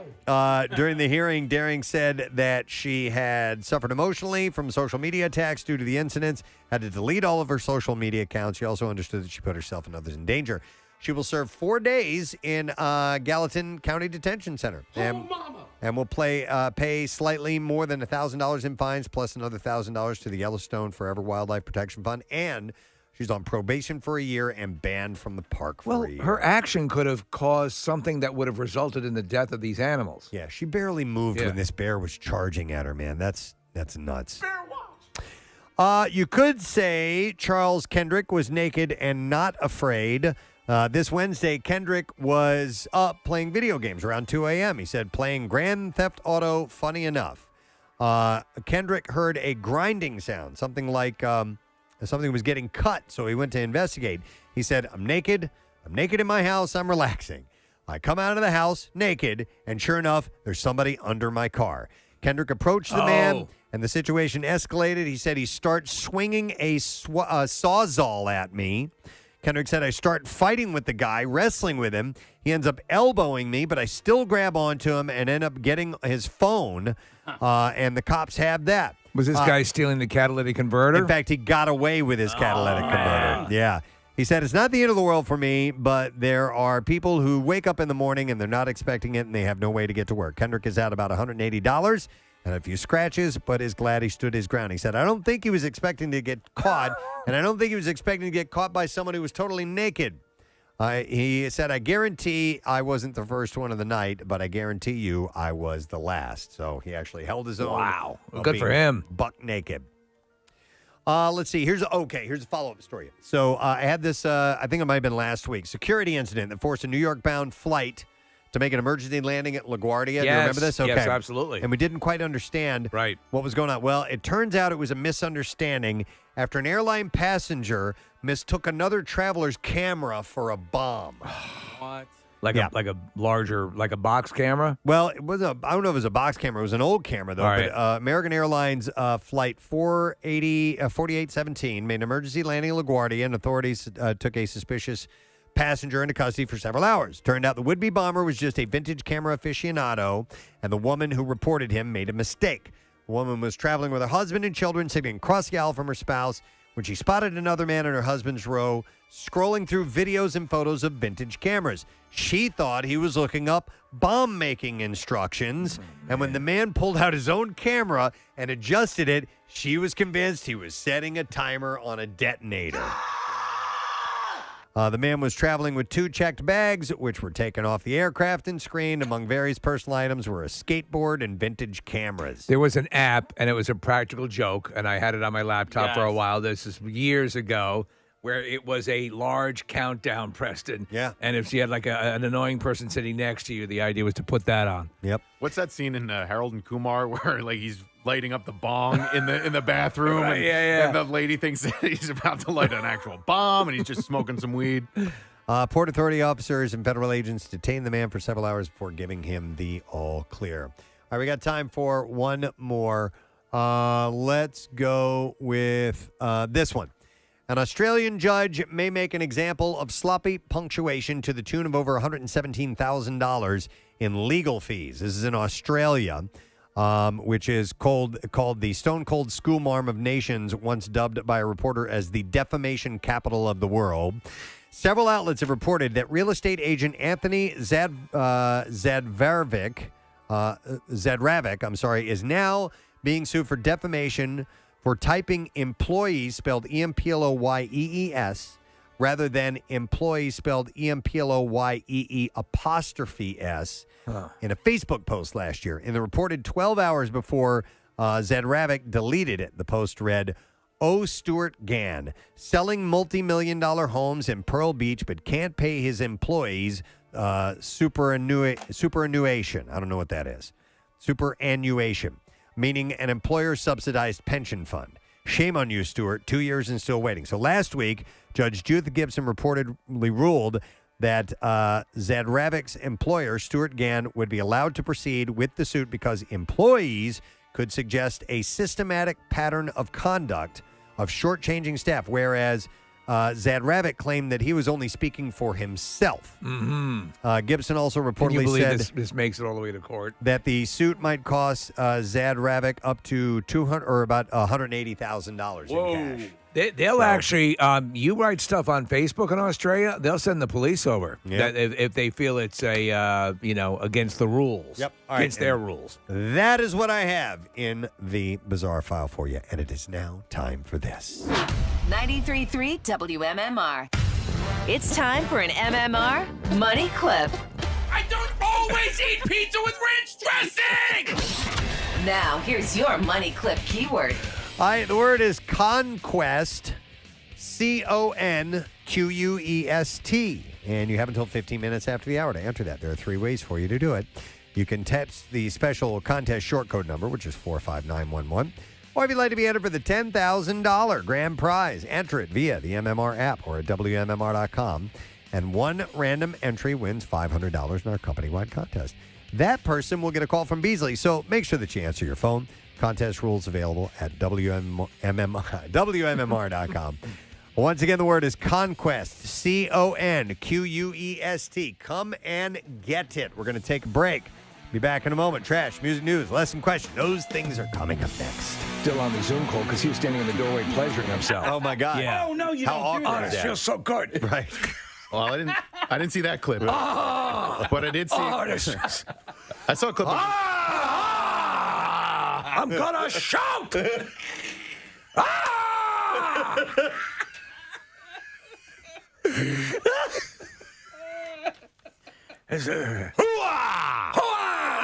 my God. Splat. All over my walls and when my children play with their toys.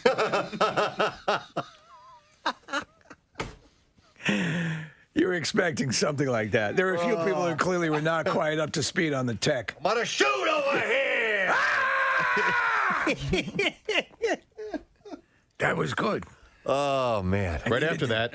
Yes. Sorry, Nick. No. This is also comedic. He fell asleep.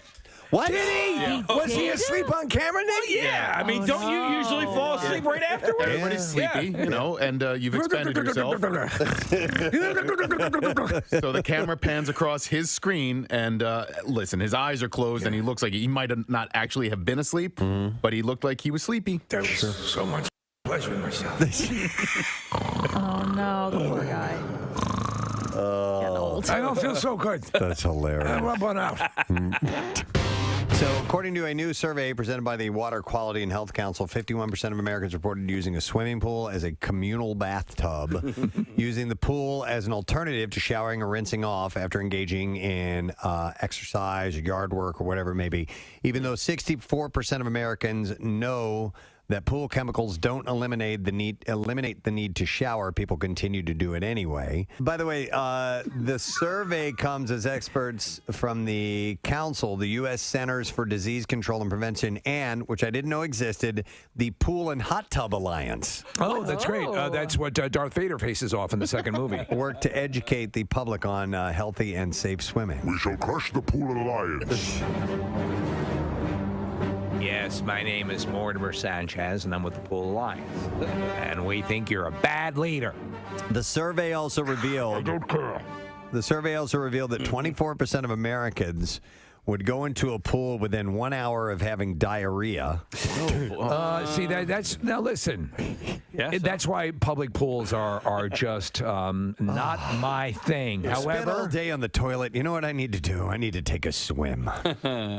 get some of that residual out. To check the chlorine and pH levels for a personal public pool, the council is offering free pool test kits. through its 15th annual Healthy Pools campaign on its website. This is the Alliance. This is the Pool and Hot Tub Alliance. Did you mention in this story, Preston, particular sunblocks affecting? I didn't mention this. Okay. Go into the pool now. Peter Cushing. Moff Tarkin. This is the finest pool you'll ever swim in. What were you saying, Nick? Sunscreens? Yeah, the reason that I bring it up is that I went on a snorkel, not a scuba, snookles or a snorkel, but a snorkel. It's the latest craze that's sweeping the beaches of America. Snorkeling. Get some Beach Boys. Yes. Yeah, that'd be Good great. outside, hanging tan, snookling all day long. Surfing USA, please. Oh, sorry. I know what the snookle is, if I may suggest. At the snorkel. Oh my God. Ladies and gentlemen. Snorkel USA. Like California. I'm such an idiot. All right, anyhow. Snorkeling. Oh, yeah. I went snorkeling, and you weren't allowed to wear. Feel of a snorkel at dawn. You weren't allowed to wear the sunblock that you brought. You had to use the sunblock that they provided for you, and it's because the sunblock that most people wear is pretty damaging to the reef. And I was wondering if it would be damaging at all to like a pool filter or to the saltwater. These are all good questions. Whatever, yeah. Because some of the chemicals are pretty arch and can have that effect. Yeah, and I've been snorkeling many times in my life, but this is the first time ever on a snorkel trip where I had to do this, and you weren't allowed to wear what you had, what you brought. They provided. They provided it for you. Do you you, remember yeah. what it was? What type it was? I don't. It was like an industrial vat. It was called Reef Killer. Yeah. Reef Killer sunblock. A snorkel, by the way, as you're snorkeling, has a second tube that goes up back onto the beach so that someone could load M&Ms into them so that you can eat. You're hungry. So that's what a snorkel Right, a is? snorkel is a second food tube. Okay. So that you can swim longer. Everybody wins. That's great. They do have snuba. Snuba is legit. I've heard of that, yeah. Snuba. Apparently, Yeah. snorkel is legit as well. Are you kidding it? me? No, I'm serious. If you can swim, you can snorkel. Yeah, he's absolutely right. Snorkel offers shallow dives. Approximately 10 to 40 feet without cumbersome tanks and no diving certification necessary. That looks like snuba. It does. So what A hose, what right? they do is, they have a floating tank that stays above the water, and you basically take the regulator down, and it's a long tube, a long hose that you can breathe in. We're getting ready to get recertified to go into a refresher course for scuba to get set for our vacation. So I'm looking forward to it. But I'll ask about snorkel. Yeah. Zombie raccoons. That's my thing. Yes. That clumsily walk on two legs and show their teeth are staggering around suburban Chicago, and authorities are warning locals to hide their pets. A spike in raccoons testing positive for distemper in Riverside, Illinois, is to blame for the bizarre sightings of contaminated animals that the disease causes to appear zombie-like. While zombie raccoons don't eat brains, distemper is highly contagious. If you're feeding wildlife and that raccoon ate out of your bowl or cat food for your stray cats and your puppy goes over, the saliva can be contagious. They sent in a Negan raccoon to take care of everything. Well. Looks like we got ourselves a problem in Chi-Town. Leaning back high.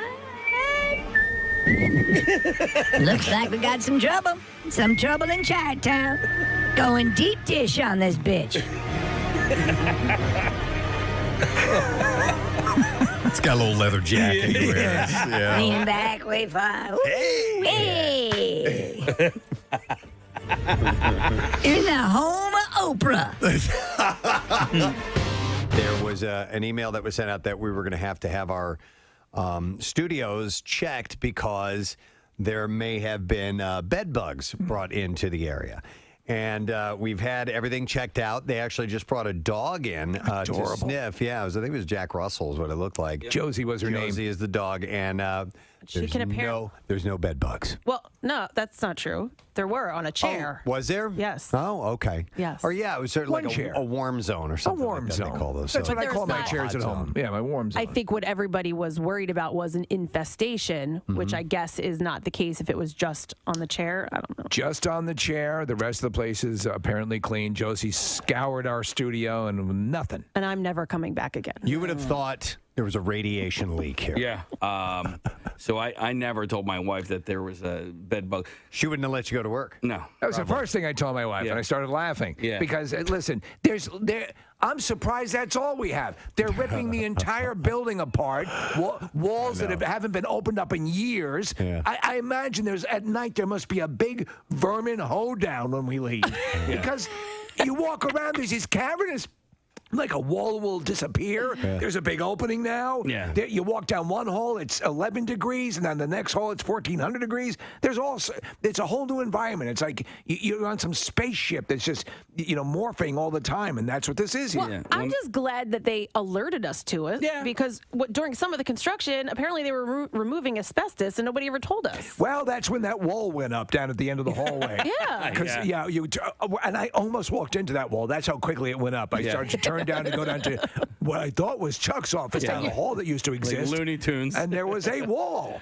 So my wife will, when we go check into a hotel, it's always the same situation.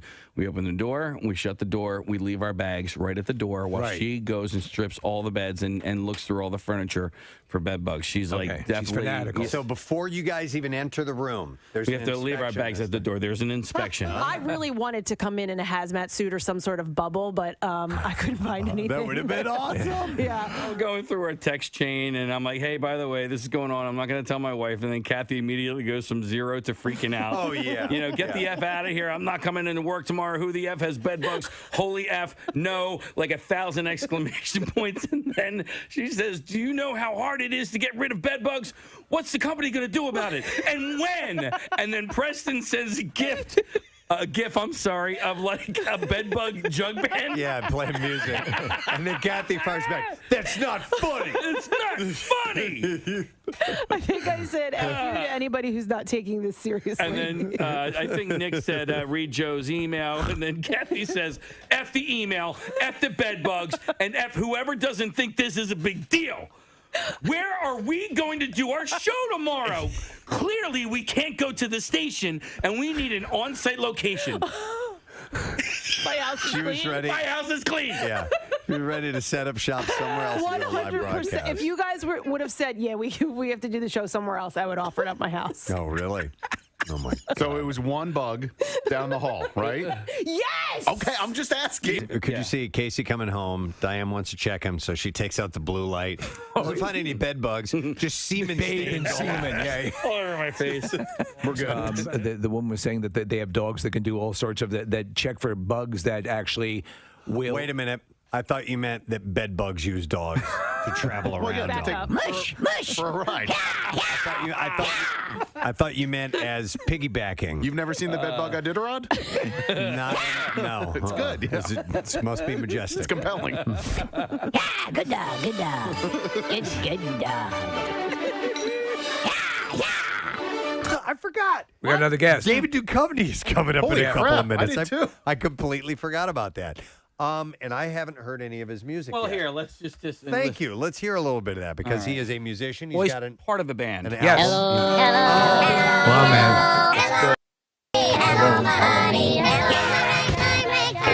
Oh my God. No, we actually do have it. I would like to hear it because I would like to listen to a little bit of it before we have him on. Is this it? Yep. Sea of Sitting here tonight, missing you, missing time drinking wine, missing blue.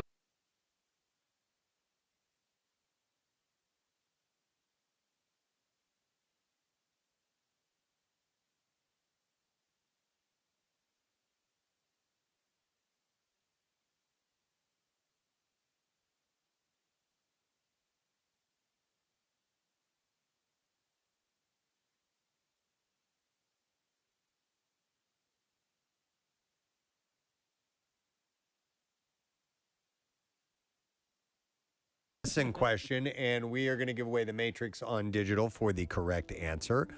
And what Latin phrase was inspired by the book I Don't Eat Green Bananas? 215-263 WMMR. Let's see if you know that. What Latin phrase was inspired by the book I Don't Eat Green Bananas? We said it in the 8 o'clock hour. Let's see if you know the answer. We will do the trash while you call in. The trash business is a gold mine. 93.3 WMMR with Preston and Steve's Hollywood Trash. All right, brought to you by King Shooters Range, open, offering shooting lessons for beginners, refresher lessons, and advanced training. Period. KingShooters.com. What's going on, Steve? Well, after relaxing a mandatory vaccination policy, Coachella 2022 organizers are doing away with one more restriction to the festival. Attendees will now no longer be required to prove that they are pompous douchebags. Tristan Thompson complimenting Khloe Kardashian over a Twitter pic saying she's rocking, quote, abs of steel. Thompson tweeted at Khloe saying he was so distracted by the pic that he almost injured himself playing pin the penis in the hot tub girl. Oh, my God. And finally, Squid Game, the South Korean TV show, which is #1 on Netflix, is getting panned by North Korea, saying it shows how beastly South Koreans are. North Korea's State Department contrasted South Korea by pointing out that their #1 show is No One Has a TV. That's your Hollywood trip. All righty, we will go to the phones, and no one's on the phones. Wow.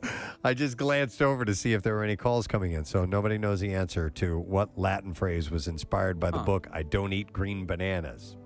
Well, what? Okay, I wasn't sure if the phones were not working or not. I was just about to dial. You're about to die? Well, it looks like there's calls coming in. About to die. He's going to die. He's going to die. All right, we will attempt to take a call here and see if we can give away our prize, which, by the way, is the Matrix on digital. So we are going to go to Craig, see if we get that answer. Hey, Craig. Craig? Yes. You are on the air, Craig. What Latin phrase was inspired by the book I Don't Eat Green Bananas? Carpe banana. Yes. You, sir, are correct, and you will hang on the line, and we will take care of you and give you the Matrix on digital. You can plug back into one of the most successful film franchises of all time. Own The Matrix, now on 4K Ultra HD, Blu-ray, and digital. Believe it or not, we just got word for Eric Simon in our promotions department wants to make a Carpe Banana T-shirt. Yeah. And like a design has already been sent over. Perfect. So we'll let you know if that comes to be. Great Christmas gift. Carpe Banana. All right, music news time. Now, Preston and Steve's Music News on 93.3 WMMR.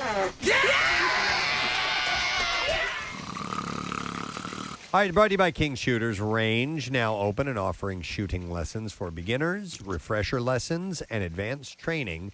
KingShooters.com. We'll start with this out of the band Korn. They've announced on Instagram, actually yesterday, that Ray Luzier, the drummer, has tested positive for COVID-19. Have they all gotten it now? We've talked to Ray that now I believe he is the third band member to contract it. So, according to the Post, Eric Improta will fill in for the drummer during the next 3 tour stops, Las Vegas, Fresno, and Oakland.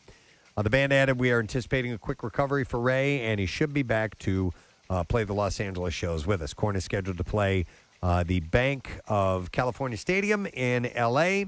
with System of a Down on October 22nd and 23rd. Luzier, by the way, like I said, the third member to contract the virus this year. Singer Jonathan Davis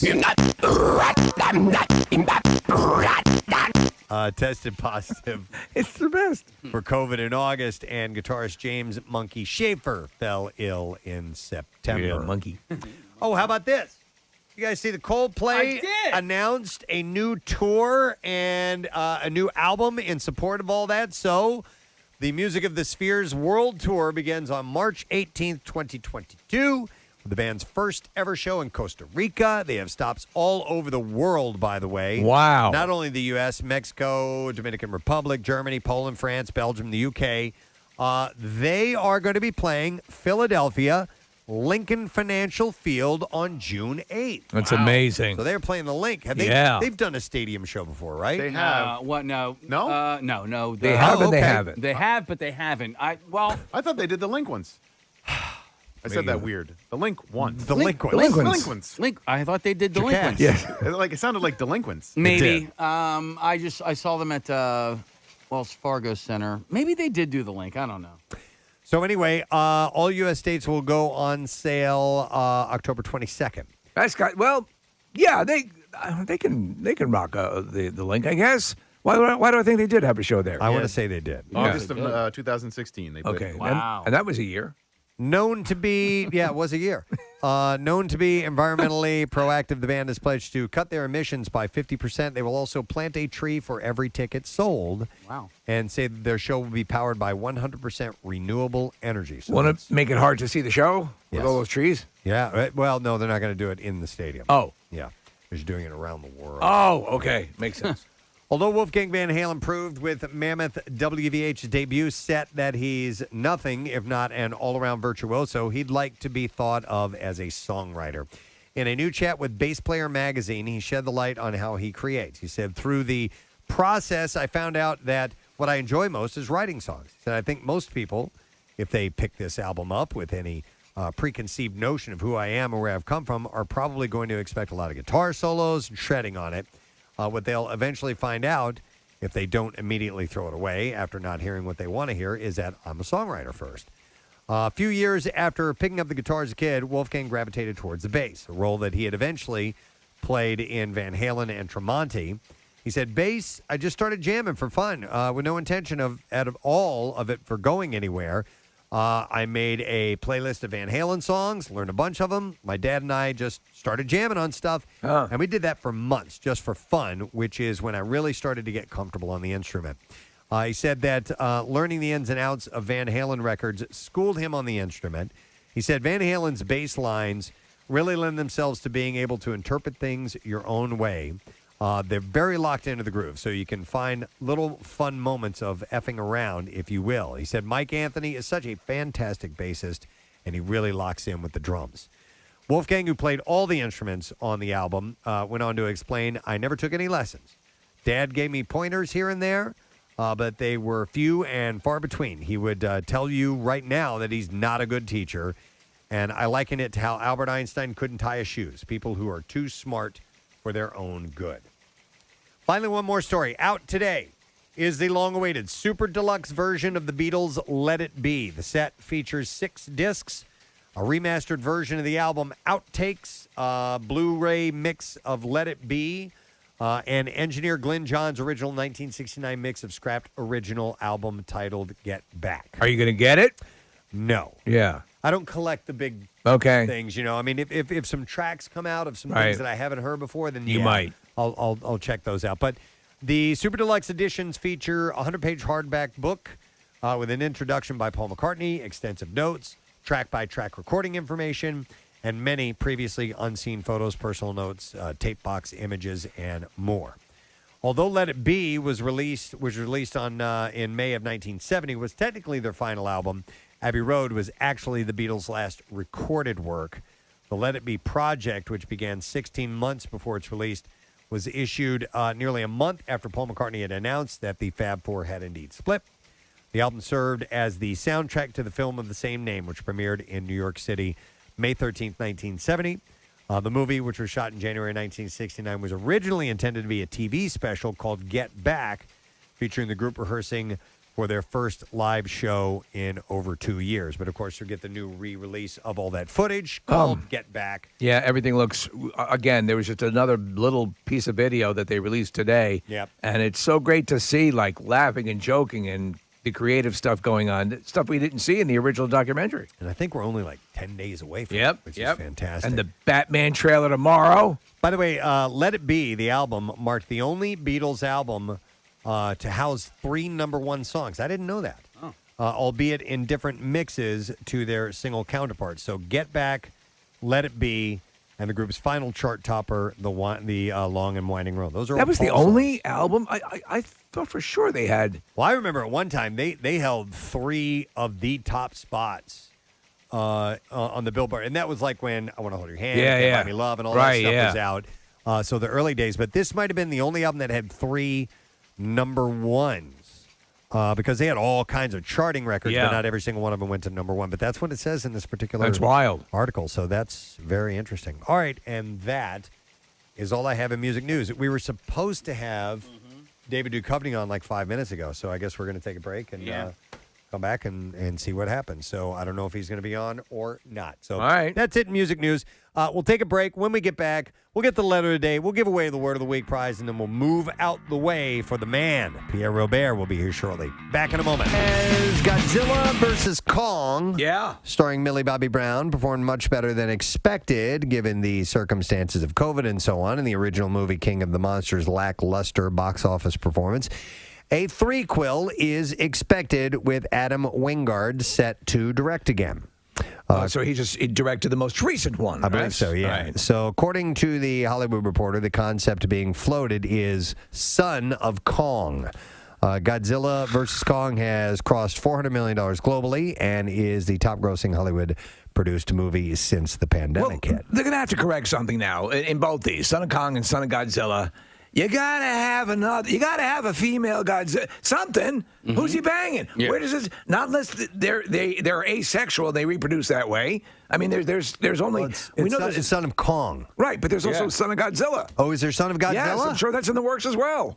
So maybe he could reproduce asexually. I don't know. We don't know much about Godzilla. He's kind of a mystery, but definitely not Kong. Well, Godzilla Definitely could. not. No, he's more. He's a simian. He's a mammal. Why do we assume that Kong is a man? Wouldn't We we know see- it. He's all man. Well, I don't know. Wouldn't he be Queen Kong? Yeah, he'd be Queen Kong. Okay, fair point. But I didn't see any low-hanging fruit, so to speak. Yeah, they left that out. In fact, can you on apes, or do they? I've never. Is there junk external? That's a good question. Apparently, it's pretty small. I remember that we talked one point about animal genitalia. Yeah, but even on Kong, it would be big enough. You're right. But it'd be the size of a proportionally VW, you know. Yeah, it'd be the size of me. Be as tall as Steve. I want to see King Dong. I want to see it. There actually was a movie called King Dong. Of course, there was. Yeah. Well, maybe it's a rom-com. Like he's romancing this lady, and that's about how they have the baby together. Oh, the next Kong the movie? next one, yeah. 4 weddings and a King Kong. That could be. It could be something like that. We'll have to see. An inspiring story. Giant ape walked into her life.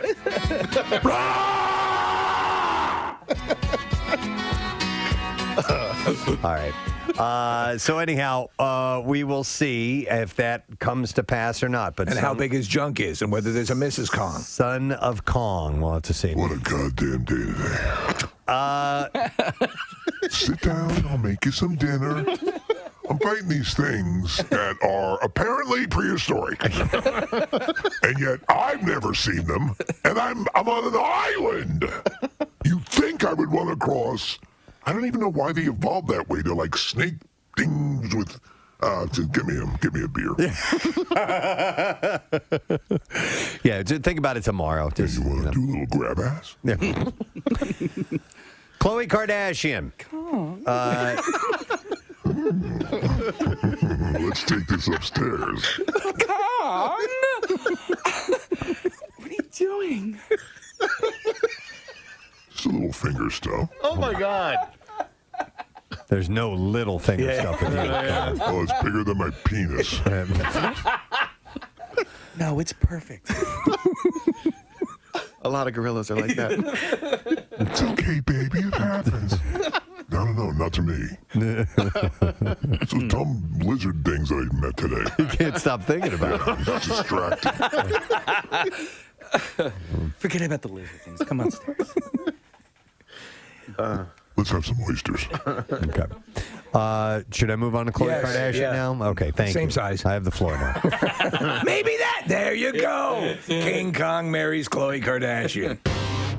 Today, it was, I guess, 25 years ago today or recently within the last week or so? I think it's today. It's a magical day, or at least a magical time. You can sort of feel it in the air. Yeah, you even look outside. Yeah. The trees are swaying, I think, in honor of the fact that it is the 25th anniversary of the movie Twister. Yeah.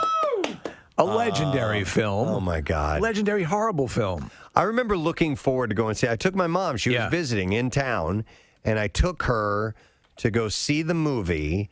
And the big hook were the effects. That's it. At the time, the effects were kind of groundbreaking. The CGI depicting these tornadoes. And they were amazing for the time. They did a great job. Yeah. It was such a stupid movie. The whole concept. It was just piss poor. Yeah. The rival storm chasers. Yeah. There's the corporate storm chasers and the more grassroots in it for the love of the storm. The whole background story on Linda Hunt's character, Helen Hunt's Joe Harding. Not Linda. Yeah. very, very different. Yeah. So the Helen Hunt's story about her dad being sucked away in a twister while they were in the storm cellar, and she's always had this love-hate relationship with the storms. But it's horrible. But again, at that time, the effects-wise, you'd never seen anything like that. No, effects-wise. So here's my vivid memory of this movie. Because if it was 25 years ago today, I was just getting done my junior year of college. I was a lifeguard, and I was at my boss, the guy who owned the company. I was at his house getting all the supplies ready to clean out pools. We did apartment pools. And he talked like this. Like, his voice was like this, right? And so it's me and my little brother, and we're power washing all this stuff in his driveway. And he goes, I saw Twister last night, and those tornadoes were real. And he said that. Those tornadoes were real. He must have said that like a half a dozen times. My little brother, it was me and him, my younger brother, sorry. It was me and him. And so we will, even 25 years later, if the word tornado comes up in conversation, he and I will say, those tornadoes were real. What was that guy's name? I don't want to say his name. What's his first name? What was his first name? Last name? You just know his last name? Joe. Okay. Let's go with Joe. Hey, Joe, how were those tornadoes? Those tornadoes were real. I love that story so much. Was he suggesting that they had incorporated?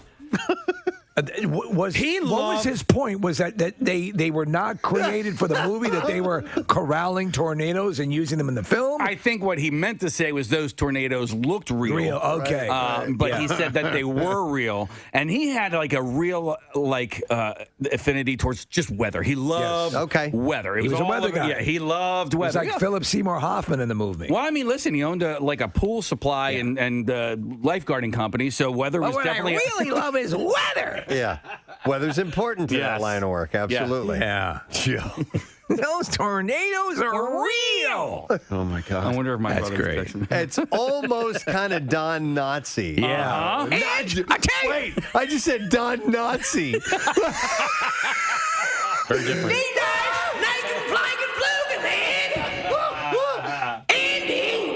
Don Nazi. Citizens of Mayberry, I find nice and gloomy. Oh my God, I didn't even mean to do that. Wow. Okay. Floyd in here. I have something for him to do. We got to talk about this Jewish thing. All right.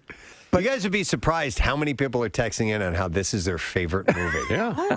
Or that it's their I don't even get why we're talking movie. about it. It's the 25th anniversary. Because those tornadoes were real. Who cares? 82 degrees actually, and partly cloudy skies. Now tomorrow's 80 with an afternoon thunderstorm to keep an eye out Doesn't matter. And then Sunday is a crisp fall day, 63 degrees and mostly sunny. That's the high temperature, by the way, 63. Yeah, and you know what? One of the things is actually happening this weekend. So the Foreman Design Company, today is the last day if you want to order Halloween kits, the paint and peel Halloween kits. Yes. And have them delivered to your house. Today's the last day to get the Halloween ones. She has Thanksgiving, she'll have Christmas, all of that kind of stuff. But she's doing a paint party this Sunday at Love City Brewing Company.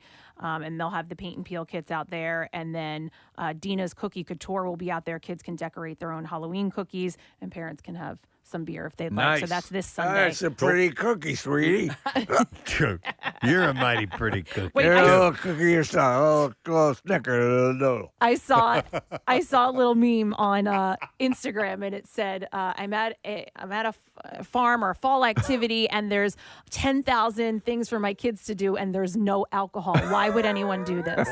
So I'm pretty sure that the majority of the fall activities on my list, at least, involve alcohol. So There if you you go. would like to have a drink, you can. Yes. Well, Kathy, I got an alert on Instagram this morning that the Cape May Bird Festival is happening this weekend. Oh, so dear God, that sounds awful. If you don't have anything else on your agenda, you can head down to Cape May and do That's some real? bird. You're not making that I'm up? not making it up. No, Yeah. That's awesome. The Bird It is? Conservancy in Cape May is having their annual bird festival. So Okay. No, but that's Kathy, cool if they you like shoot all the brown ones. Oh, is That's there what they bird do. shooting? It's a slash. Yeah. It's a slash bird viewing Kill. call. We could thin out the herd. Yeah, with- the brown and gray ones. Just A get herd rid of birds. Hey, Unless look at they- that big herd of birds. If they're pretty, leave them. Only the pretty ones. Yeah, Look at like that. the yellow, A flock of bison. red, blue. red, yeah. blue, like a color. Mhm. Yeah. Yeah, not like brown, Yeah. which is not a color. I meant like a good color. All right. Thank you what I mean? to. Uh-huh. I want to thank our former intern Donnie Benoff for being Yeah. on this morning, and the head of breast cancer Living Beyond Breast Cancer, Lynn Folkman Auspitz, who is on, and just reminding you, Breast Cancer Awareness Month, and they are a great organization where if you need support, you need help, you need to be pointed in the right direction, whether it's a family member or yourself that's dealing whatever stage of breast cancer it may be. Yes. To check out the Living Beyond Breast Cancer website, and I believe it's lbbc.org. I'm pretty sure that's Okay. the website. But we have the links on PrestonandSteve.com Right. if you would like to check that out. Thank you also to comedian Greg Warren. Greg's doing one show this weekend, and it is on Sunday night at 7:30. It will be at Punchline. So nice to have him on the program today. No thanks to David Duchovny. No, thank you. There was Sorry, man. there was no call-in. So Yeah. You don't get things. Yep. Nope. All right, let's do the letter of the day. Preston and Steve on 93.3 WMMR. Now, the Daily Letter. All right, the President and Steve Show is brought to you today by the letter. Y, as in Yeah, that's right. All right. Caller number 8, you get to take a stab at it. We need to know what the word is after adding all those up. 215-263-WMMR. Again, that is caller number 8. And we will find out if you do indeed know the word of the week. You guys do anything exciting this weekend while we're waiting for that call? I'm going to try to do one of the Kathy activities. Nice. Yeah, we're doing family photos today. Which is good because the leaves are turning and everything. We're going to go like to a park and You're going to do sort of your fashion selections will be autumnal. Probably. All I right. haven't picked out my clothes yet, but we need to. When we is need the to run that shoot? by Rochelle. It's I think it's like 4:00 today or something like You that. haven't picked out 4:30. your outfit yet? No, but I have stuff to choose from. Is there going to be a family theme, where it's everybody's going to wear jeans and a red top? Everybody's going to wear jeans for sure. That's Okay. what Rochelle said, and then No shirts. and then the rest I'm not sure. But jeans are going to be the common theme. Sexy farm girl. Yeah. Sexy farm girl. We Yeah. could do that. We could go with that definitely. So. Real quick, Steve and Claire have been doing my fall activities. Yes. There are a lot of the activity lists that I put out, but Claire was at Silky's farm where they do alpaca yoga. She did it on Wednesday, and Steve and his wife, how much they love animals. I feel like this was the perfect thing to happen. One of the alpacas gave birth after the yoga class. Right, and sure. Well, she was there. Claire was there to see the That's whole thing. awesome. She's Wow. blown away. She so badly wanted to buy an alpaca. And bring it. But I mean, she has pictures, and you saw them, Kathy, of the full birth, and the other alpacas come over and start tending to the newborn. Are they like a horse? They start walking Yes. right away. Well, it takes a minute, She sort of plopped down a little bit, got its bearings, and then was up and walking in a little while. Yeah. But what I thought was amazing was that all of the females went over to check on the tend. baby to Yep. help and make sure she was okay. It was cute. It was. I mean, it's perfect. Nice. Excellent. She had a great time. Right. Well, we're looking for caller number 8, and it's Jim. Hi, Jim. Good morning. Good morning, guys. Jim, do me a favor and tell me what the word of the week is, please. The word is cozy. Cozy, yes. Day in the morning. Thank you. We needed that. A great day in the morning. Cuckoo for you, Jim. We are going to set you up, dude, with a 4-pack of tickets for the Red Hot Chili Peppers and the Strokes and Thundercat Saturday, September 3rd, 2022 at Citizens Bank Park, my man. Thank you guys so much. I mean, I'm so psyched. Excellent. very cool. Well, you're going to be taken care of, man. Hang on the line. We'll get your information. And don't forget, those tickets went on sale like 20 minutes or 40 minutes ago, actually. Whoa. Ticketmaster and WMMR.com for complete details because at our website, there's pre-sale. Well, you don't need no pre-sale information because it's already on sale. But there's another chance to win tickets if you're an MMR VIP. So make sure that you go and check that out. Are you gonna go? You're a big Chili Peppers fan. You know what? It's a ways off, Yeah, so you got I time. don't even know what day of the week that is. Saturday? Then I might have to do that. Yeah. I've seen them a number of occasions and wouldn't mind adding one more to my list. Very nice, especially with Frashanti back. Totally. Yeah. All right, I want to thank the sponsors. President Steve Show has been brought to you today by Dunkin', the official coffee of the President Steve Show. Also, Acme. You can download the Acme app to see your all new deals, rewards, and perks today. Visit acmemarkets.com for details. And King Shooters Range, open offering shooting lessons for beginners. Love that place. And advanced, and kingshooters.com. Next week on our program, Kevin Smith will be joining Yay! us. Always great to have him on. Gina Shock of the Go-Go's. Love Gina Shock. Great. And Rodney McLeod of the Eagles will be on the program, too. So that and more, that is it. We are done a rage on. Have yourself a great weekend, and we will see you on Monday, guys. Bye-bye.